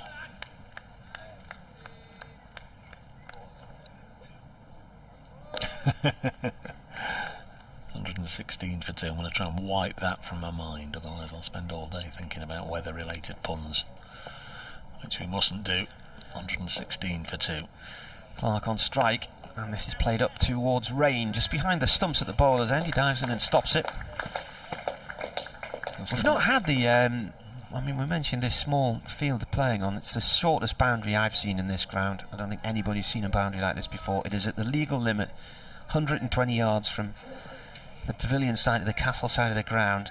And there's acres and acres of land not being used today. But we haven't had the festival of boundaries that I think a few of us thought we might be seeing. So, Potts once more, pitches it up, it's an edge and it's away past Beddingham at third slip, and Burnham, he can't get it. He did his best, but he tried to flick the ball backwards as he was racing off the pitch, but ended up doing a forward roll off the pitch and took the ball with him. Were you going to say then he did his best, but it's not good enough? Like a stern schoolmaster. Charlie says George Drizzle of Gloucestershire. Is there a Drizzle? But he also says... Is it Drissel? I think it is, but he's got a good one here. Sonny Gavaskar. Very good, Charlie. Very good. 120 for 2. 25 past 2, so we've been playing for 3/4 of an hour. Still can't tell you if we're going to get any rain or not, but I'm optimistic. Martin's putting his wellies and galoshes on. Well, I said we were right on the fringes of it, didn't I? So, and we are, because there's rain bowling to the left-handed Slater, who has played a little bit of a stop-start innings. He'll soak up a lot of dot balls and then suddenly he'll go 4.4.4 or whatever, as he has done a couple of times in the innings. If you look, I mean, the right-hand edge of that cloud, the eastern edge of that cloud is right above Lumley Castle, isn't it? Blue sky's just behind there. It's probably quite nice just up at Burnmoor, on top of the hill. Is that where I've played? Probably. 120 for 2. Next one's pushed into the offside. That's a good bit of fielding, and Jones shies at the stumps and misses, and Clark would have been gone by several paces. Really good bit of work. He was sitting down as he threw it. Yeah, it's Michael Jones who got to the ball quickly, and by then the two Nottinghamshire batsmen had committed to the run, and Jones got his shot away. As Martin said, he was down on the ground when he threw it, which was a great skill in itself, and had he hit, well, Clark wouldn't have been in the frame. What were you playing at Birmingham for? The Notts over 50s. It's Durham over 50s. I'm sure it was there, wasn't it? I wasn't there. Years and years ago. Next ball dropped on the legs. It was a nice day out. And can't be that long ago. It's a lovely tee. 121 for 2. Far too long ago to even contemplate. Rachel says, late to the party. Have I missed anyone saying Chris Gale? Oh, you haven't. No. Or Hurricane Williamson. Very good indeed. Rach, Dr. Simon Ward. What about Frank Summer Hayes? Yeah, that's what they called him, isn't it? We're getting there. Here's Ben Rain, and 4 more. That is just so easy for the batsman. You feel a little bit for the bowlers. I know it'll happen when Notts are bowling as well, but just a fraction of width, and it's just so inviting, isn't it? The batsman knows he's only going to get a little piece on it, and it's going to run away for 4. And Clark has moved on to 34. As I said when he came out to bat, if you can remember, if you were with us before lunch, he does seem to be able to just sort of ease his way without too much trouble to 50, and then the problems set in. 5 50s this season, but a top score of 67. 125 for 2. Rain bowls, and well, I thought he'd gone then. Seemed as if there was a bit of a deflection. Goes through to Eckersley, but clearly not. 125 for 2. Time to update BBC Radio Nottingham.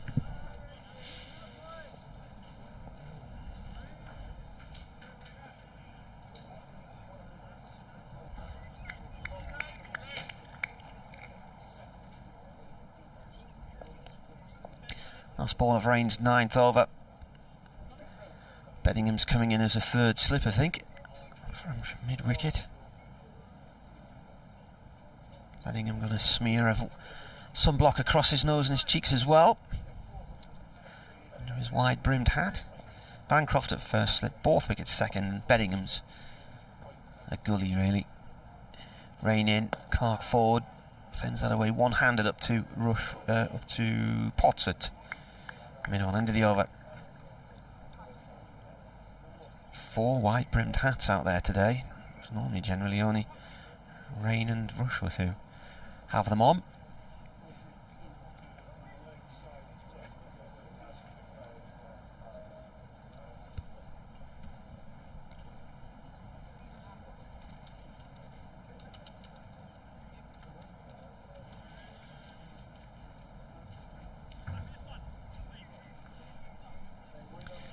$125 for 2 here on BBC Radio Newcastle and BBC Radio Nottingham.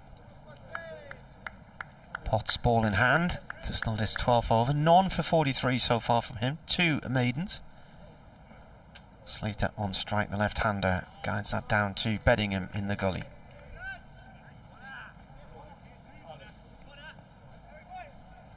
The sky is now black to the north of us.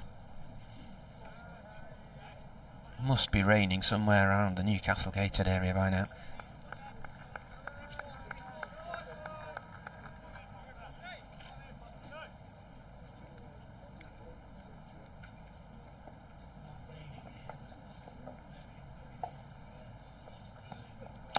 Potts bowls, defended on a length, played on the offside, no run. Slater's on at 55.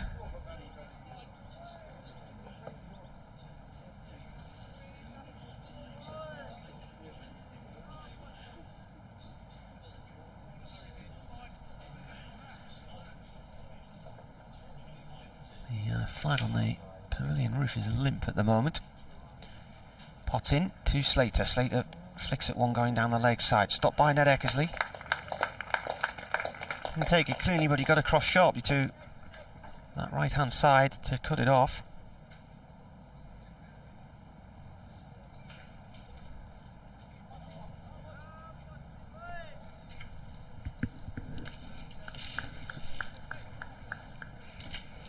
One or two more rain-related names, gags, puns coming in. Brian says, what about Ray Bright, who played for Australia? His nickname was Candles. This is pushed out towards Jones and the covers. 1 run for Slater. Is that Bright Candles or Candles Bright? Either way, that's a good one. I think he played in the famous Botham and Willis game at Headingley, didn't he, Ray Bright? He might even have been the last one out. Anthony says Alan Donald was always called White Lightning. He was indeed.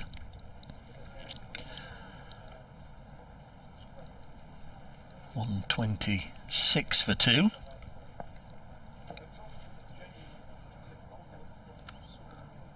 Potts bowls. That's a leading edge back to him.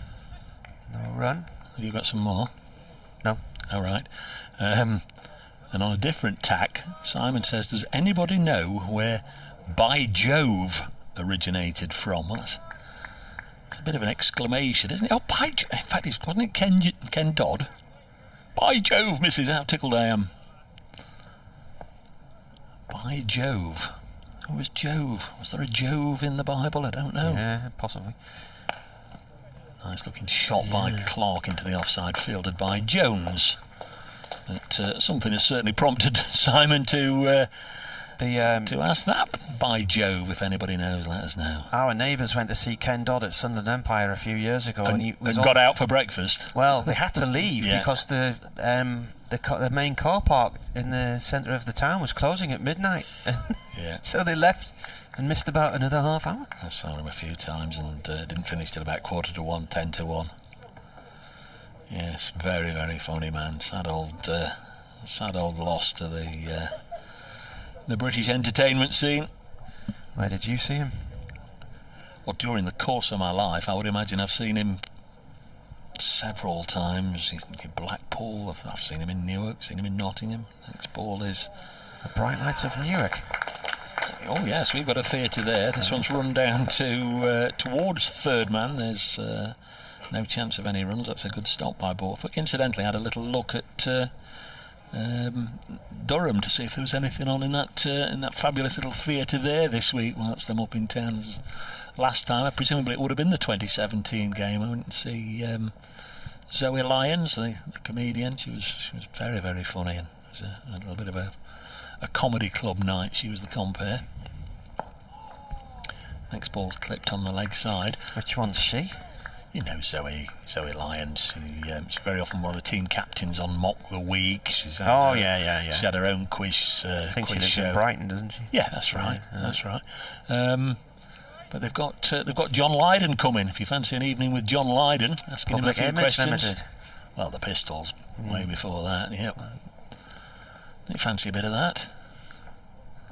126 for 2. Next ball is pushed into the offside. There's no run, is there? He played at the Split Festival in Sunderland a few years ago. My dad drove him back to the airport, I think. Did he? Yeah. Is there a theatre of that sort in Sunderland? Or the Empire Theatre in Sunderland, the ghost of... what's his name out of the Carry On films? He was the main character in the Carry On films of the lab. Sid James? Sid James, yeah. Next ball worked onto the leg side. I mean, there's so many of them. Kenneth Williams. No, Sid James died on stage at the Sunderland Empire. Did he, by Jove? Yes. I didn't know that. And there's a suggestion, as well, if you believe that sort of thing, that one of the... died 26th of April 1976, aged 62 at Sunderland. Crikey. Rage says Derek Thunderwood. Very good. 126 for 2. People are just joining us as ever. They'll be wondering what's going on. Nice shot from Slater. Doesn't move a muscle. Again, the width offered by Rain and just chopped away down to third man. Often in county championship games we remark how many boundaries are scored in that area and wonder why they're never protected, but perhaps even more so in this game. Those that would normally have just been chopped down there for 1 or 2 are running away for 4. 130 for 2 and Slater has 60 of them.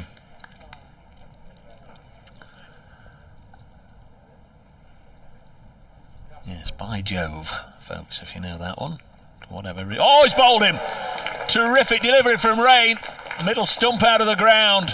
Might have kept a whisker low there, but Durham have a bowling point, and Ben Slater's fine innings comes to an end. He throws his head back in disappointment and has to troop off. He's been bowled by Ben Rain for 60, 12 fours in that knock, batted for 100 or faced 125 balls, and has to go. Stayed low. Did indeed. It did indeed. That was certainly my taking from that one, and very, very disappointed, understandably.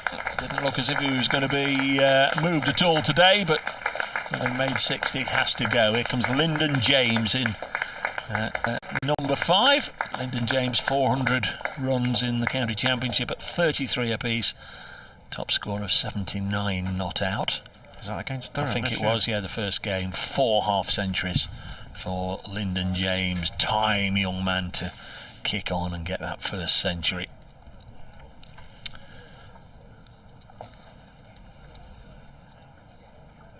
Our partnership was worth 71.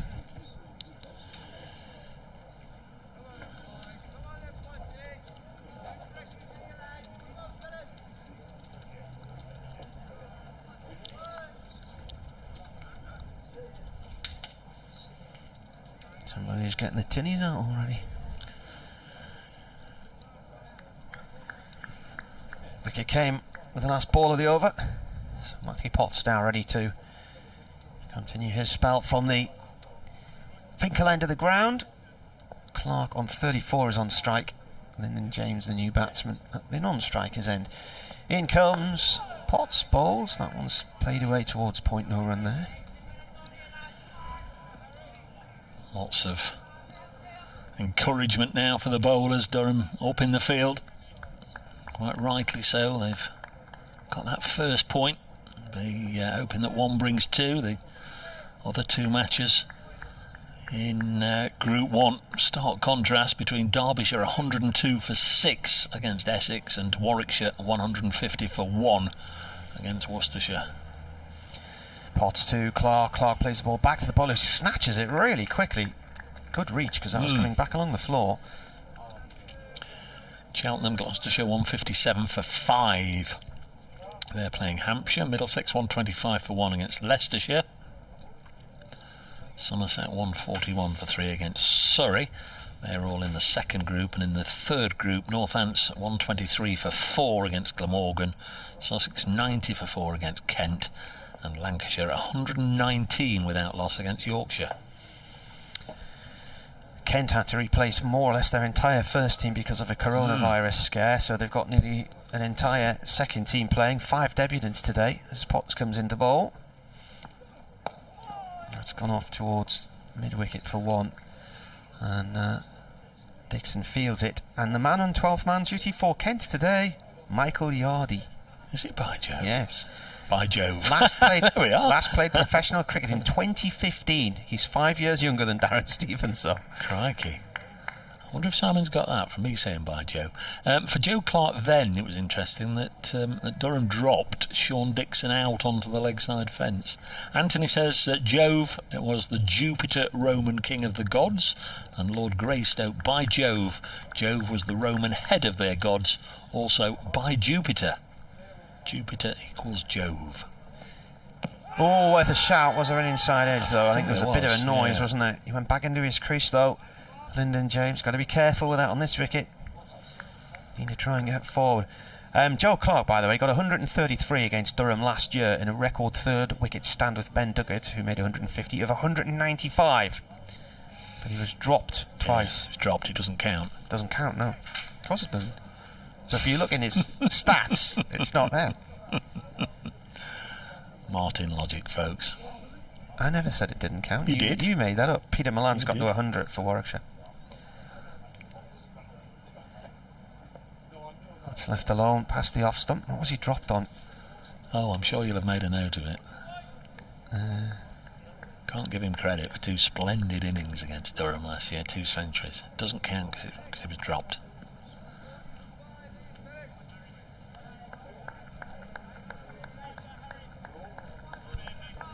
Come on, let's have it. Who dropped him, when and where?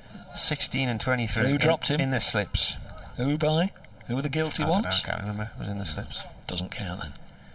I think Bellingham and Borthwick, was it? Or playing a miss here. He did go forward that time. End of the over. Finn Hudson-Prentice on his way to Sussex at the end of the season then. News from Derbyshire today. Played against Durham here on Friday. Looking down the batting order. Where are we? Liam Patterson-White probably next in, is he? Stephen Mullaney. Oh yeah, he's way up the batting order. God, my list. Yeah. I was talking to Liam's Auntie Joanne the other day, because he was born in Sunderland, but I think he moved to the Nottinghamshire area when he was only 2. So he's probably got very little to no memory of living in Sunderland at all. So here's Rain, who took a wicket with the last ball he sent down. Now bowling to the set batsman Joe Clark, who pinched a single there at the end of that over. On 31 for 3 knots. Clark pushing this one out as far as Sean Dixon. So Stephen Mullaney next, then I would imagine Liam Patterson-White, maybe Joey Everson ahead of Brett Hutton, and Stuart Broad and Luke Fletcher to bring up the rear. Probably in that order, but we'll have to see. Next ball left alone by Clark goes through to the keeper. Peter Moores has always promised me that one day, Dave, don't worry, one day he'll get the chance to commentate on Luke getting a century. One day it'll happen. Well, sending him out at number 11 in the order, it's not going to happen, is it? It'd be quite extraordinary if it did. I think he's running out of time. Seems also to be running out of abilities. Hardly scored a run with the bat in the championship. 131 for 3. Rain bowls and Clark defends. It's coincided with probably his best season of all time with the ball and his worst season of all time with the bat.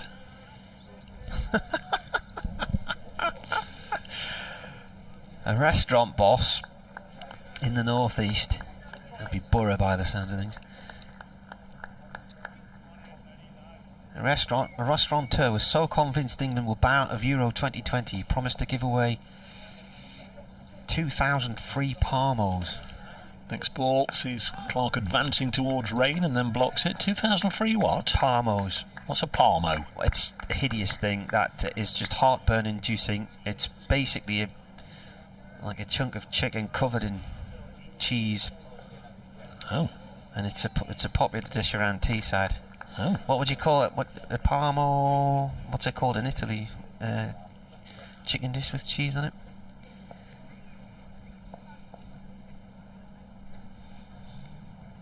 You lived there, didn't you?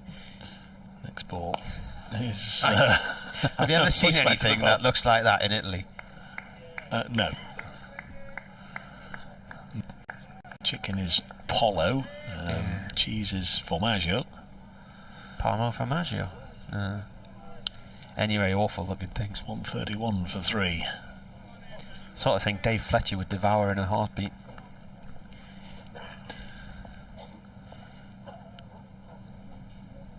Next ball is in, driven uppishly by Clark, but he'll get a boundary for it. And that's the end of that over. It was a quickish over in terms of time that it took Ben Rain to bowl, but dot, and then Clark gets the payback with a sumptuous drive down the ground to move on to 39, 135 for 3. On Friday evening, got to the end of the Notts Derbyshire T20 game, and of course we didn't start till 8:45, so it was fairly late when I got back into New York, starving and what have you. And anyway, decided to go and visit the Colonel and get a couple of bits of chicken and some fries, and same for the good lady. And they said, well, we can do you that, but why don't you have a bucket? It works out cheaper. And anyway, got this special bucket for $9.99, and there's enough chicken to feed an army. I mean, I never really understand it, how the specials, and it's the same with the other one, isn't it? The Golden Archers one. You can want something, but the special gives you more for less. Potts bowls. This is defended by James and goes out to the offside. Norman Robinson's emailed. He says, I've searched play cricket, and in June 2010 Durham played Notts at Norton in the over 50s. Notts got 274 for 7 off 45 overs. Henderson, Jordan got 157 and Dave 37 not out. That's right. Durham got 124. Notts featured a Jeff Footit. Any relation to Mark? Cheers for the commentary. Yeah, I think so. Potts comes in and bowls, and James plays at that, and it bounces into the ground and is caught by the leaping Beddingham in the gully. Where's Norton? Stockton. That's it, Stockton. But I've a funny feeling it was the year before, or so I think. How old am I? Might have been the year before. We played at, what did you Burnmore? say? Burnmore. I think we played at Burnmore the year before. It's just up the hill from here. Yeah, that's right. Yeah, the other side of the A1, isn't it? I think we got a Towsling. Potts in again. That's left alone. So used to have. What was the name of the fella that got 100 in that match? Henderson, Jordan. That's right, Henderson. 157. But I came in, I think, with about 3 overs to go, and obviously it was time to, take whatever was there. And of course Henderson had been there all day, and I think we went for I tried to turn a 1 into a 2 or a 2 into 3, and ended up running him out. So I thought, well, I better not go back to the pavilion quickly, and whacked a few towards the back end. What did I get? 37. Next ball goes through to the keeper. You got 37, yeah. So Henderson Jordan got 157, just a stone's throw away from where Jordan Henderson grew up. Crikey, that's a good one. In fact, Jordan Henderson went to school with Scott Borthwick. Norman says weather-related players: Trevor Frost, have you mentioned him? Yeah. And C. Old. Chile. Chris Old, yeah, Chile. They called him Chile. Yeah, Notts had a Graham Frost as well back in the day. Turning the floodlights out, Martin. Potts balls played into the ground, a bump ball, and away it goes past the bowler for 4. Reminder, this is the smallest boundary we've had at this ground. I can't remember anything of this dimension before. It's only about 55, 60 yards from the batsman to the boundary behind the bowler, and it's from the centre of the strip to the width of the field, it's 60 yards. Yeah, 120 yards across. That would have been a 4 anywhere, though. It was a straight drive that the bowler had no chance of stopping.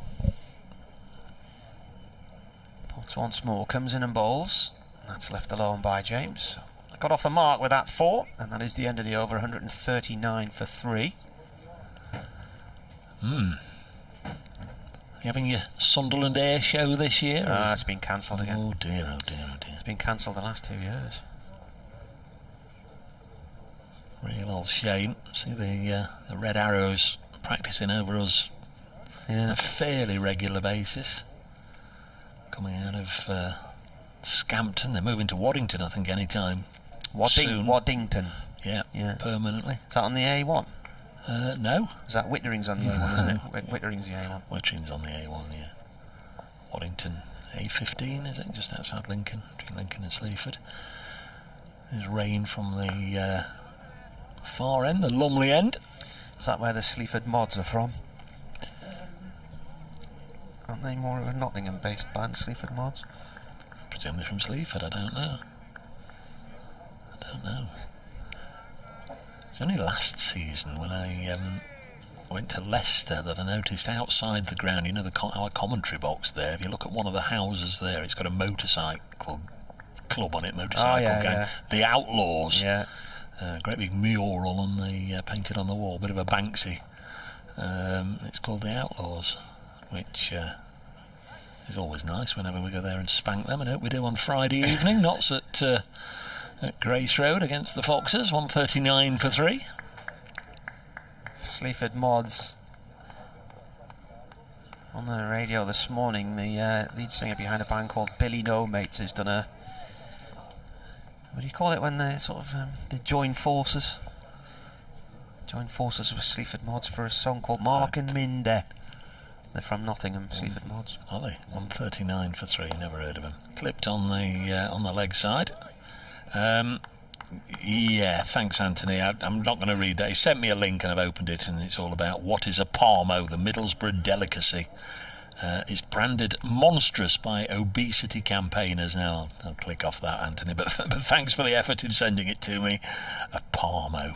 No, we won't be having any of those. What was the start of that?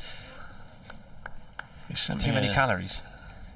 Yeah, he sent me a thing all about what a Parmo is. 139 for 3. Rain bowls, and Joe Clark pushes into the offside. So Lyndon James on 4.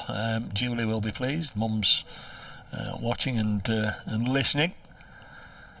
He's going to reach 3 figures one day. Let's hope it's sometime soon. One of the lads who works here has actually got tickets for Wembley this afternoon, so he's gone down to London today. It's been a strange old week or two for things like that, because you know I've seen over the last 24, 48 hours people, well I went on the portal and there were 1 or 2 there, and this is pushed up to mid-off, and the same with Wimbledon tickets. You know, it's sort of been a little bit of a closed book, hasn't it, Wimbledon? If you've not sort of been in the ballot and got your tickets from December or January or whenever they do it in the past, you've either got to queue for hours in a muddy field in the hope of getting some grounds tickets at Wimbledon, or or you're going to miss out. But this time, I think people have managed to get sort of finals tickets as the tournament's gone on, and I know it's exceptional circumstances, and it won't ever happen again. As another Clark push into the offside means that Rushworth's got a chase, couple more. Certainly well stopped, Chris Rushworth. Was he over the ropes there? No, nowhere near. He runs. He must have been somewhere near, because he was only about 18 yards from the back. 142 for 3 True. at the end of the over. I've just spotted where his dad's sitting in the stands on the castle side of the ground, and somebody has hung a load of St George's flags across the top of the fence. Where are we looking? The Virtue sign, middle of the... Oh yeah, the stands. they're very small. Yeah. They're very small. Yeah. So, what are you doing tomorrow, folks? Are you? That might not be, Joe. If they win, are you going to take the mornings off? Take the day off? There's a school in Hartlepool, and I think this is a really nice touch. Sent out a message to parents last week that if their children are up late watching the match tonight, then they can come in at 10:30 tomorrow, and they won't be classed as late. That's brilliant. There's been some fabulous little montages and routines and skits and sketches and whatever on Breakfast Telly this last week of schools doing Vindaloo and it's coming home and all the rest of it. I mean, really, really good, and so good to engage the kids in it. I mean, I can remember back in 1966, and we didn't do any singing or dancing or whatever, but I can remember all the flags of the competing nations and great big wall chart in the classroom. Knew where Uruguay was. 142 for 3. Rushworth into the attack now to replace Potts from the Finkel end of the ground.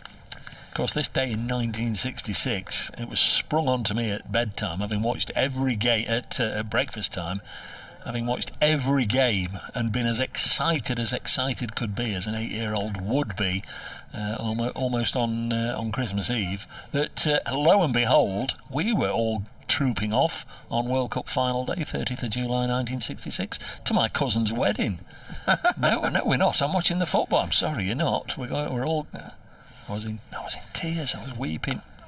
Defended by Rushworth. Defended by the batsman off Rushworth, Clark. But I can remember we got. So did you not get to see it then? We got to the reception, and where was that? Yeah, I have no idea. But we got to the reception, and I can remember watching all of Extra Time with my uncles and what have you. And obviously it was a big thing to them. I mean, it was just something that was happening to me. But obviously it was a big thing for the adults, aware of what it meant. Rushworth to Clark, flicked off the legs down towards long leg to Rain for 1.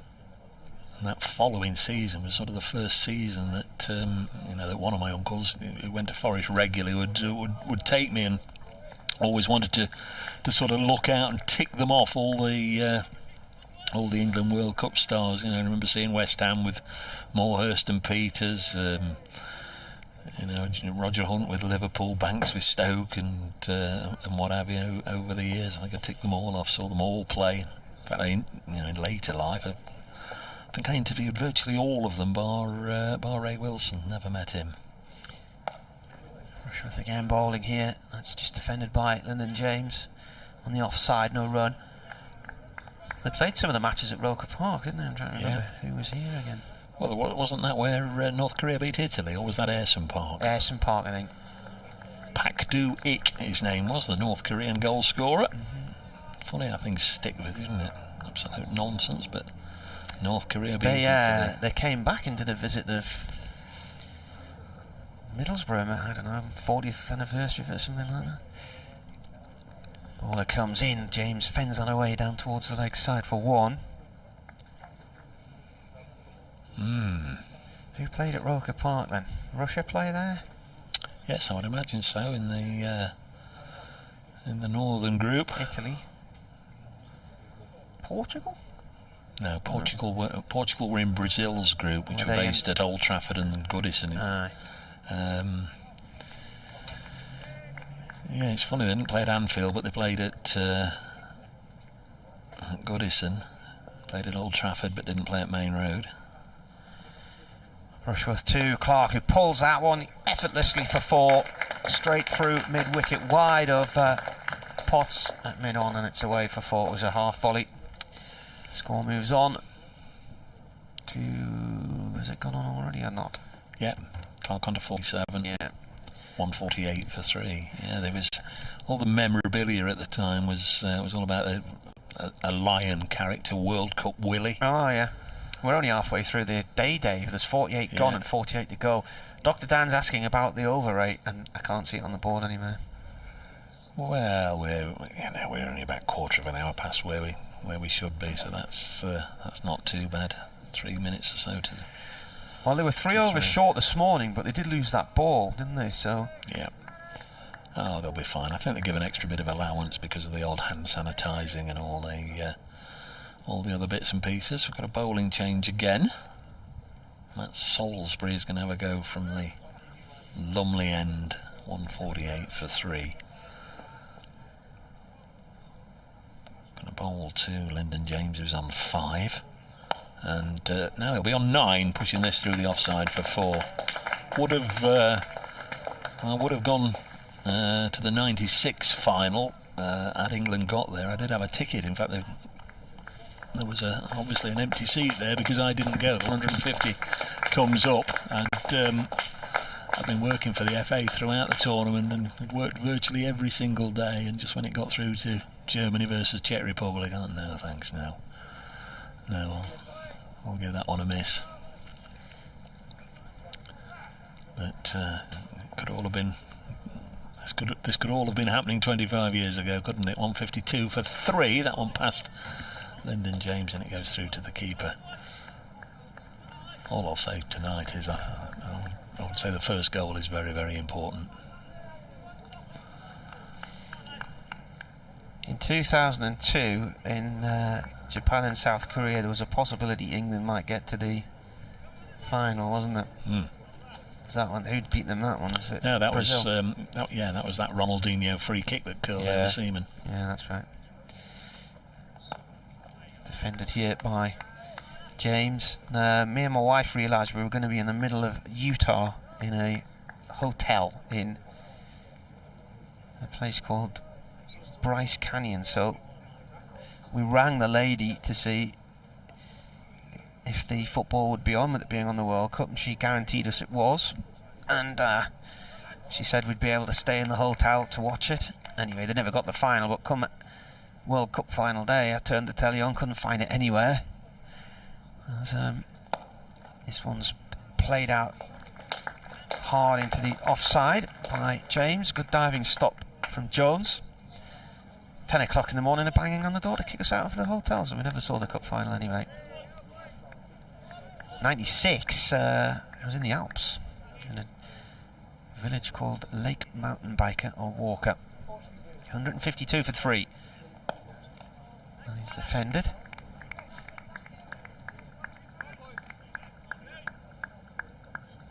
So the 100 coming up with the first ball of this over.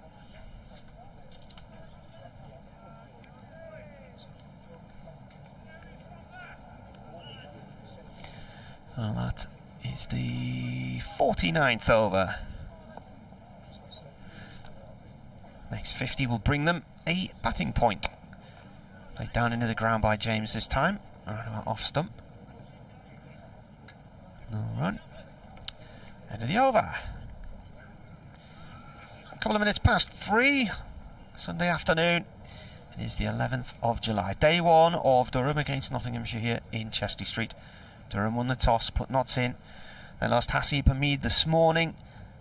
7th over, bowled by Chris Rushworth for 12. And then Compton was caught by a Scott Borthwick at second slip for 16 off Rushworth in the 25th over. And then this afternoon, not that long ago really, Ben Slater bowled by Ben Rain for 60. Ball pitched and never really got up and took his middle stump out the ground.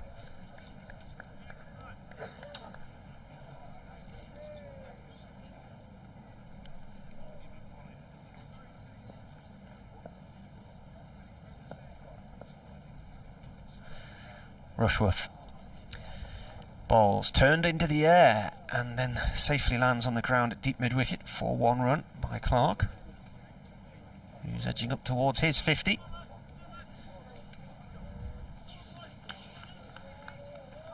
So far this season, Clark has had 5 50s, his highest score of 67. That was against Essex in Chelmsford. He got 66 against Derbyshire, 61 against Warwickshire.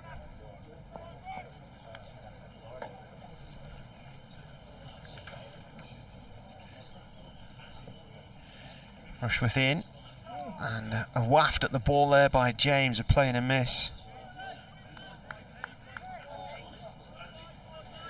So it's going to be the 39th time Clark's got past 50 in first class cricket.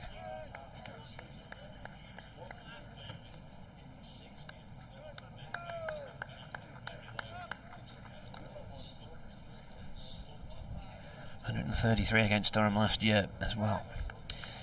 James is on 9. Rushworth comes into bowl. 2 slips and a gully in place. Rushworth right arm over from the Finkel end. That's just defended. James's highest score, 79 not out against Durham in the opening game this season. He's had 3 50s this year.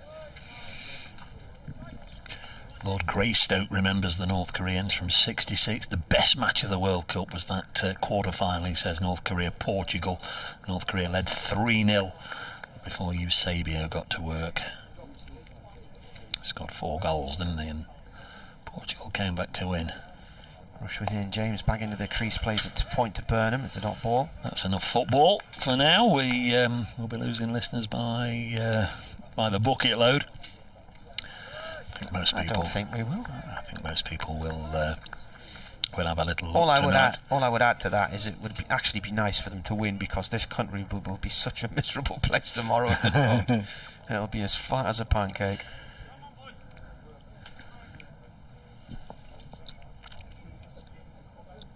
There's Chris Rushworth, 2 of the 3 wickets, bowling to Lyndon James. A little push into the offside. And it stays 153 for 3. Warwickshire 181 for 1. Unbeaten century for Peter Milan. Derbyshire 117 for 6 against Essex. In Group 2, Gloucestershire 173 for 6 against Hampshire. Middlesex 147 for 1. A match being played at Merchant Taylor's School against Leicestershire. I've not been there. Somerset 163 for 3 at the Oval against Surrey. They're off for rain in Cardiff, where Northampton 128 for 4. Some sharp thunderstorms around that area at the moment. Lancashire still haven't lost a wicket, as next one goes through to the keeper. 149 without loss against the Yorkies at Headingley, and in the one that started late because Kent had to essentially leave out their intended starting 11 and include a brand new fresh 11. Dear old COVID raising its ugly head again. Sussex 115 for 4 against that second, third or fourth string Kent side. In the Roses match, as I say, Keaton Jennings 68 not out, Alex Davis 74 not out. It's now 150 without loss. Andy Eastham says, hiya, this game has come a few days too soon for Dawn and I. We're coming up to an Airbnb in Loftus next week. It's Salisbury bowling, and Joe Clark, who needs a couple for his 50, blocks this one. He says, love the surrounding area of Loftus, i.e. Skinning Grove, Marske and Saltburn, and I had my first Parmo in Loftus. Oh my word, what a nose bag. A Parmo. Andy's a Notts County fan. Well, they've not come back, but Hartlepool have, as this is defended on the leg side. Were they not playing when we were last together? I have a funny feeling they were Notts County and Hartlepool, weren't they? The playoff? Yeah. Possibly. 53 for 3. Well, no, because when we're not here, it was a midweek game, wasn't it? No, when we were at Trent Bridge. I can't remember. No, when Hartlepool won the playoff, I was certainly we weren't playing Nottinghamshire that day. Next ball incoming, driven by Clark to Rushworth at mid-off. There's no run. No, not because Notts County didn't reach the Wembley. We're talking football again. Oh. They didn't reach the Wembley final. I think was it not the semi-final or the round before? Oh, or it might have whatever. been. I think so. No, it couldn't have been. Notts County lost to Torquay. 153 for 3, anyhow. Clark 48 not out. Just wonder, likewise with him, will this be the opportunity for him to go on? And no, it won't. He's chopped on his stumps. That's a little unfortunate for Joe Clark. Gets to 48, one wide of the off stump, and again, there's just the hint it might have kept a fraction low, certainly off the bottom of the bat, back onto the sticks, and Clark has gone for 48, chopping on. And Matt Salisbury's got his first wicket, Durham's fourth. Clark out, having faced 88 balls, hit 9 fours, and it's 153 for 4. Had already written in the fact that it was his 39th 50. He didn't get there. He didn't indeed, and hardly played a full shot really, and a little bit like Ben Slater, perhaps a touch unfortunate. Gets a good round of applause. Here comes Stephen Mullaney, who scored a splendid one-day century a couple of years ago in the Royal London One Day Cup here. It really was a terrific knock. All 4 wickets have now come from the Lumley end. I don't necessarily think we can read too much into that. Perhaps they've been bowling better from that end, but the 2 wickets this afternoon, I think certainly Slater's kept low, and there was just a hint that one kept low as well. He went to cut it away through the offside. It was wide of the off stump, but I think it kept lower than he was anticipating, and he bottom edged it back onto the stumps.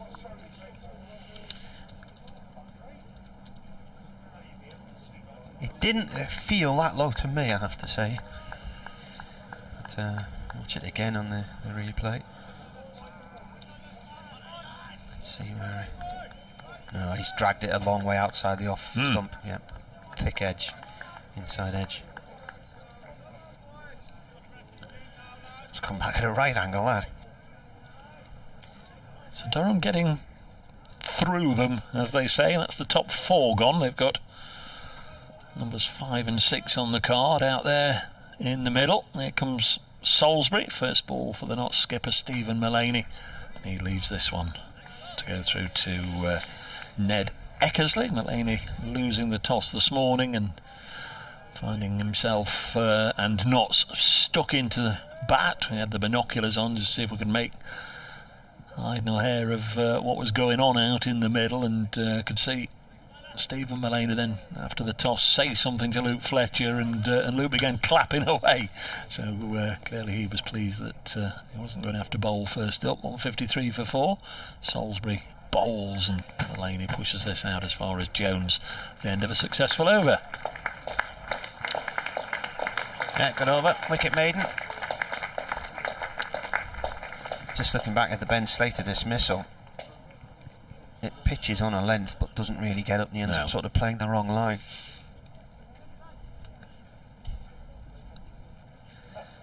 Feel free to get in touch at Marty Cricket on Twitter, at Brace Cricket on Twitter, or you can email weircricket@yahoo.co.uk. How many of you are already into your Sunday afternoon barbecues, I wonder? How many of you are hiding indoors from stormy weather? Rushworth in from the Finkel end, bowling here to James, is on 9. Mullaney faced 2 balls and is still to get off the mark. 1 or 2 fishermen at it, nice and early this morning in the weir near the hotel.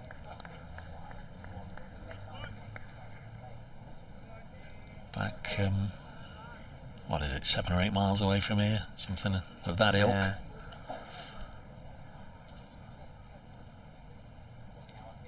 Rushworth in, James leaves, and well, that's daisy cutted through as well. But that's from the different end. It's bounced away from the keeper too. Is this, do you think, the first time this strip's been used this season? Or not? Possibly. The one-day international was a strip across, and then they've played a T20 on it as well. No obvious marks, are there?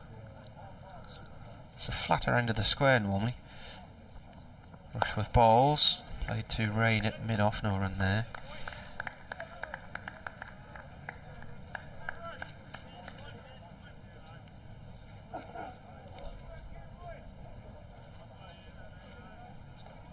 Again, moving forward, we Wondered, certainly a day or two out, I was looking and was perhaps a little apprehensive about how much cricket we'd get in today, but the game moving on. Rushworth comes in and bowls. That's a no ball.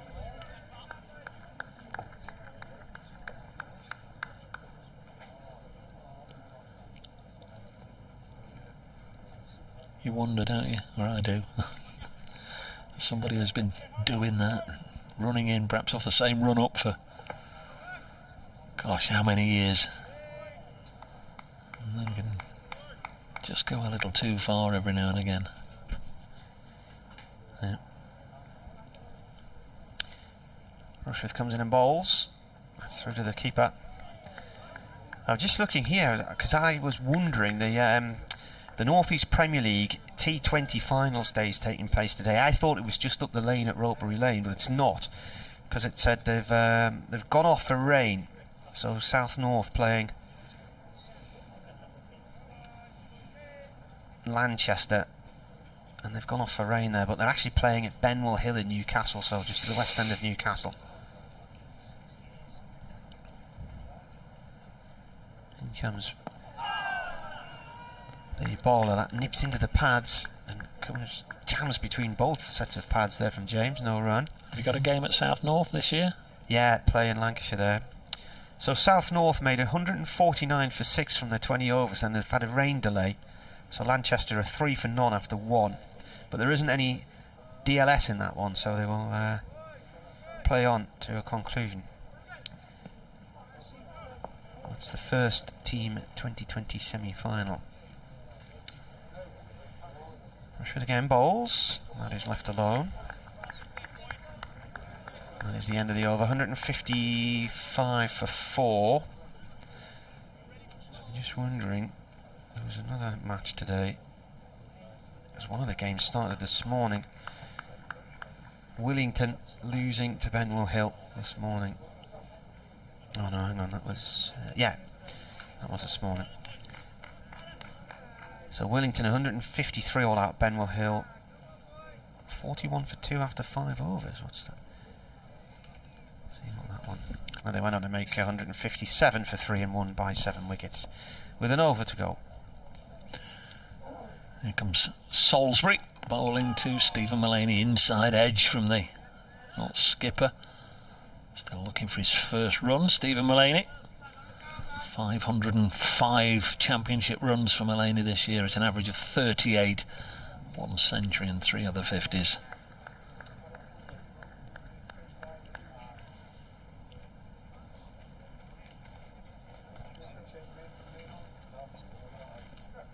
Taps his bat a couple of times and he's ready for Salisbury. Gets solidly behind it, steers it to point. There's no run. Useless Durham stats says this is the first time that 3 of the top 4 in the innings have been bowled since July 29 versus Worcestershire. How about that? Ewan says, how about Rory Burns for the weather names? Burns? Sunburns. 55 for 4. Playing a miss there from Stephen Mullaney. Good delivery.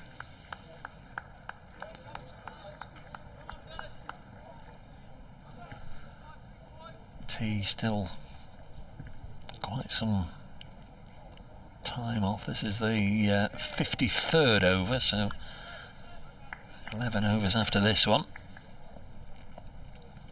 And about 3/4 of an hour or so, touching 4 o'clock. Next ball sees Mullaney force it to point, and there's no run.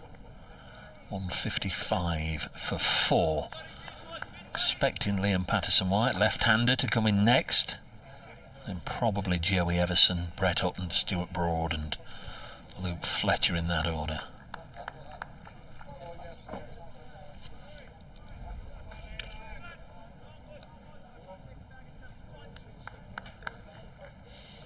Oh, Norman's done some more research on scorecards. Next ball outside the off stump, left alone. Further research reveals that in June 2008, Dave did indeed play at Oh. Burnmoor. I didn't get many that day. Durham 179 for 4, winning by 6 wickets. A. Mutual 49 not out, who I believe to be Gordon's father, Arthur. Come on, Norman, you're going to have to tell us how many Dave got, or didn't get. I didn't get many. I think I got LBW'd, but I didn't get many. Certainly didn't, if any. Next ball. This is outside the off stump. This goes through to the keeper. You have to remember, this is at a time in my life where I'd totally packed up playing cricket, and just purely, essentially, through Trent Bridge, they sort of knew of me. And for away trips, especially the longer away trips where other people didn't fancy it, any chance of helping us out. And you know, can you bring your car? Essentially, yeah. So if I could, I could. It was always a really nice occasion playing for the over 50s. Always a very nice tea as well. And you know, it's. So what year were you born? 58? Oh, crikey. Oh. Way back when the world was black How and long white. ago was it that I went to your birthday? 3 years ago? Oh, million years ago. Here's Rushworth. Rushworth bowling from the Finkel end here to James, who's on 9. It's just played back towards the bowler's end. Well, hang on. You said you were 8 in 66, so I'm going for 50. Was it 2018 when I came down for your birthday? I have no memory. Eh? Nice little trip on the train, that was.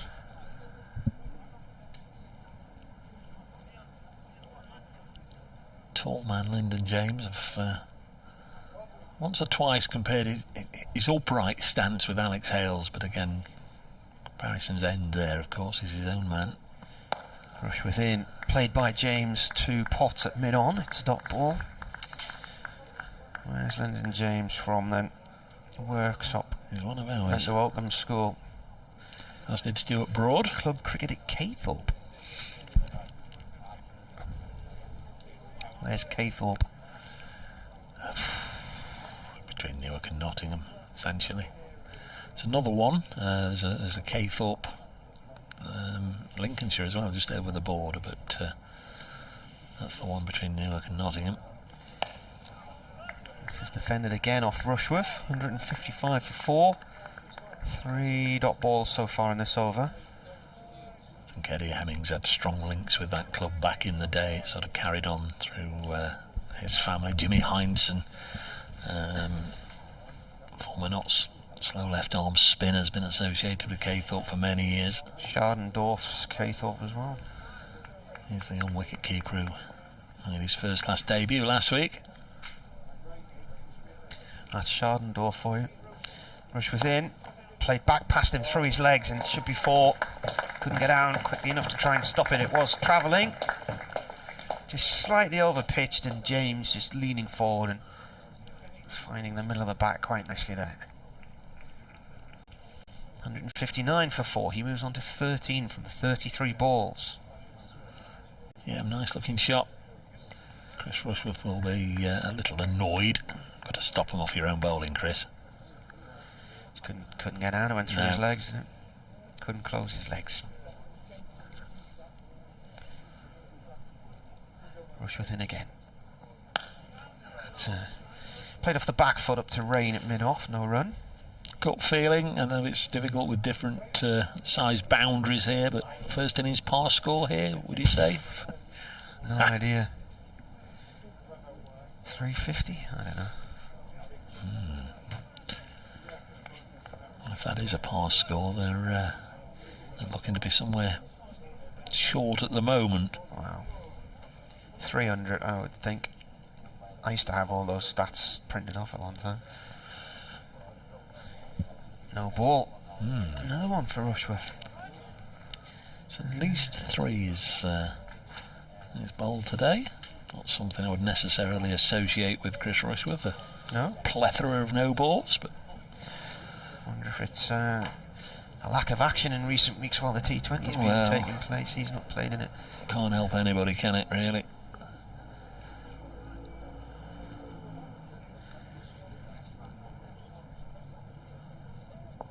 Rushworth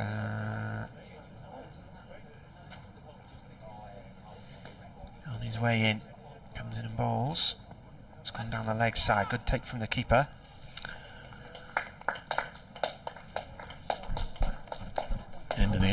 Derbyshire are 128 for 8 against Essex. That's not going to last too long, that game, I don't think. That was the third no ball from Chris Rush. No, it won't, will it? So Durham, basically, you've got to win this game, haven't they? They can't think that there's going to be anything going in their favour elsewhere, really, because Worcestershire have struggled all season, and so has Derbyshire.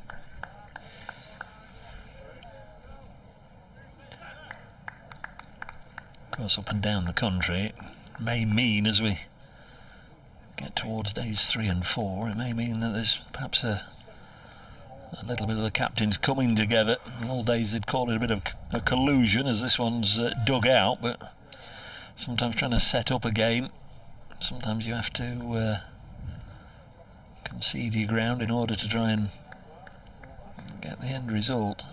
Interesting talk last week, Dave, was Warwickshire would ideally love to go out of the group with Notts, because of course, they beat Notts twice, so Notts wouldn't take many points into the next phase.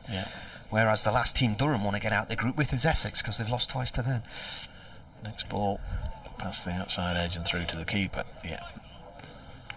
I mean, I'm not trying to put rose-tinted spectacles or anything else on it. The table says at the moment it looks like Notts and Warwickshire, but of course that can and possibly will change over the course of these 4 days. But if it is Notts and Warwickshire, yes, Warwickshire will take a lot more points into the final stages than Notts, but I think if anybody suggested to Notts supporters at the start of the group that they'd get through into the top 6 in the country, they'd probably have A, been surprised, and B, they'd have said, well, even if it means we have a little bit of a handicap at the end of the season because we've got to start a few points behind some other counties, well, so be it. 161 for 4. I don't think anybody's pretending they're the best side in the country, but there's something to be said about possibly the most improved side this year. Yeah, after that long run, definitely. Salisbury to the captain, who's had a lot to do with it, of course, Stephen Mullaney, and this is played to backward point. No overseas, I say no overseas, I beg your pardon, Dane Patterson's there. I see Ravi Ashwin, who played for Notts, and everybody else is now the latest to get a game for Surrey. It does seem as if they introduce a new overseas man pretty much every week, and of course Warwickshire, their latest gamble backfired splendidly, didn't it, the other evening, 161 for 4. Next ball is Bolton Mullaney, and he pushes it into the offside. What was that? Well, Carlos Brathwaite tested positive for COVID, and essentially was going to miss the last 3 games in the group, so they signed a fella, Barbados and West Indies international, in Kyle Myers, and he racked up and was then I don't think he's tested positive, but it was an unsatisfactory result or something they termed it, so he'd been put in self-isolation and he couldn't play, so that didn't go as well as they planned as Mullaney defends the next one. 161 for 4 at the end of that over. Was that a maiden? I think it was. Yeah. A ripple of applause there from Matt Salisbury. 1 for 37 from 14 overs, 4 maidens. Alex Davis out for 84 in the Roses match. The Lankies 163 for 1. Good Borthwick. John Gwynn, the Lancashire Stadium announcer and former BBC Radio Lancashire commentator, is currently undergoing treatment for cancer, which he's been mentioning in his Twitter feed. So he's thanking his pal today, Danny, from a few doors away, for putting up his St George's flag. There's a few Union flags flying on the front of his house as well, as rain replaces Rushworth from the Finkel end. That first ball's cut out towards the cover area and stopped by Burnham off James. And he said, I've added the Union flags because back in '66 it was all we saw, not a flag of St George anyway. He said, I came to know a few of the '66 team, but the only one I've met who's involved at Wembley tonight is Roberto Mancini. Now, interestingly, if you watch any of the footage of England at Italia 90, there isn't a St George's flag to be seen anywhere among the England supporters then either. It was all Union flags. So the St George's flag thing has come along in recent years. Stokes bowling to James is on 13. Not Stokes, Rain. Appeal for LBW. I think there might have been an inside edge there.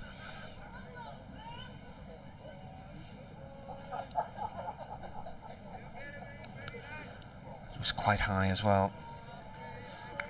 Back thigh pad sort of height. Just trying to think, as I was as heavily involved as anybody in Italia 90, as had all the games. I think there were lots of playing a miss this time from James. Goes to the keeper. You'd see many Union Jacks, but not St George's flags. No. And I've got I a... think so. Scotland were there as well. No. Yeah, but there's still... If you look, I had a book, and the front cover was England fans at Italia 90 in Rome or somewhere, and you couldn't see a St George's flag. It was all Union flags right the way across. Scottish fans would have gone with a saltire, wouldn't they, I suppose? Rain bowls. This has gone out towards mid-wicket, no run. Stopped by the diving Dixon. I picked up a traditional Durham county flag in the indoor market in Durham a year ago at Christmas for £6. What colour's that? Well, it's the blue, and it's the blue flag with the yellow cross on it and sort of blue diamonds in the yellow cross. So the only thing I need now is a flagpole. Rain to James. James back into his crease. Plays that down into the ground and off towards Dixon at short mid-wicket again. No run. Social media all across. Peter Trigo winning a club golf tournament today. Of course, a couple of weekends ago he tried to qualify for the British Open, didn't quite make it, but obviously a very fine golfer and another career looming for Trigo.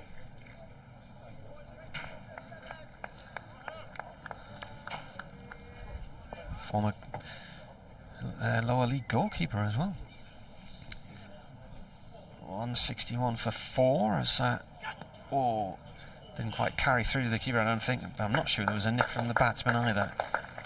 Rain never appealed, he walked off. It's a maiden. It was just a bit of a reaction from Scott Borthwick in the slips there. 161 for 4 then. 56 overs have gone today and 40 remain. And I can't see anything on the scoreboard about over rates at all. Well, either way, you'd imagine they want to rattle through them as quickly as they can, because they'll all be wanting to get home quickly tonight to watch the match.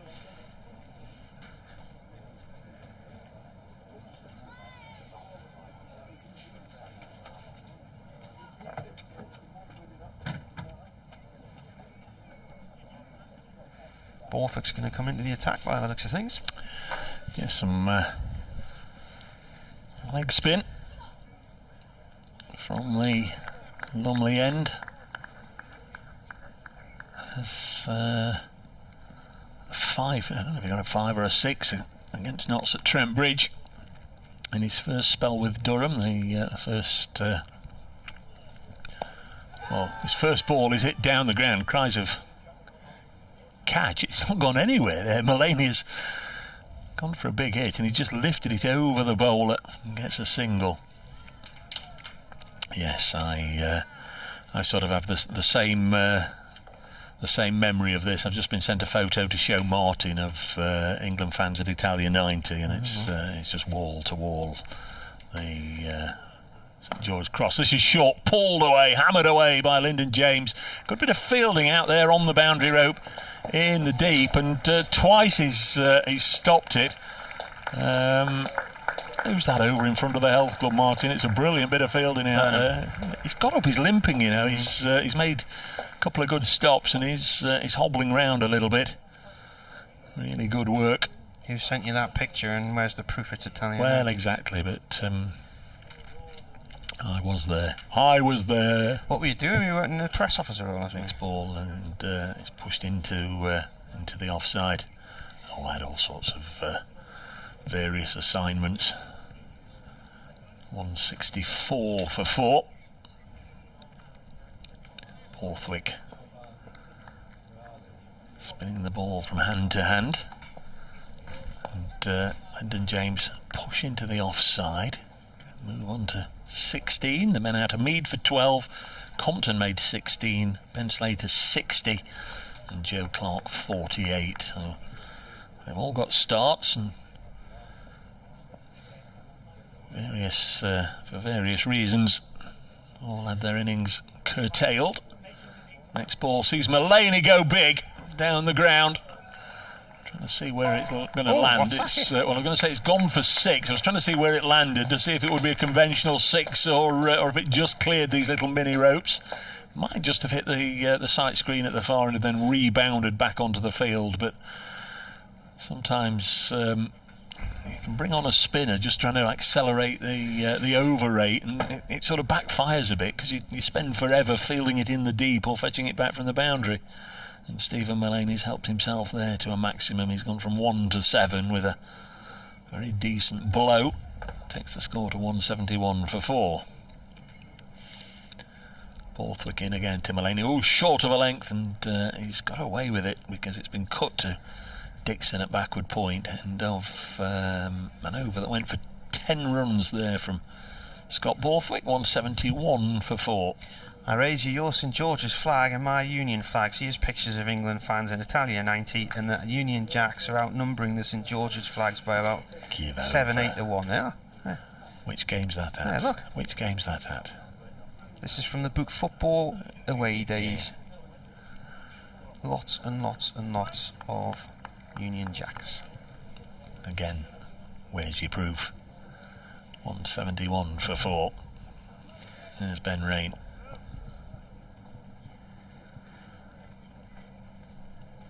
In comes Rain. Balls. This is played up to Potts at mid-on. No run there. I will give it. It did used to be a thing, didn't it? To sort of identify these aisles. We'd pop up the old Union Jack, but certainly in global tournaments whenever Scotland are around as well, there's obviously that need. And I'm trying to think whether the sort of St George's flag became popular probably around about Euro 96 and the fact England was hosting it.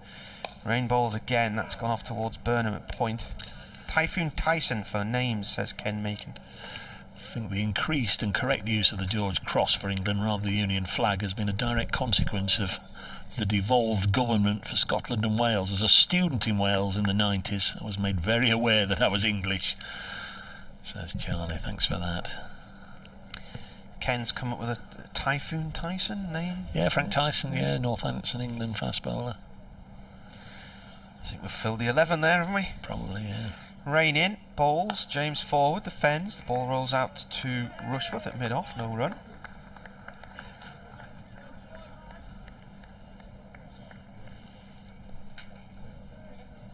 This is the 58th over of the innings, so 6 more until the tea break. We've got through the afternoon, or we're certainly going to get through the afternoon without any interruption, which is fantastic. And did rain in Newcastle though. It was a great moment when the floodlights was turned off. Yeah. Rain to James. James forward again and plays the ball to Dixon. Short mid wicket, no run. 5 dots in this over so far. Is that 4 dots? My eyes are going. Is it 4 dots? 4 dots. Always looks good at the crease, Lyndon James. He really does. Looks a very stylish batsman. Still going under the radar. I've not particularly seen too many articles about him flying under the radar, but as I said earlier, gets good runs and useful wickets. Oh, and he's out. Yeah. He's been bowled. You couldn't have timed that worse there, could you? No. Well, he was looking quite nice. He was indeed. 16.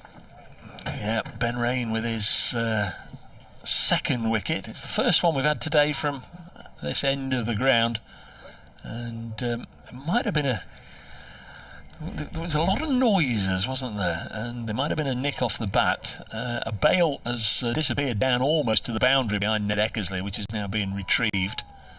But I think there were a couple of couple of sounds there. Might have been bat onto the sticks. Maybe another played on. 171 for 5. But yeah, the old curse of the commentator singing his praises. And again, that big innings from Lyndon James will have to wait for another day. Here comes another young talented player, Liam Patterson-White, who is on his way to the middle, if I remember rightly. Got a duck last week in his own innings of the match against Derbyshire, so he'll be keen to return to it. Getting a word or two of advice from his skipper. His one sizable score of note for Liam, 73 not out. That was in the home match against Warwickshire. Derbyshire on the brink. They're 141 for 9. And it's Finn Hudson-Prentice who's going to be leaving Derby. Been announced today, who's been dismissed by Jimmy Neesham. 141 for 9. He's a new man.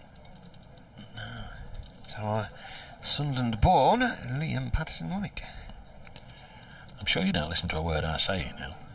I was busy typing the... I never heard a thing you said, actually. I was busy slagging you off on Twitter. Rain round the wicket, and that's defended. And that's the end of the over. A wicket maiden. The second wicket maiden we've seen in just a few overs, haven't we? Yeah. He saw me get one as well. Yeah, Durham are having a strong end to this session. 171 for 5. Still a little bit of quality there, you'd say, for Notts. And how many times we've seen sides, not necessarily talking about Notts or sides against Notts, but just in general, how many times up and down the years we see the lower order outdoing the top order. Notts have got some fine players there. There's Borthwick starting a new over, bowling to Stephen Mullane, who plonked him back over his head for 6 in the last over. Have you mentioned Liam Patterson-White from Sunderland? I don't have to, because you've done it twice already. But he's a Notts boy through and through. Borthwick bowls, and a bit of a premeditated scoop over his left shoulder by Mullane for 4. Just ran away down the... don't necessarily think there is a slope, or are you going to tell me there is a slope? But it just seemed to be running down a slope away from Beddingham all the time there as he was chasing it. Is it absolutely flat out there, or is there a bit of a slope from where they are towards us? No. It's sort of... It gave the impression there that... The slight angles, really, from the clubhouse towards the Riverside of the ground. Mullane on to 11. Next ball keeps a whisker low, and it's cut to backward point. It tapers off into the corner where we are here, actually, but not really towards our left, not towards our right. 175 for 5. So Durham need one more wicket to claim a second point. Next one cut out into the offside, out to Michael Jones. Mullane on to 12, and then I'll swap over for the lefty.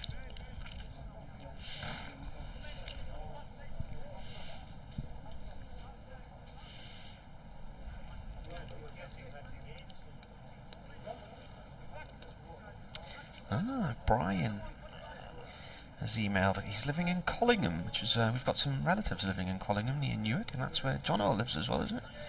Yeah. I'll read this out in a minute when we've got a chance. There's Borthwick into bowl to Patterson-White. Peter Milan of Warwickshire's 141 not out. They're 218 for 1. Borthwick bowls and Patterson-White defends. What have you got? Well, earlier in the summer, I was going round back at the pavilion. There was Tim Wellick sitting in the sunshine, former Northern Echo cricket writer. I hadn't seen him for a couple of years. I said, "Oh, what are you doing here, Tim?" And he had a box of books next to him. There's Borthwick bowls, and Patterson-White drags that past fine leg and away for 4. It's fine leg on the discs, really, that one. That's the end of the over. So he'd written a book, The Best of Durham, which I think was due to come out in time for the start of the cricket season last year, but because of coronavirus it was put off, and then it was only actually published this year. So it's his story of the history of Durham as a first-class team, and looking at the best players who've come through the ranks now. In that time, of course, Chris Rushworth's broken record after record and is now the record wicket taker for the club. So I mentioned the fact that Tim had brought this book out, and Brian says, he said, Tim and I hadn't spoken or seen each other since we both left Durham University in 1973. But your mention of the book has rekindled our friendship, at least by email. As Rain comes in and bowls, this is played off towards mid-wicket to Dixon by Mullaney, no run there. He said, thanks for that. He said, we've now exchanged several emails packed with reminiscences of playing rugby together. And he said, your commentaries brightened up my summer of cricket. Living here in Collingham near Newark, I don't often hear news of Whitburn or the Roker Riviera. So it's great stuff. Keep it up. As a child in the 60s, I used to spend the summer afternoons watching cricket at Whitburn and have fantastic memories. As Rain comes in again and bowls again. That's defended. And he says, the only name I remember playing is an Eric Smith. Well, yes, Eric was a good family friend. In fact, I was talking to his son Michael yesterday at the club, and sadly Eric died 5 years ago in May, and my dad did the eulogy at his funeral. He said, I still have friends who live in Whitburn and hope to visit soon and pay a call at the Micro Pub and the Jolly Sailor. So there you go. Thanks very much, says Brian. As Rain comes in from the Finkel end, and it's defended by Mullaney. Well, the Jolly Sailor is now run by Vic Hansen again, and Vic played many years cricket for Whitburn. So the Jolly's just a stone's throw up the street from the cricket ground. You went to Whitburn once with us, didn't you? Yeah. Took you along, didn't you? Yes. We went for a meal on the There was seafront a one night. Sunderland footballer in there. In the where? There was a Sunderland footballer in there. Was there? An old Sunderland footballer. Or was it Len Ashurst? Rain bowls, and this is played into the offside this time by Mullaney. It's a great over again here, although the floodlights aren't on. All that really heavy bank of cloud drifted north and east of us. It's a grey old day now, no blue sky to be seen anywhere. Well, our relatives in Collingham were living on the Isle of Arran, and they had a hotel there in Whiting's Bay, so we used to be able to go up and stay with them out of season. It was always stormy trying to get across there. There's Rain bowls. This is played to point, no run there. There was one time we couldn't get onto the ferry because of these storm force winds, and we ended up in Largs, which is where the Scottish Sailing Centre is, and walking down the main street in Largs on a Sunday night, being blown backwards up the road. And the following day we managed to get across. Day after that, week before Christmas, we were playing golf in short sleeves. So it can be actually quite temperate on our end. Lots of palm trees there.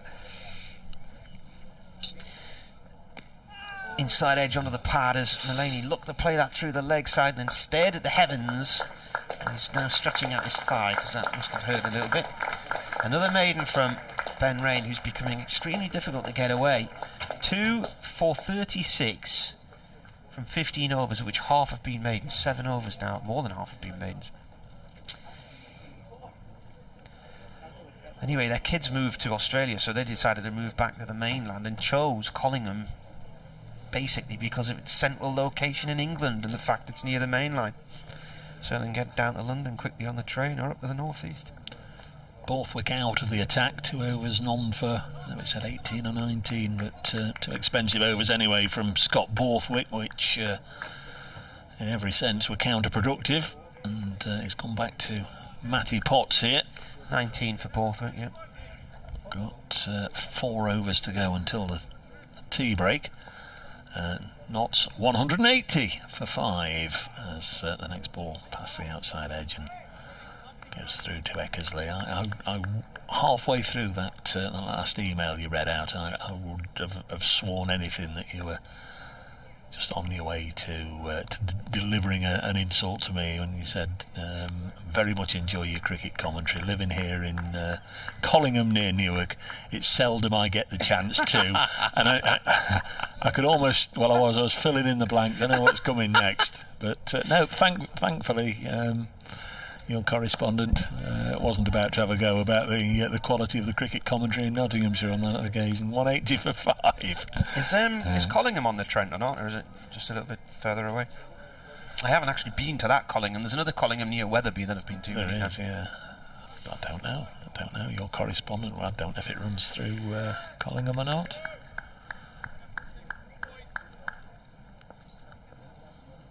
Not been there not many times in my life. Play a bit of cricket there over the years. Next ball goes through to the keeper. Well, how far away is it from yours? Oh, not far at all. 10 minutes.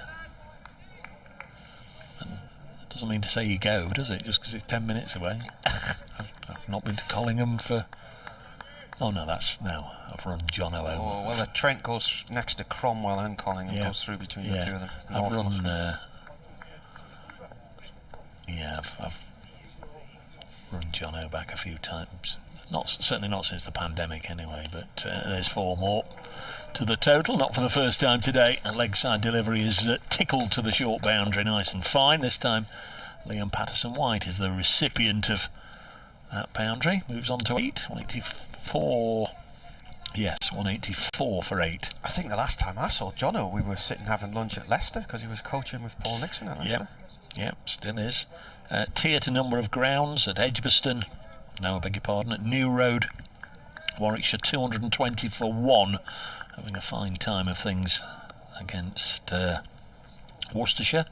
The Bears v Pairs, they call it. Patterson-White punches this to mid-off. I know Worcestershire, Dave Bradley and Frank Watson there have a podcast with called I'd rather be a pair than a ...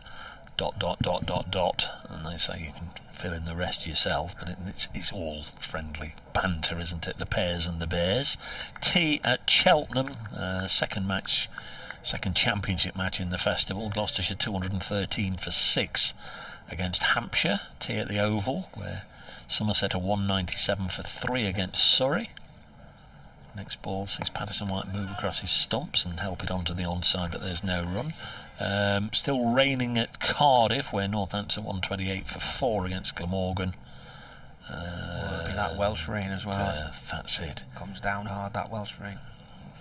I'm speaking with authority that it is at Cardiff. I'll just have a click. Yes, it is indeed. Yes, I'm not sure they're playing any Champo matches at either Swansea or Colwyn Bay or anywhere else this year. I think it's all at Cardiff.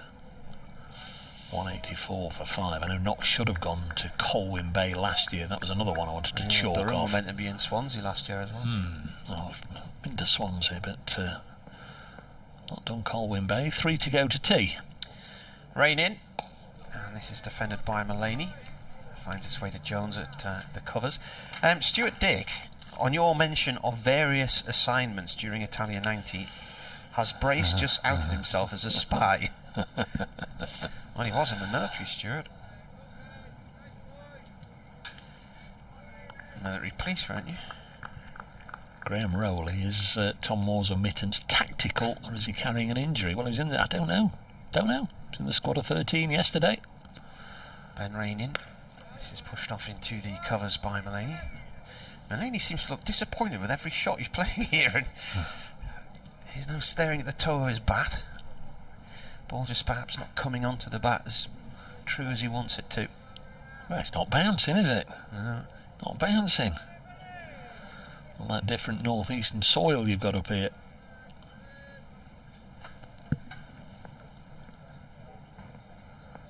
Oh, there's been one or two that's kept low and done for a couple of the batsmen.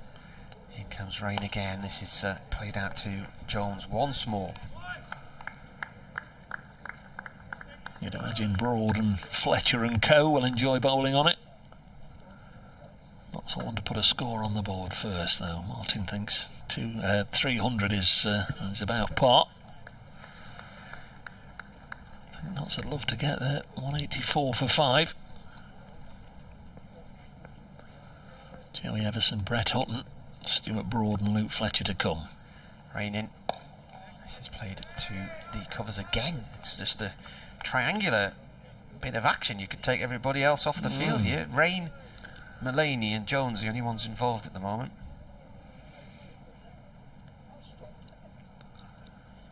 Rushworth doing the ball polishing in between.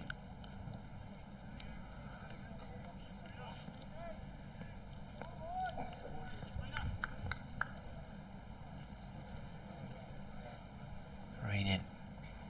Oh, just playing a miss there from Mullaney.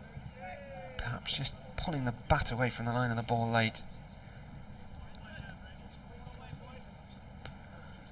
Sussex 143 for 7, that match at Canterbury. That well, if you can go on the BBC Sport website and what have you and have a look at the teams, you'll see it's a very unfamiliar Kent one. They had to change their entire 11 this morning, we understand. Jazz Singh given a debut, a first-class debut, as 4 of the wickets. On for another maiden here, Rain, and it is another maiden. So that's now 16 overs, 8 maidens, 2 for 36. And we have 2 overs to go to tea. I'm just looking at the wicket of James again. He's played right across the line. He's looked to try and turn the ball through the leg side, and he's missed it. It's gone through him and into the middle and leg stumps. He didn't nick it, then? No, I don't think so, no. 2 overs to tea. 184 for 5. I watched it again, just on height more than anything, just to see if it had got up off the length much. It's gloomy here now, Dave, isn't it? We've got a jam roly-poly here, but we haven't got a knife to cut it. Start of a new over. Liam Patterson-White pushes this into the offside. Well, you're never in the scouts. Can you break a jam roly-poly in half? Do you want half a jam roly-poly? I don't eat stuff like that. You don't want one? No. Is 20 minutes long enough to eat a jam roly-poly? 184 for 5, a Swiss roll or whatever it's called. Century for Sam Robson of Middlesex at Merchant Taylor's School. Next delivery. Oh, Liam Patterson-White late on that one. I think it was through him before he went through with the determined swish, trying to force it through the offside. Stephen Mullaney doesn't approve, has a word with the young protege. 184 for 5. It was 69 for 2 at lunch, so lots of certainly increased the tempo this afternoon. Joe Clark very often does that. Ben Slater as well moved on nicely. Next one is forced up to mid-off. 16 from Lyndon James. Stephen Mullaney's hit a 6 already in his 12. Brief introduction of Scott Porthwick into the attack didn't produce the rewards the Durham skipper was looking for.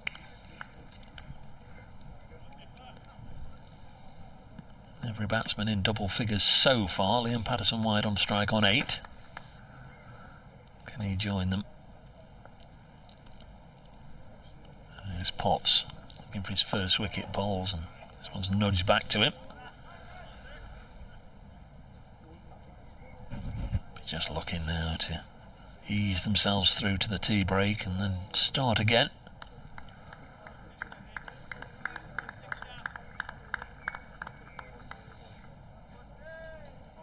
Durham certainly would have hoped to bowl Notts out today with making the decision to insert. Next ball again blocked out in the V by Patterson-White. As we come towards the end of another maiden, 7 balls left until the tea break. BBC Newcastle, BBC Radio Nottingham. Martin Emerson and Dave Bracegirdle with you on a day that you'd believe was either very early season or very late season. It's been cloudy, grey, gloomy overhead. This time it's defended. End of the over, end of a maiden for Potts. 16 overs now, 3 maidens, none for 53 to Matty Potts, couple of wickets to Rushworth, couple to Ben Rain, one to Salisbury. And there's one over to go.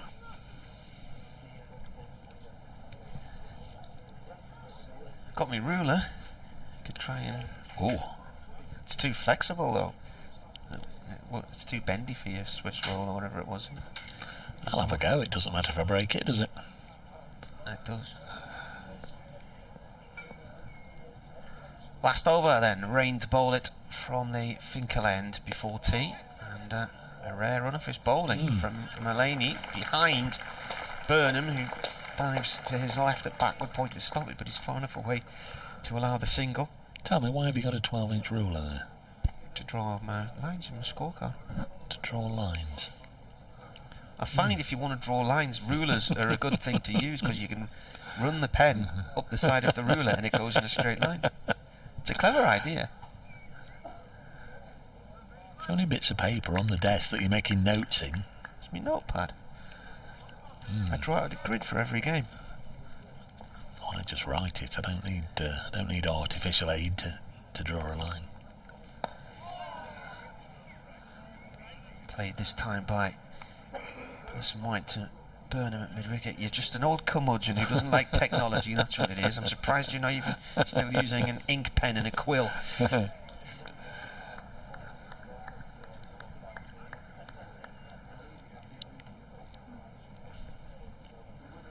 Curmudgeon.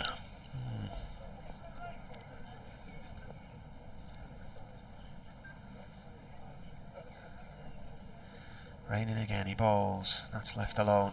Past the off stump.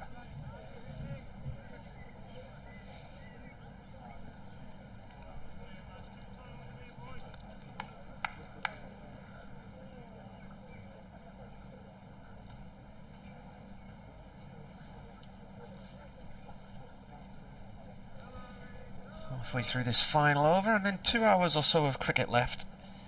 So it'll be around about 25 past 4 when play resumes. Just 20-ish past 4. Dot ball there. Ball runs up to Potts. They're going to be going off here at about 2 minutes past our 22 minutes past 4. This could still be dragged out till 7:15 this evening, couldn't it? Quite easily. Yeah. Especially if there's a change of innings. I don't know who's going to get home first in charge of tea, because my missus is reading the evening news on the TV Is today. she, by Jove? Yeah. So I'm not sure what time they're on. I presume they might be on earlier because of the final, rather than later. Rain balls round the wicket. That's worth a shout. Stayed really low, and it must have been going down the leg side in the opinion of the umpire, because that was certainly worth a shout. Let's just look at the angle again. Maybe doing too much and going down leg side. Everybody joined in there, and the batsman reeled away across his crease and looked up sharply at the umpire. Umpires are Rob Bailey and Neil Pratt. Is it Pratt at this end, did you say? The umpire at this end? Pratt at this end. Can't see either of their faces at all. They're obscured by wide-brimmed hats. Last ball before tea, and that's defended, and that is tea. So Patterson White will resume on 8, Mullaney on 13, Knotts 185 for 5 after 64 overs, 32 remaining, and they're going off at 1 minute past 4, so they'll be back on around about 20 past 4.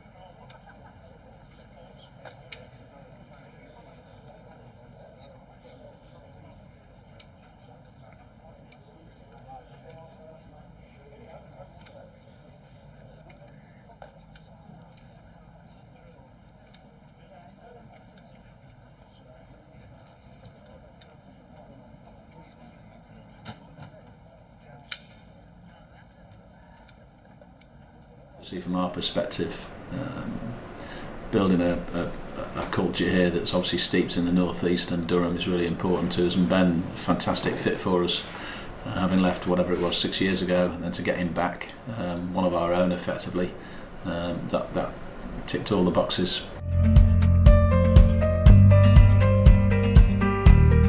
Clearly, the Ben Rain that came back to Durham was a much better player than the Ben Rain that left. In the intervening years, he's proved himself to be an extremely good cricketer in all formats. We've been very close over the last few years at Leicester, so to think that maybe we wouldn't play together again was a bit of a sad point when that came to an end. But to come up here and be able to change next to him again and see him again up in his natural surroundings where he's very happy in Sunderland, it's been fantastic, and he's really welcomed me and helped me settle into the area, and he's excited to have me around, I hope, and I think it's been really good to get out on that field again wearing a different cap and making some new experiences with him. I used to go and watch my dad play. He used to play down in Merton, so that was our Saturday really. We'd go down there for the first ball, me and my brother, and play cricket. We didn't watch much of it. There was an old tree out the back of the old clubhouse there, and we'd just be parked up there for the day playing cricket. I started playing when I was really young. I remember I played my first game of cricket, I think I was 5 or 6, played an under 13 game. It was started in Merton. I remember walking out there thinking I was going to be really good, but kind of forgetting in my own mind that these lads are twice my age. But I think by the time I got to 11, I was quite quite big for an 11-year-old, so that did help when I was young. But I think I just playing in the back garden against my brother, against my dad, I'd played a lot more cricket than a lot of the other lads at my age, and my family life helped that. They were brilliant. They would take us I'd try and play under 11s, 13s, 15s, 18s, second team at 11-year-olds. I was playing 5 games of cricket a week, so it was a phenomenal way to learn the game, and I was lucky to have very supportive parents do that, and they helped us every step of the way really. I played all through the age group, so I think I started when I was 10.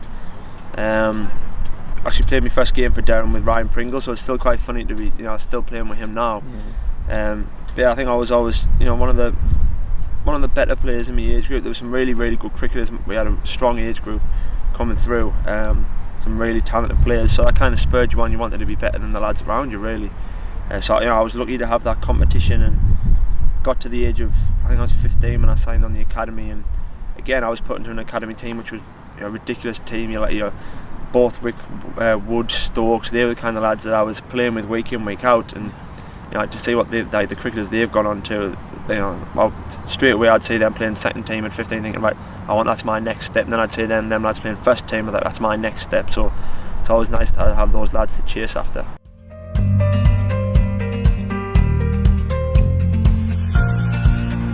I actually got released on my 21st birthday from Durham, so it was a tough time, but I'd got a few things wrong. I hadn't quite worked as hard that year. I kind of got ahead of myself a little bit, thought that I'd had a really good year the year before, made a couple of first team appearances, and I kind of just thought I'd cracked it, and I thought I'm a good player, I'll be fine. So I didn't put the work in that I should have, and I paid the price. I got released, and I've seen a lot of really good cricketers get released and not get that second opportunity, but I was lucky to get the second opportunity to go away and ply my trade at Leicester for 6 years, which I loved. But at the end of the day, my heart was always here. This is the club I used to come and watch. I used to sit up in the members' lounge with my dad, and I was too young to know who the players were, but I remember thinking I want to play out there. It was an interesting phase of my life really. Immediately after getting released there, I gave up, to be honest with you.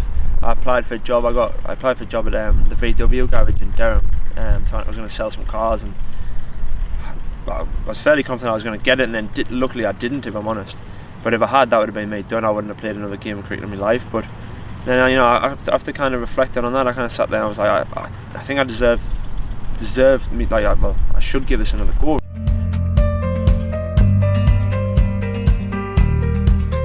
Last year was quite a tough year because I'd kind of decided I was going to leave Leicester, and I found that whole process hard because I didn't like walking around Grace Road thinking I'm going to leave here. I felt guilty about it, if I'm honest, and I was finding it quite hard to work out which team I wanted to go to. And then as soon as the Durham offer was on the table, it was as if all the lights had turned on in the place. That's what I want, and it didn't. It was instantaneous, and it was out straight away. I just felt a massive sense of kind of pride. I remember my first day back, it was weird, like driving back into the ground. It was a bit, I was kind of reminiscing about when I was younger and stuff like that. But walking in the dressing room, I felt like the new kid, but not the new kid in a way. There's a lot of lads I'd grown up playing with, some new lads I'd never met before. But one of the main reasons I signed for Durham was that I knew the lads would make it an unbelievable experience, and it has been. They've been fantastic. I've really enjoyed my time. I think one of the main reasons I did sign here was I looked at the competition within the squad. I looked at the raft of bowlers that we do have, and I thought, look, if I'm going to be playing week in, week out, I've got to be on my game, and I've got to improve, because there's good bowlers there, but there's also a good batch of young bowlers coming through that if I'm not switched on, they're going to kick me out the game in 2 years' time. He's a big character. He's got a big heart. He's kind of the heart and soul of the team, really. He's the guy who encapsulates how we're doing. He's the guy that people turn to when we need someone to bowl those nasty overs or go and bat in a competitive situation where we're in a bit of a sticky spot. So he's the guy who I'd first take over that white line with me, who I've played with through my career. He's been the guy who never gives up, and kind of he's the driver of the team.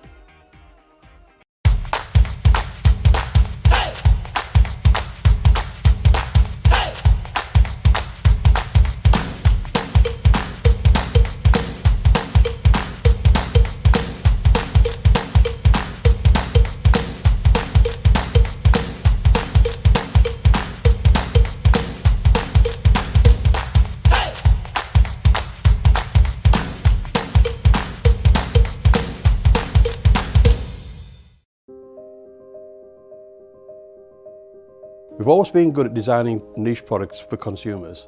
So our thinking was, if we can use the same design skills on products which have got more volume, we'll be more successful. The big issue was the plan to do it. We set a figure of a capacity to make 250,000 pieces a year. That's an ambitious target, that's our figure. So we then worked with the machinery designers to make the washing machines. Number one in this product, it's got to be reliable. A washing machine has a lot of hard work to do, and it's a very important part of most households. So reliability was a big issue.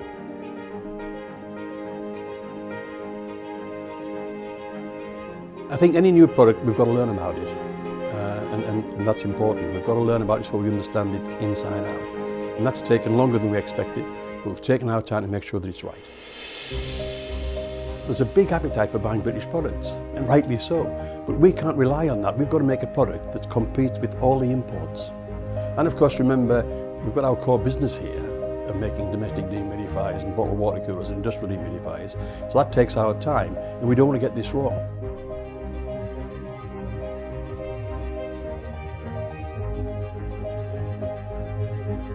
We've done 120,000 hours of testing washing machines here to make sure that it's absolutely reliable and does the job.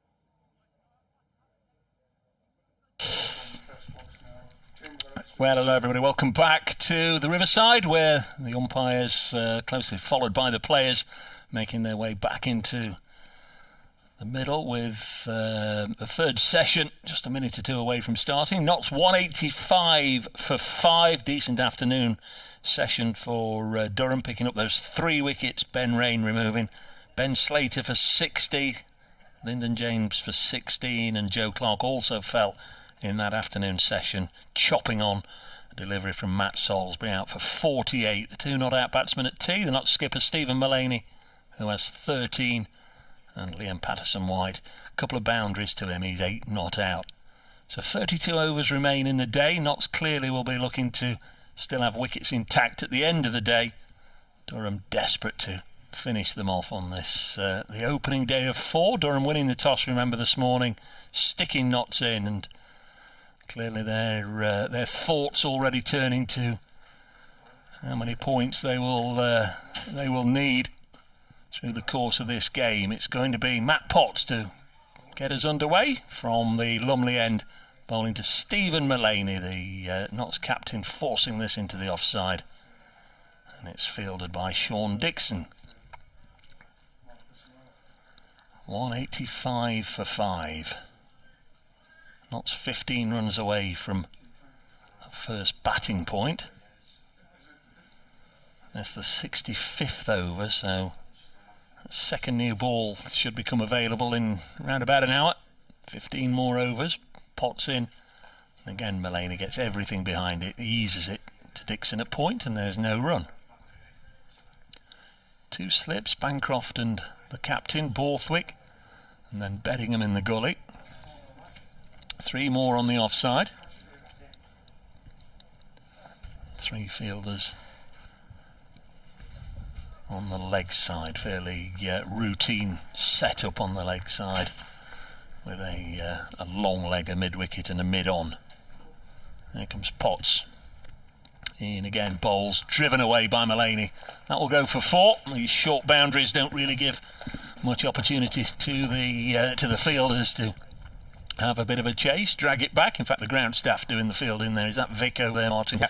Doing the fielding. Throwing the ball back. 189 for 5. Well, a very light sprinkling of rain during tea. Just a little bit of drizzle, which saw the covers come on briefly, but it's passed on. I think the floodlights might be back on soon because it is gloomy out there. So Potts again leaking a boundary. Comes in, bowls down the leg side, tickled away.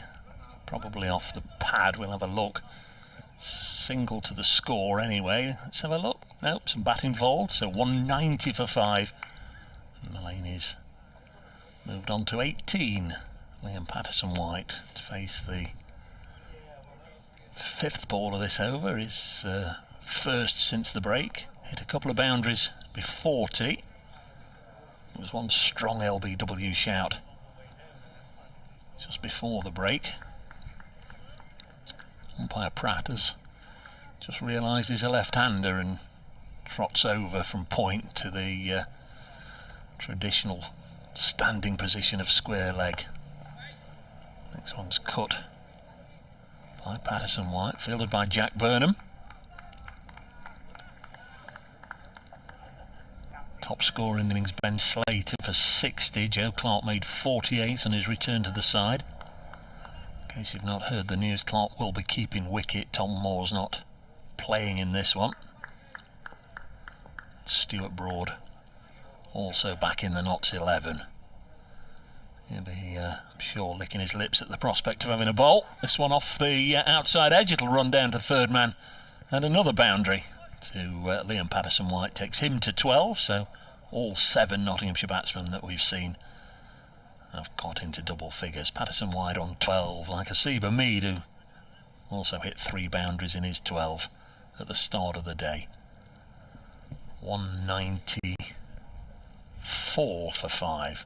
I thought they'd gone to 190, 191. I thought it should only be 190. Anyway, they've sorted it out. It's 194 for 5. 9 runs from the over. 5 to Mullaney and 4 to Patterson-White. is the birthday boy, Chris Rushworth. Don't think he'll have too long a dart here, Martin, because that second new ball, as I say, 15 overs away. Mulaney on strike on 18, and that's a leave.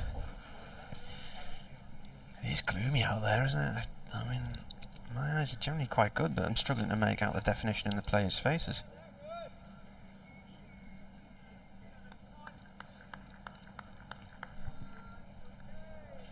My wife tells me she's just been filming in Washington, you know, when that Death Star cloud came over and it was bouncing down in Washington, and she was only a couple of miles from us, and we didn't get a drop when it looked like it was the end of the world around about 2 o'clock. Rushworth bowls again. Mulaney, oh, that's gone off some part of the bat and away down to the fine leg for 4. He's played it that one-handed there. What time is it over there? Over where? Washington.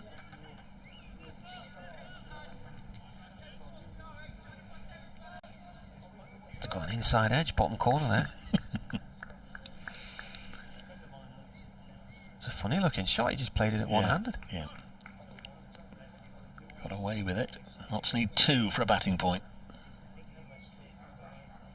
In comes the bowler again, and that's off down a fine leg, and it's going to be a job to cut it off on the ropes. Salisbury slides in, and it's gone for 4. Yeah. A batting point, 202 for 5. And the runs have come fairly quickly since tea. Already 17 runs.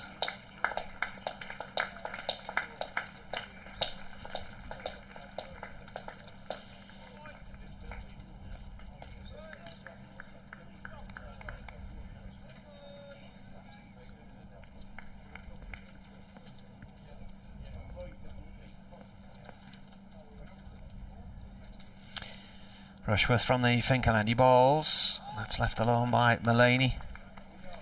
66th over for that. Yeah. Essex now batting at Derby. Home side bowled out there in 2 sessions for 146. That just extends that run.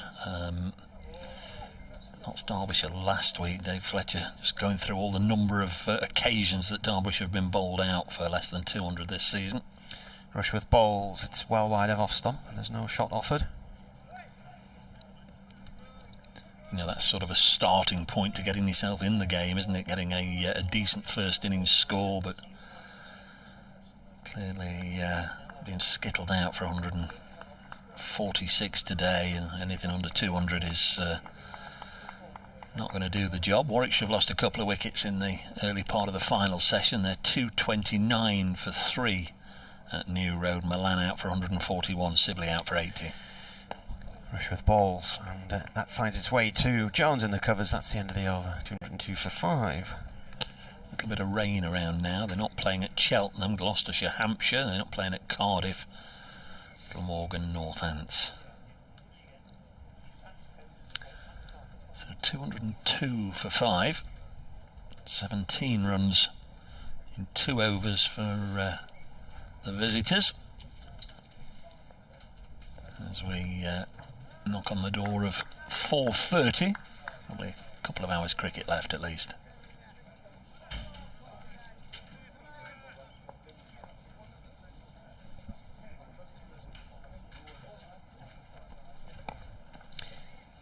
This is defended by Liam Patterson-White, played out to the offside. Salisbury bowling.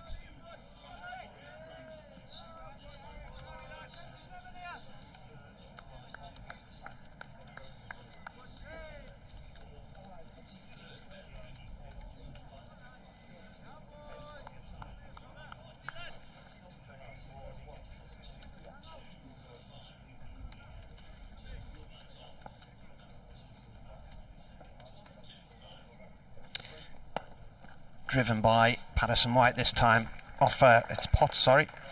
And that's gone for 4 through the covers. Patterson-White moves on to 16. And Notts on a 206 for 5. These two have put on 35 runs so far.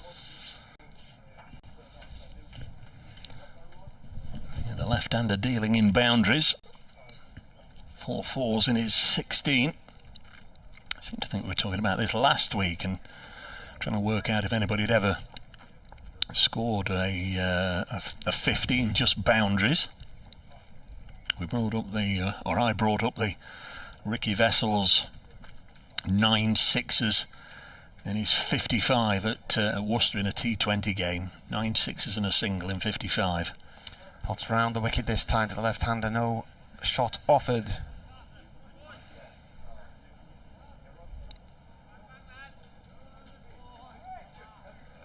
Two wickets for Ben Rain, couple for Chris Rushworth, one for Matt Salisbury. Potts would like to join that exclusive little club.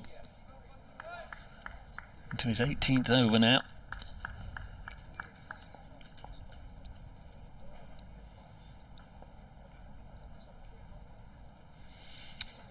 Potts once more, diving stop in the covers this time by Jones. Good work.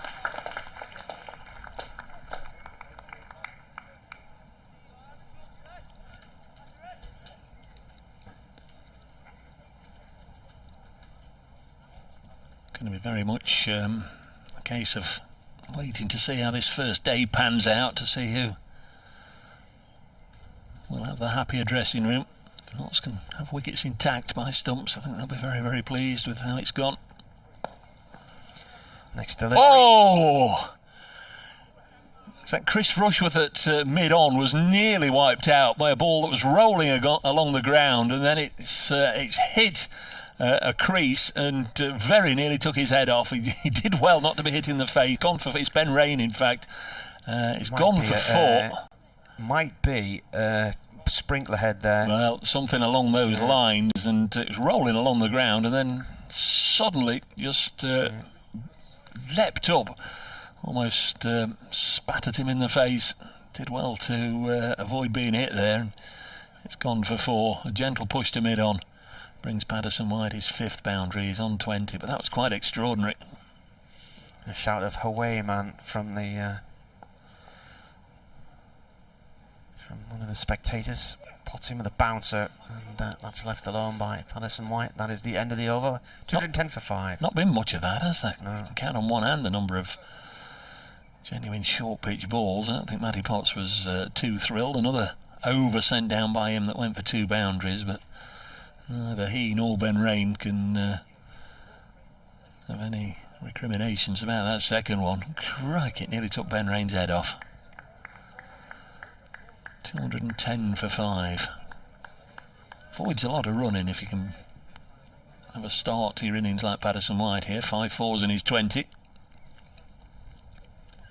Mulleen's hit a 6. Here's Rushworth.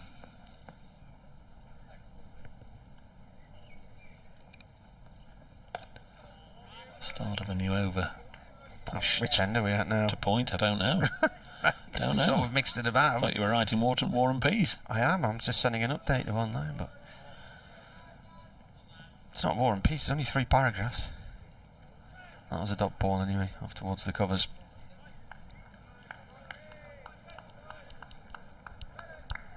Comfortable number of spectators in the ground. By that I mean there's plenty, and it's got the feel that there's a crowd here. Rushworth in, and defended by Mullaney. Short to Dixon on the leg side, no run there. I feel, I don't know about you, I feel if you are going along to a county championship match, you do want a little bit of social distance. You know, all right if you've gone in a group of, you know, either a partner or 2 or 3 or 4 of you, but there's enough room, isn't there? You're not all sat on top of each other. That's what I was getting at. It's not jam-packed in. Good as it is to see full grounds, it's nice like this. Ball played this time up to Rain at mid-off by Mullaney, no run. Did have the T20 at Edgbaston a couple of Fridays ago, and there was the real feel there, the real buzz of a large crowd. I think there was only 4,000 or 5,000 in, but it really did feel like there was a lot more. There was a lot of noise, and then suddenly that Birmingham balloon was popped as Notts bowled them out for 63. Rushworth balls, and again it's a defensive shot. This time finds its way to Potts at mid-on.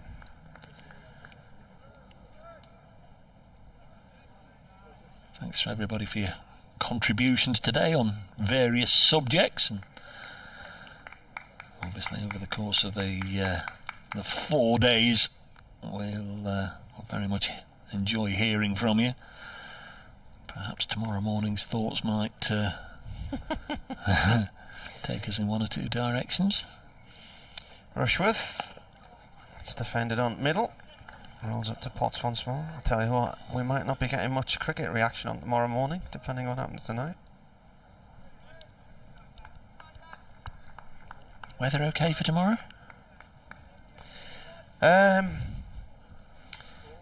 There's a bit of rain around, isn't there? And then high pressure comes back in again. So I think the whole country tomorrow could be seeing showers in varying places, or at varying times, should I say. Let's have a look. Rushworth bowls. That's a leave outside the off stump. Well, in morning, 80% chance of rain. 8, 9, 10, 11, 12, 1, 2.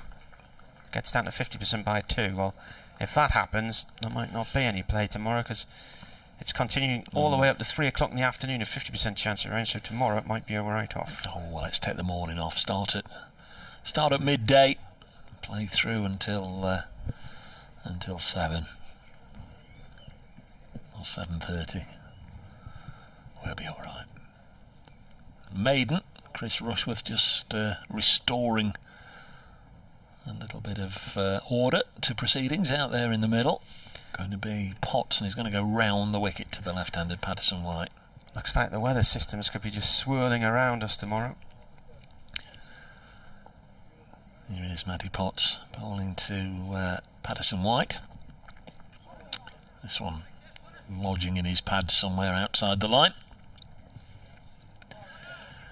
Problem for Durham, I guess, is that Notts wouldn't want to play ball in terms of trying to set something up, would they? It's not in their interest, is no. it?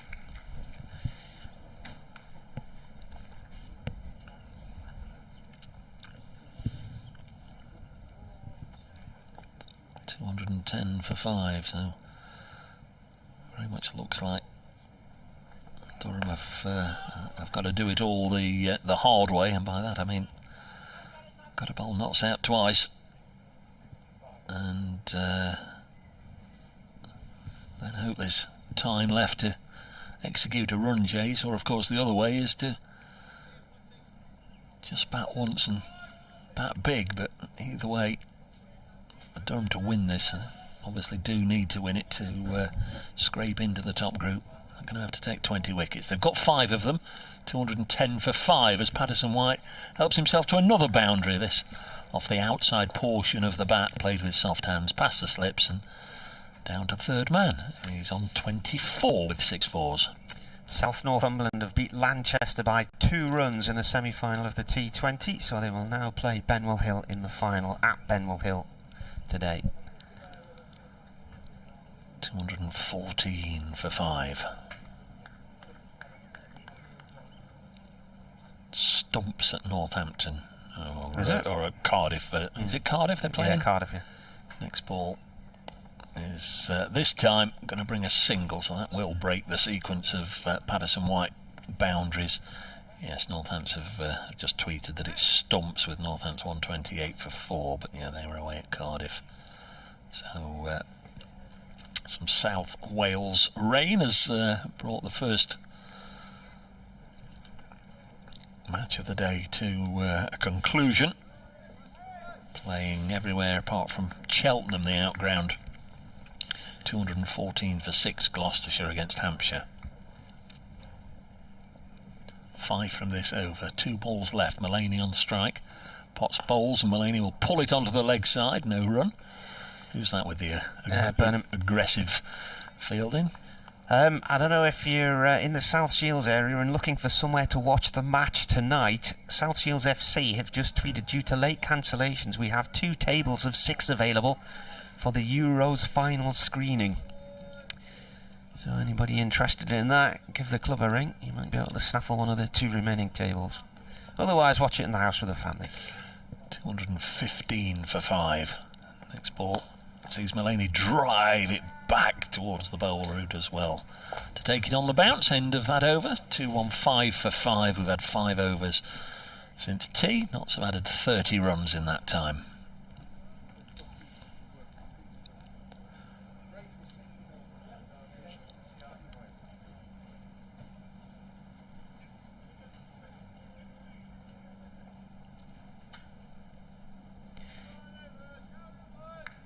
Burnham shouting words of encouragement.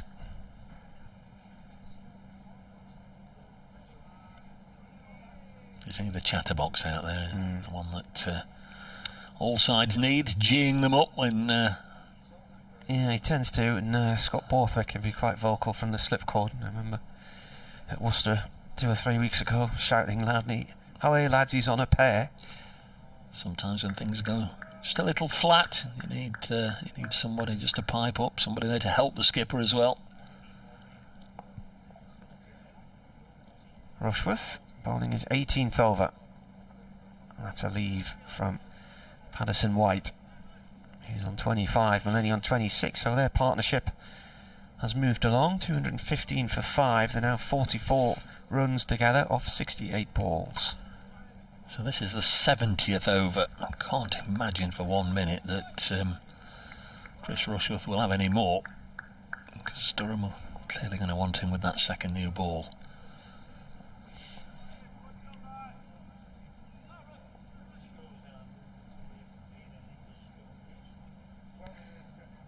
Rushworth in. Ooh, good ball. Just shaped away at the last second there.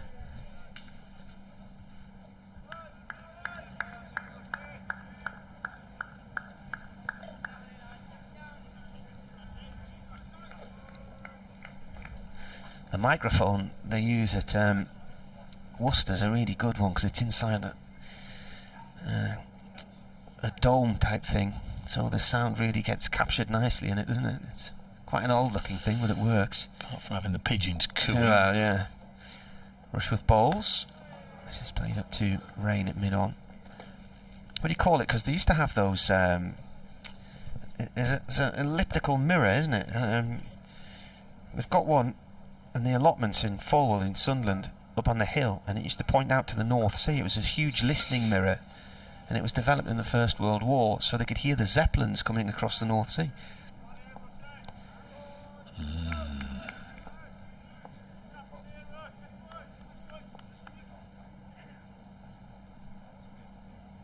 Fourth ball of the over from Rushworth. Now that stays low, goes through past the off stump. We are seeing again plenty of examples of low bounce on this square. I think it might play rather differently next season, but they dug the entire square up in the winter because it was compacted towards the pavilion side of the ground and wasn't draining very well, so they relaid it all over the winter, but then it got really, really wet.